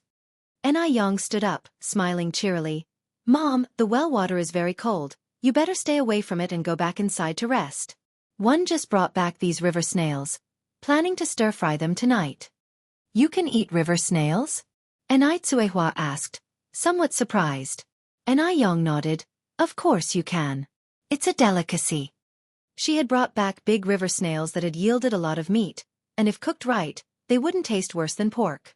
Over the past few days, Anew had introduced many new things to Anew, who accepted them without questioning further and dragged Anew into the kitchen. Yang, I've already cut up the fish for you. Come and see if it's all right. Anew wanted to help her daughter and had sliced several fishes into thin pieces. The pieces of fish were placed in white porcelain bowls, making a total of 20 big bowls. The fish bones and heads were already being stewed in a pot, the soup a milky white, and the air filled with a delicious aroma. Mom, Anew looked at Hua and said seriously, you don't need to do all these. One can handle it. You haven't fully recovered yet. It's more important to rest and recuperate. It's fine, Anew laughed it off. I'm not that delicate. If we were still in Dam Village, one would be working in the fields by now. What's a little fish cutting? Compared with her previous life, Anew felt that her current life was happier than a life in paradise. Who would have dared to dream of such a life a month ago? Chapter 29 Beauty Ingredients. Anew looked at Anew, her eyes suddenly feeling a bit sour. If only she had been braver in her previous life and escaped from that cage earlier, her mother wouldn't have had to suffer so much, even losing her life. Regrettably, her awakening came too late. She also found her strength too late. Even though she eventually became a billionaire, she never found real happiness. On the screen, she was the glamorous boss Anew, but no one ever knew just how much she had given up to earn that title of boss Anew. Actually, the old bachelor didn't die of illness. It was she who killed him with her own hands. In order to murder that old bachelor, she planned it for a whole 10 years. This delayed her prime years by a full decade. These 10 years of experience left a heavy shadow in her heart. Even after becoming boss Anew, she couldn't get close to a man, lost faith in love, and even began to fear men. For the next 30 years, she lived alone until her accidental death. After escaping from the village, she worked in a factory, served as a waitress, and finally met a couple who practiced traditional Chinese medicine and had lost their only child. The couple, seeing that she was pitiful, took her in as their adopted daughter. They taught her the medical skills she had. Later, she worked part-time whilst attending university. Then, she managed to own her own store. Then her business grew and she became Beijing's wealthiest person, a well-known entrepreneur, frequently appearing on TV screens and financial newspapers. She became boss Anew, but didn't obtain everything she wanted. This time around, she was determined to live a more brilliant life. Everything she hadn't had in her previous life, she vowed to have this time. Family, friendships, love. For a moment, Anew's eyes felt a bit sour. Seeing this, Anew was panicked and grabbed Anew's hand. Yang, Mom is really fine. Don't all the women in our village go through this? It really doesn't matter if I sit the month or not. Anew was only 16 after all, and Anew wouldn't bear to see all the burdens fall on her shoulders alone. Anew looked at Anew, her eyes full of concern. She must have accumulated a lot of blessings in her past lives to have a good daughter like Anew. Anew recovered, wiped her eyes, and said, Mom, the body is yours. If you don't want to sit the month, I won't force you. But you need to remember, don't touch anything cold. Just leave the housework to me. After you've finished sitting the month, you can work as much as you want. Having been a traditional Chinese doctor in her past life, Anew naturally knew how important postpartum care was for a woman. But since her mother didn't want to stay in bed, she wouldn't force her. She would just take extra care with her mother's diet. Anew nodded. Okay, I'll listen to Yang. Then go back to your room and see your sister. Anew pushed Anew towards the house. There's not much work here, just leave it to me. Having no other choice, Anew returned to her room. Anew started cooking pickled cabbage fish soup for tomorrow morning's breakfast in the kitchen. Today, Anew added pig's trotters to the fish soup, resulting in a white and richly flavored soup that was incredibly delicious. People in this era, due to their meager diets, loved fatty meat. No one bought bones, allowing Anew to purchase 10 kilograms of bones for only 3 yuan. After cooking the soup, Anew carried a plastic bucket to the river. It was already past 5 at this point. The sun was gradually setting. The golden sunset reflected on the river, like an exquisite natural oil painting. Even the clear water of the lake seemed lively, filled with texture. It seemed like a fairyland on earth. The remaining sun shone on the water. Half of the river was calm, half of the river was painted red. There were a few shirtless little boys playing and bathing by the river. A few water buffaloes were leisurely grazing near the river. Everything seemed exceptionally serene and harmonious, a kind of contentment that was lost in the later generations. Anew walked to the river, rolled up her trouser legs, took off her shoes, and headed in the direction where she had set her fish trap that morning. The little boys by the river were shy when they saw Anew step into the water, diving quickly and disappearing under the surface, transforming into agile fishes lurking beneath the water. Anew, carrying the fish trap upon returning, had a slight smile on her face. The trap was heavy with quite a few fish. On reaching the shore, Anew poured all the fish from the trap into a plastic bucket. The bucket was filled with fish of various kinds such as carp, crucian carp, mullet, grass carp, and many small river shrimps. This was a sight unseen in later generations. Only in this pure, unpolluted era could one find such an abundance of wild fish and shrimp. After pouring out all the fish, Anew put the trap back in its original place. A little boy who was swimming approached cautiously and asked, "Sister, is your name Anew?" "Yes," Anew replied with a smile. "What's your name?" The little boy tilted his head looking at Anew. "Sister Anew, you are really pretty, even prettier than Sister Xiaohong."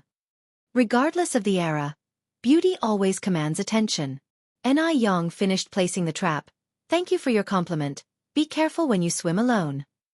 The little boy continued, "Sister Anew, my name is Xianxia, but you can call me by my nickname, Gooden. I am not here alone. I came here with my brother Li Fugue, and one also have an older sister called Li Ronghua." "Gooden." Anew laughed without replying.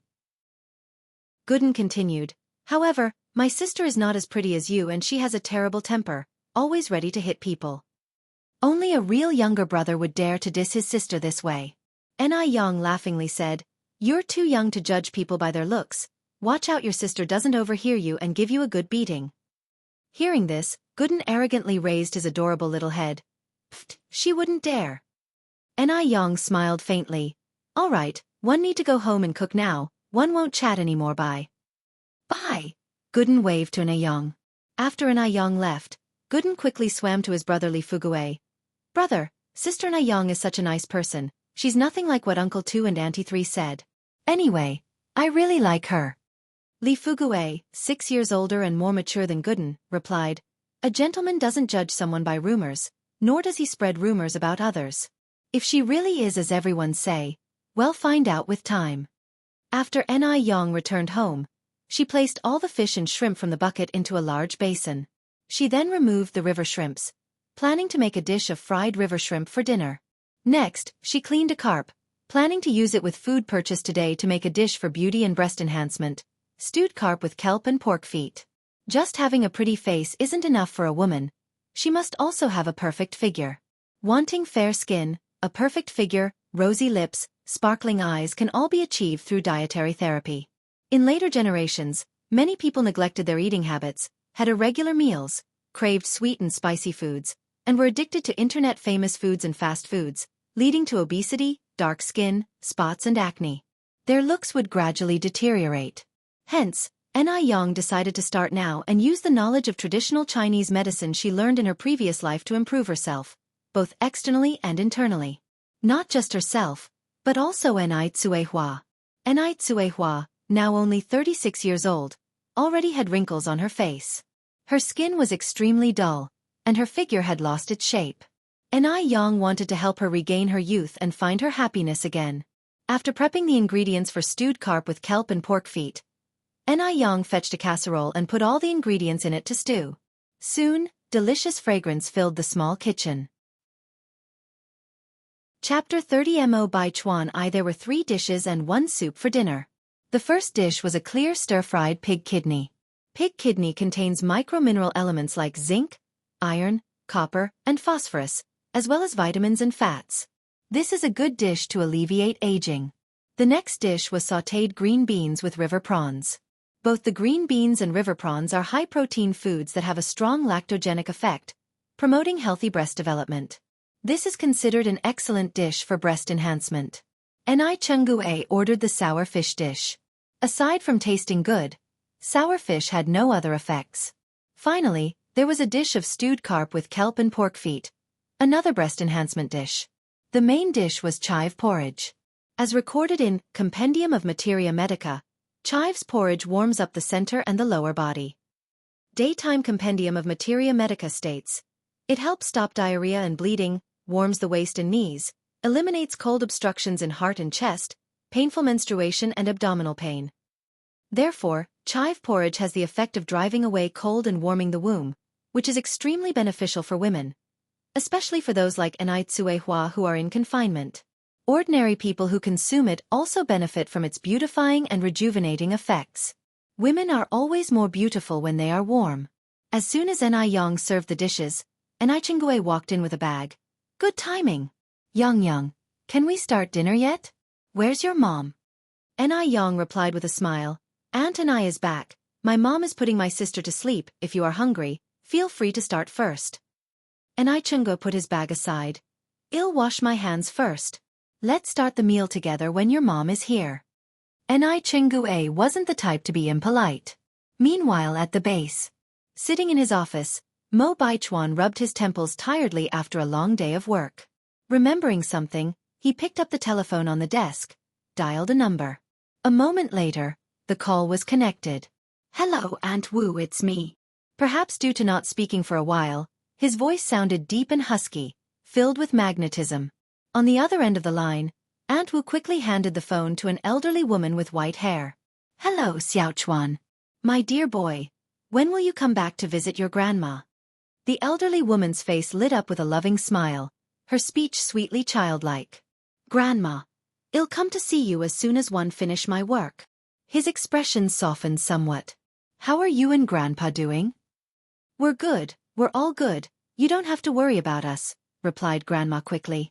And Xiaodai? Asked Baichuan. How is Xiaodai doing recently?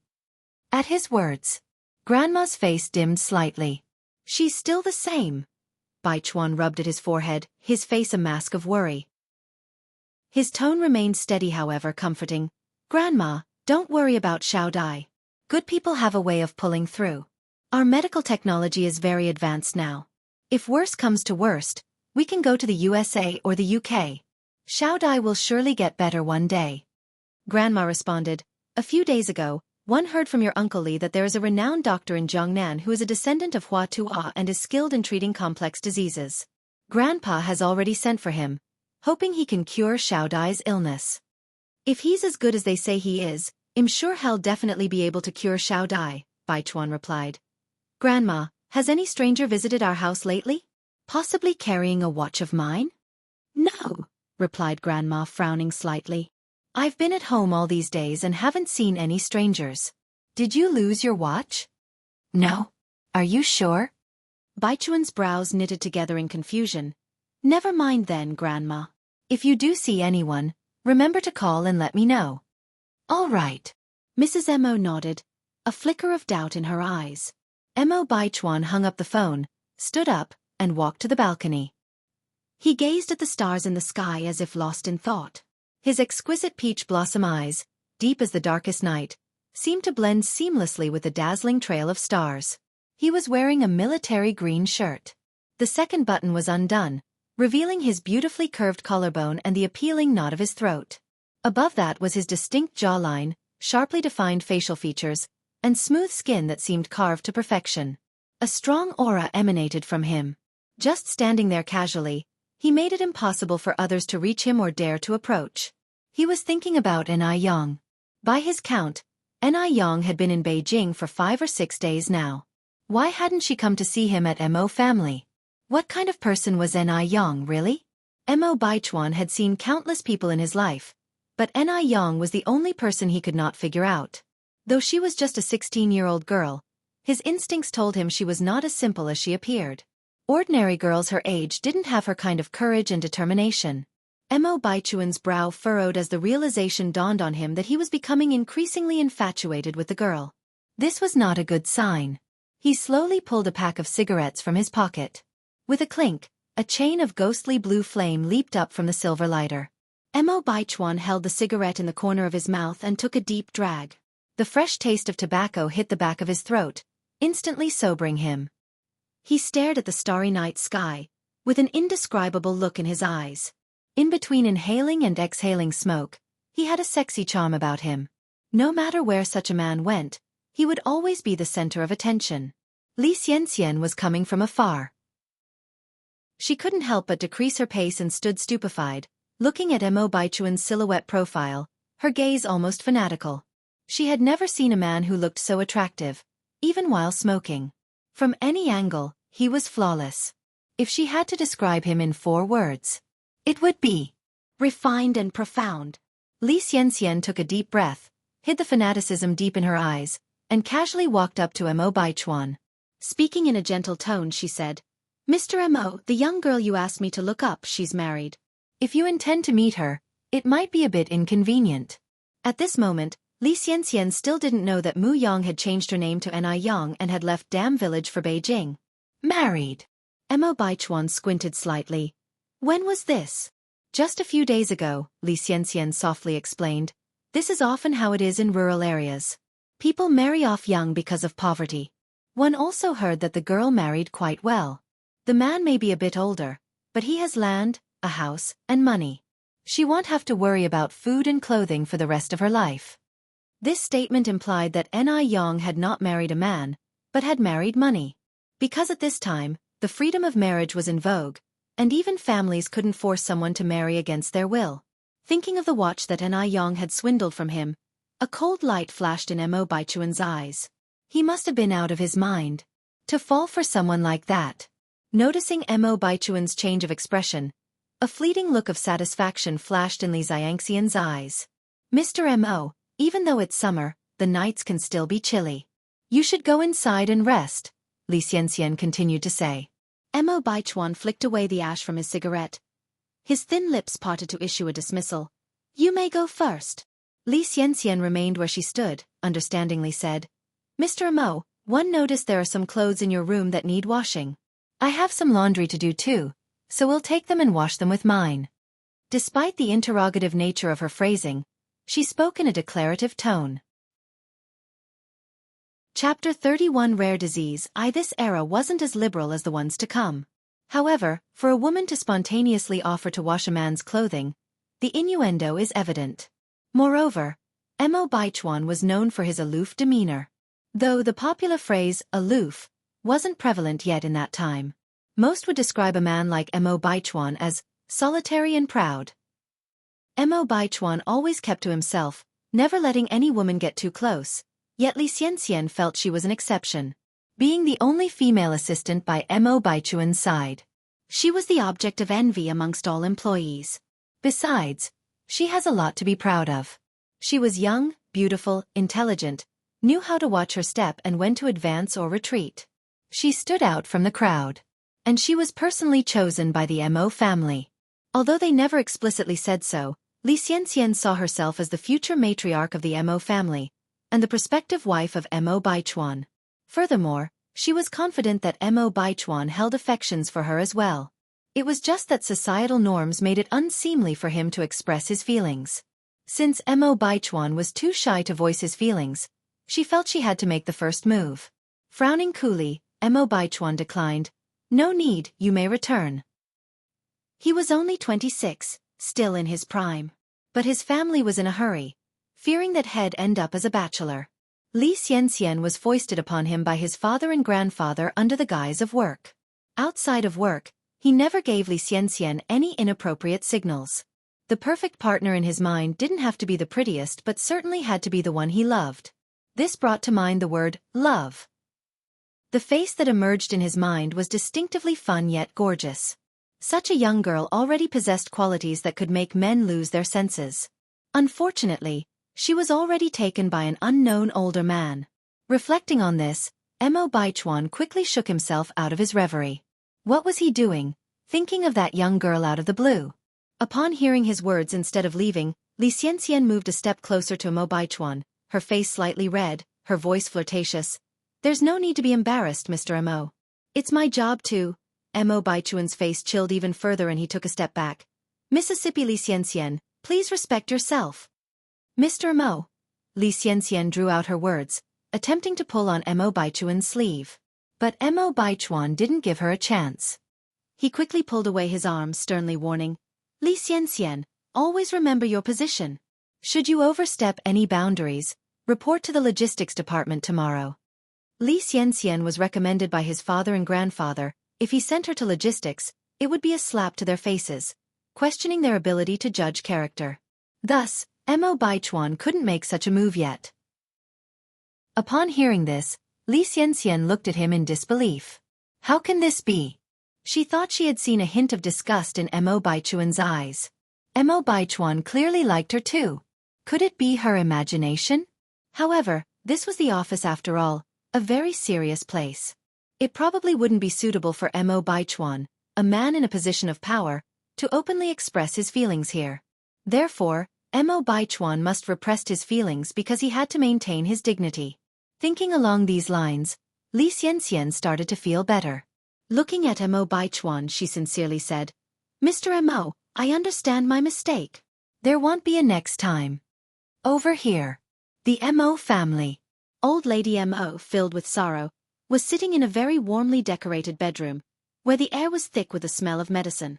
On the pink princess bed lay a young girl, barely 13 or 14. The girl's face was as white as snow, with her lips becoming paper white. Looking at Old Lady Mo, she comforted wisely, "Granny, don't worry, I don't feel any pain, really no pain." Despite her words of no pain, her voice was incredibly weak and feeble. Due to bedridden years, her body barely had any weight. Upon hearing this, Old Lady Mo fought back her tears and smiled. "Don't worry.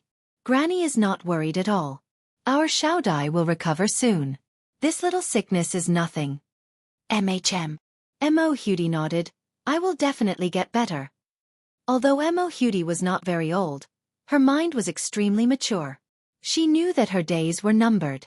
In fact, it might be better to die quickly than to live. Every minute she lived now was filled with tormenting pain. It was unbearable. Yet, to prevent Granny from worrying, she never admitted the pain. The departure of her mother had already dealt a severe blow to Granny. She could not cause her grandmother to endure the pain of losing a loved one again.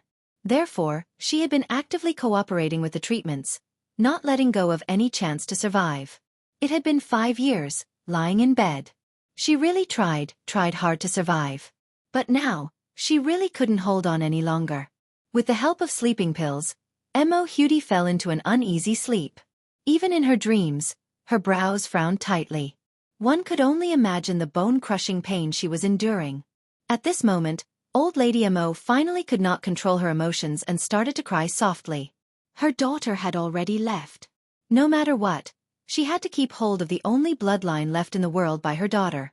Otherwise, she would have no face to meet her daughter in the afterlife. After crying, Old Lady Mo went to the living room, made a call and said, "Tell Divine Dr. Li that as long as he can cure Xiao Dai, our Mo family will meet all his demands." The Wang family. Yang Guobao was chasing a big rooster around the yard. Grandma was telling her daughter, Wang Meifeng, what happened on the river beach this afternoon. Listening, Wang Meifeng felt a cold chill.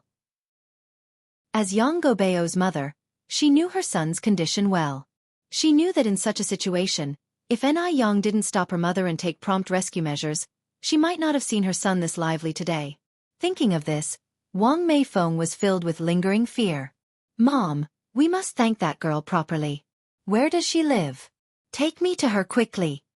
Grandma frowned slightly. "Are you saying that this girl Yang is really quite capable?" Even now, Grandma still held doubts about Yang, considering her intervention as nothing more than her good luck. "Of course," Wang Meifeng continued, "if we sent Guobao to the health clinic today as you suggested, I might not be able to see Guobao right now. Mom, you've really met a noble person today." Grandma looked at Wang Meifeng, recalling the words Yang said in the afternoon, and said, "Meifeng, that girl also said that her family has been practicing medicine for generations and she has a cure for Guobao's disease." Originally, Grandma didn't take this matter seriously, but seeing her daughter praising Yang so highly, she decided to mention it. When she heard these words, Wang Meifeng exclaimed excitedly, "Mom, are you serious?" Chapter 32 Prescription. Yang Guobao's epilepsy originated from his mother's womb. Over the years, they had consulted countless hospitals and even tried folk remedies, but to no avail. If anything, Yang Guobao's condition only worsened.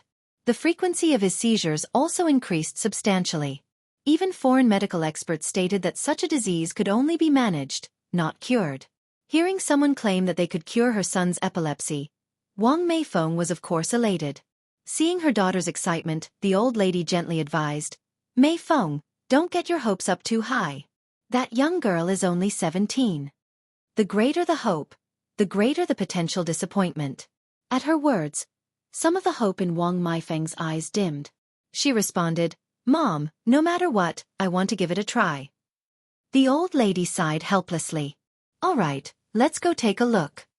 Wang Meifeng nodded and glanced at Yang Guobao, who was chasing after a rooster, a pang of sadness filling her eyes.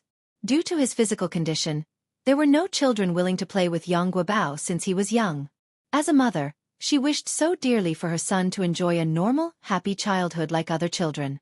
When Wang Meifeng and her group arrived at the Ni family's home, Ni Yang was serving food in the kitchen, while Ni Tsuehua was feeding her daughter in the room.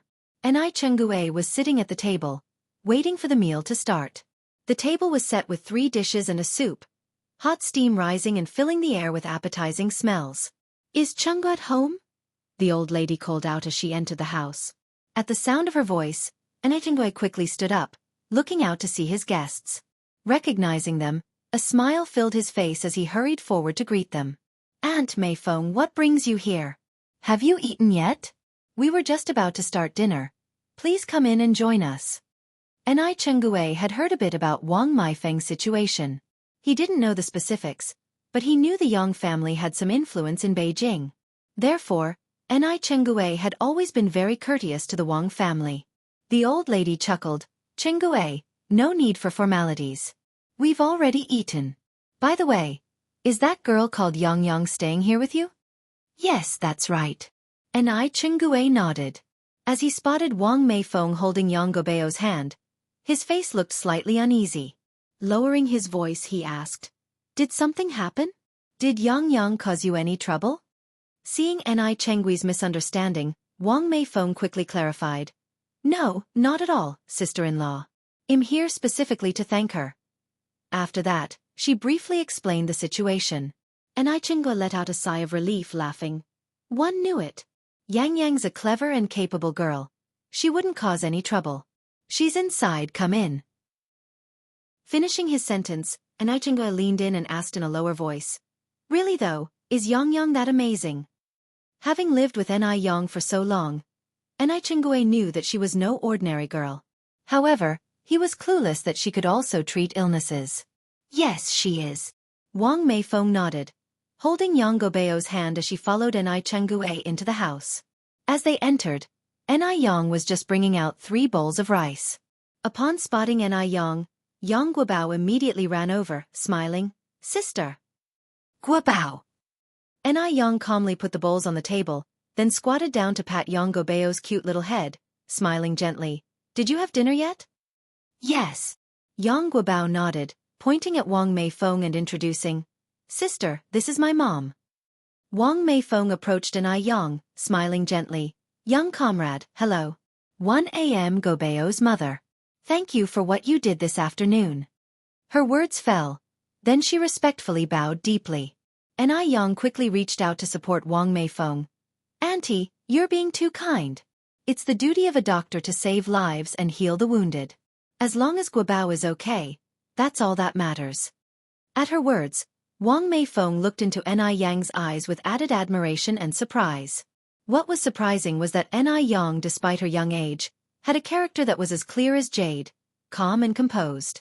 She was beautiful as well, her eyes and eyebrows had the quality of fine artwork, and her every smile and frown was like a scenic view, even surpassing the female teachers at school in terms of demeanor. What she admired was that Ni Yang did not act arrogantly simply because she saved someone's life.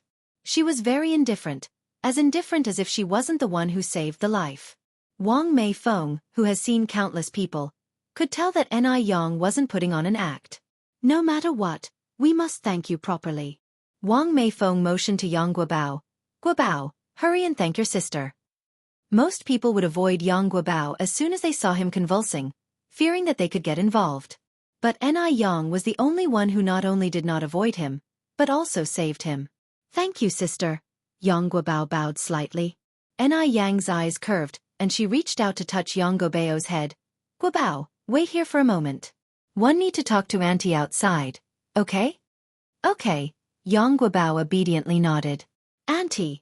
Ni Yang looked up at Wang Meifeng. Wang Meifeng immediately understood and followed Ni Yang's footsteps. Outside, the sky had darkened, with frog calls and insect choruses filling the air, the stars scattered across the sky, and the fragrance of unknown flowers carried in with the breeze, creating a serene ambience. A few elderly people sit under the camphor tree, holding palm leaf fans and chatting while enjoying the cool breeze. The young children sat on small stools, listening attentively to the old people's tales of the past. This scene does not exist in the future world, where towering skyscrapers separate people from each other. Even neighbors who live next door might not speak to each other despite living in such close proximity for more than a decade. They might even be strangers. The saying, better a close neighbor than a distant cousin, is also gradually becoming obsolete. Anew brushed her frontal hair away and looked at Wang Meifeng standing opposite her. Auntie, since you came here, it means that you believe in me. As she spoke, Anew handed the piece of white paper in her hand to Wang Meifeng before continuing. This is the anti-epilepsy prescription handed down by my ancestors. Follow the instructions on this prescription. Simmer the herbs on low heat for 3 hours. Reduce the mixture from 3 bowls to 1 bowl, and take this consecutively for 3 months. Gobeo's epilepsy will be cured. From the viewpoint of traditional medicine, there is no possibility to completely cure epilepsy. But Anew was different. After all, she was back from the 21st century. In her previous life, she may have been a businesswoman, but she had also devoted half her life to studying medicine. Epilepsy was not a difficult and complicated disease in her eyes. It could be cured. Wang Meifeng took the prescription with both hands, gratefully saying, "Young comrade, thank you, thank you." At this moment, Wang Meifeng was so moved that she didn't know what else to say. Although she did not know if this prescription would be effective for her son's illness. But at least, Anew had given her a glimmer of hope. As long as there was even a slightest chance, she would not give up. All the doctors could only shake their heads helplessly when faced with Yang Gobeo's illness. Only Anew claimed that it could be cured. "Don't thank me yet," Anew smiled slightly before continuing. "Wait until Guobao is cured, then it won't be too late to bring him to thank me. But you must accept this money." Wang Meifeng stuffed the prepared money into Anew's hand. She was in a hurry and hadn't brought any gifts. Moreover, in this era, there was nothing more practical than giving money. As you're tuning in to the Wisdom Diary YouTube channel. Don't forget to subscribe and join us on this journey to catch the most captivating stories.